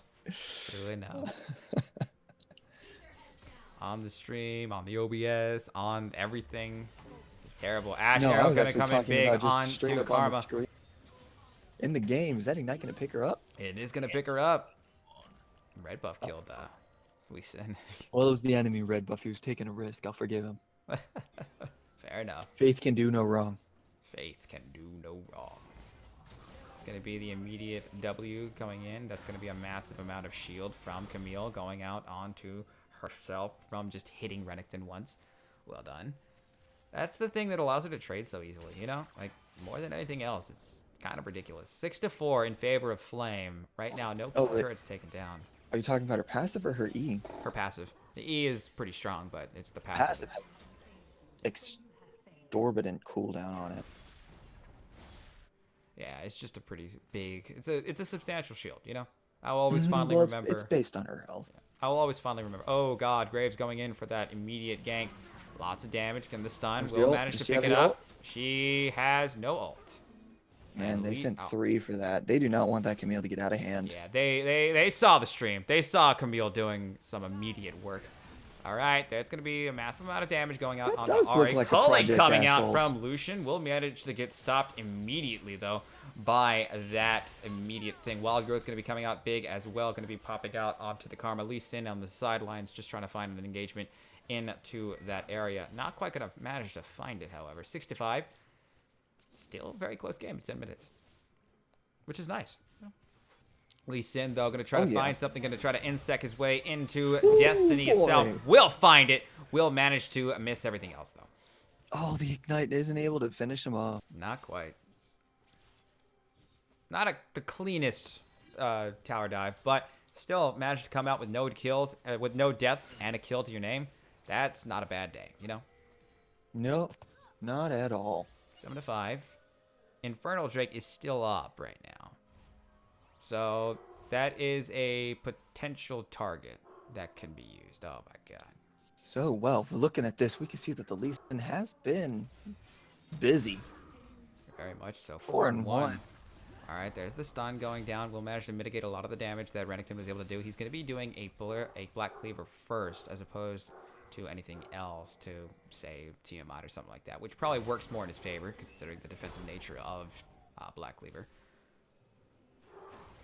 There's going to be the stun. Not quite going to find anything else. Meanwhile, Callista, rather, she's going to be finding herself in an ugly situation. Not Callista. His name's not Callista. His name's Camille. Camille. Viable champions only, sir. Viable champions only. No uglies! Oh, that's Talia. Not quite going to find what she wanted. However, will get commicked immediately over the wall because from the Lee Sin. That's what we were talking about before. Lulu, what are you doing?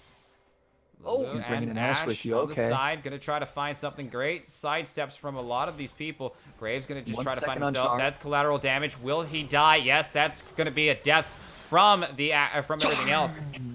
What a disaster! Wow, that wild growth just saved Ari from instant death. Oh, this is horrible for Karma.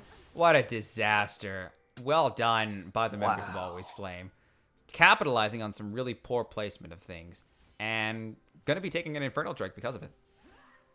Is the Renekton gonna try to dive this?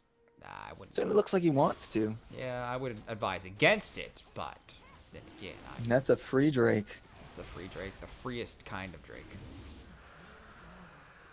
Meanwhile, it looks like Lucian was trying to hold on to the hope that people were going to be coming down that lane again, and so he could ambush one and kill them. All right, that's the Renekton ultimate. He's going to try to do this. That's going to be Showdown coming in immediately. That's a lot of damage his way. Will he manage to pick it up? Yes, he will. Will he die? Yes, he will. Unfortunate. Had to get back in range for this mastery symbol. Well done. Well done. 11-6. Kill for kill. That's not optimal, but Camille has been kind of pressured into an ugly situation that she wouldn't want to be. Infernal Drake, though, is going out for the members of Always Flame. It's early game not gone the way that they wanted. Had Lucian probably followed the Karma, maybe something would have changed, but it was some pretty bad positioning and a really bad fight in general. Trying to cut off He might the have picked up the Ari, though. Yeah. Or at least chased her off before she gets the charm on the Talia Lulu, that's, signed her death warrant. The problem is that there was an ultimate used against, you know, a Lee Sin. Oh god, lots of damage going out. Collateral damage is going to be an absolute massive thing. That was some amazing Meanwhile, targeting by that that's going to be a big thing in the middle lane. Camille going in big as well. That's the sun popped off on a Lee Sin. Not quite going to manage to do anything else. E going to be really big. The W will pick up the kill onto the Graves. Meanwhile, Renekton is left to fight alone. Unfortunate that. GLP being picked up by Talia. Whether or not it'll be like super useful as much as they want it to be, the slow is going to be rather massive though by Lulu in order to force the culling to not be nearly as effective as it could have possibly been. But, you know, we do the things for love. The things we do for love, right? It's exactly 3k gold lead, but they also haven't taken down any towers. Only first tower taken down probably right now. Yeah, Blithering King almost built for both 80 carries. With all right, first turret in the mid lane. My God, who would have thought, right? Camille though managing to pick up some items because she's got some money in her coffers right now from those kills, which is a very, very good thing for her. Meanwhile, Graves not, or rather, you know, it's a sad thing. Gore Hunter usually much better about this. That's going to be the immediate flash to get away from that arrow. Meanwhile, Renekton is going to have to actually leave and be very, very quick about his business in leaving because those two targets are very, very disastrous and dangerous. Unfortunately, together. yeah. For the Graves, unfortunately, they have a Lulu to poly him if he goes into the bottom side. Yeah. You got the Camille in the top side, and you know you're not going to catch that. And then you've got the Ari in the mid lane who just dashes away, charms you, uses her Q, movement speed buff away, and then once she hits 6, triple dash. They did a really good job of picking her up that last time, but that's also because he had his ultimate, which he targeted extremely well. Yeah. And I know I called notice to it at the time, but still, that was a predictive ultimate by the Graves, and it was with the single skill shot partner, not the cone that he picked her up with. So it's like there's some good effort that's being done right here, but I mean these team fights, it's once again almost a mark of positioning. Lucian, Yeah, is needed. Yeah, we just now got the first turret out of the way, so we're now we can expect a little bit more team-oriented fighting to go around, where the teams are already grouped together, and we're not waiting for people to come in and do terrible things to each other. All right, no knockup going to be following up on that Ahri. Ahri going to still manage to get away a little bit scot-free. Meanwhile, Lee Sin and Caitlyn, or rather Camille, are going to be partying out in the bottom lane. That could be very, very free for them. Unfortunate. Rennington going to be just Looks like we got a 5-man convergence onto the top side with from the Dream Team. Yeah, no, Dream Team. Dream Team's going to be found out, though, because Ashe and Utility are synonymous. Meanwhile, Tuck going to come out big. Give her some movement speed to get out of that situation. Unfortunate. That looks like that bottom lane's going to be actually rather free unless Rennington can get there a little bit faster. Meanwhile, oh, here it comes. Ashe going to be in a very ugly position from the root. Lots of damage coming out. That'll be the immediate flash. Culling coming out as well. Wild Growth going to be utilized aggressively, or rather defensively, in order to make it so that Ashe lives the day. Well done. Without the Renekton, they didn't have enough lockdown to keep her there. Yeah, exactly. Lee Sin going to come out trying to get a kill onto the Talia. That's going to be a lot of damage. No charm yet, but a lot of damage yet. Rennington going to try to follow it up with a massive amount of damage. That's going to be Hextech Ultimatum. Will be very effective at locking him down and will manage to take him out. Faith doing some work. Yeah, that was a lot of the Camille as well. Wow, collateral damage. Almost effective at taking out the kill, but not quite enough. A little bit tickly. Oh, well done by Graves, but will it be enough to get the kill? Not quite, but Karma will pick it up nonetheless. Oh, man. That's unfortunate. If the Graves had jumped over that wall, it has help with shields and more damage. The root, but unfortunately, he pulled the Lee Sin over the wall to 1v1 him with the Ahri, with close behind. It's really super unfortunate, in fairness. 35.4 to 26.8. They're almost at a 10k goal difference in 17 minutes. It's really sad. Yeah, it's starting to show. Yeah, it's really starting to show. There may be some like exhaustion. Yeah. I think the Graves ultimate just tickling those two. Lee Sin's shield almost blocked it because of his levels. It's really ridiculous. I mean, Faith is pretty much good on every single jungling champion, which is fun. You know, it's fun to deal with. All high level players have to learn how to play Lee Sin if you're gonna jungle. You don't have to be really good at it. You have to be passable at it. Yeah, I guess if you hit Diamond and Plat and you're playing jungle, you have to be pretty decent at or be a one trick. Or be a one trick, yeah. On something that doesn't get banned out. Oh God, oh Gragas. No! In order to quote chat. Graves. Yep. In order to quote chat, yep, that was super unfortunate. It was pretty bad, in fairness. Graves getting absolutely shredded by that Ahri. Ahri is 4-1-7. She was 3-1-7, but she has 2 completed items against his 1.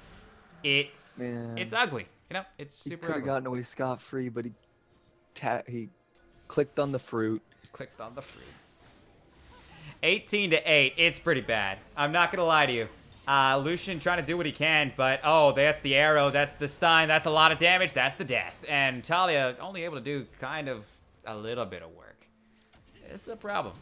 Oh God, he managing to land the Q. Insect coming out big, and Toph is just gonna, well, die. Hextech Ultimatum gonna be happening on the Karma. Karma gonna be following up shortly afterward. Rennington just in the back line, or a back line, trying to do a little bit of work. Flash and the ult and the E will be almost effective at taking him out. But Rennington gonna try to engage. No actual charm gonna be following up. Meanwhile, he has no real magic resistance, so everything that they do will kill him. He will manage to pick up the kill onto Ahri, so I mean he hates Fox girls, so that's something. Gets a kill onto them. He's 5-6-2. like chicken. Tastes like chicken, I suppose. Meanwhile, there's the E picking up on the Graves. Graves just can't match it. It's unfortunate, and it's terrible, and it's sadly... Oh my God, Rennington with the reverse psychology BM. Uh-oh. So when you guys gonna FF? I know we're 13 kills down. It's okay, though. I need to charge like I'm Goku. Oh, my God. Well done. What does Dream Team do now? How do they win? You know? How do they win? Graves has a great strategy here. Paying them to surrender. Paying them to surrender. $3 each. Give you 2 pesos. Oh god, it's just dropping.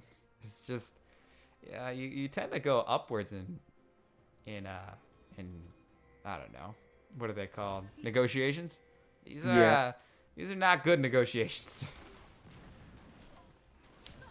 Not good at all. Meanwhile, it looks like they're gonna try to consolidate into some kind of assault force. Oh god, there's the Q going in big onto the Talia. Talia not quite gonna manage to fix it up. Meanwhile, in the top lane, they're gonna top bit. Reddington's gonna manage to get the stun off into the Ari, but no one's actually gonna manage to match it. Here. There's the arrow going in hard onto the Karma. Karma not quite following it up, but Reddington gonna be shortly following afterward from Faith's damage. Meanwhile, Redemption gonna be coming down, giving them a little bit of assistance. Lucian's calling just not really effective at this state of the game, especially with the items that he has currently. Camille in the bottom lane just gonna be split pushing like an absolute monster. That's the red turret gown. Soon it's going to be the turret. She has Trinity Force. It's a really good comeback from her. She's been allowed to get back, you know. But it's tough, you know. It's really tough to watch. Yeah, this is just like the last time. They were so close together for most of the game, and then one bad fight, and then a few picks, and it just ends up like this. Save off Faith. Faith's still living because Lunarly's just like, you're not dying today. Gonna have a good game. 10-2.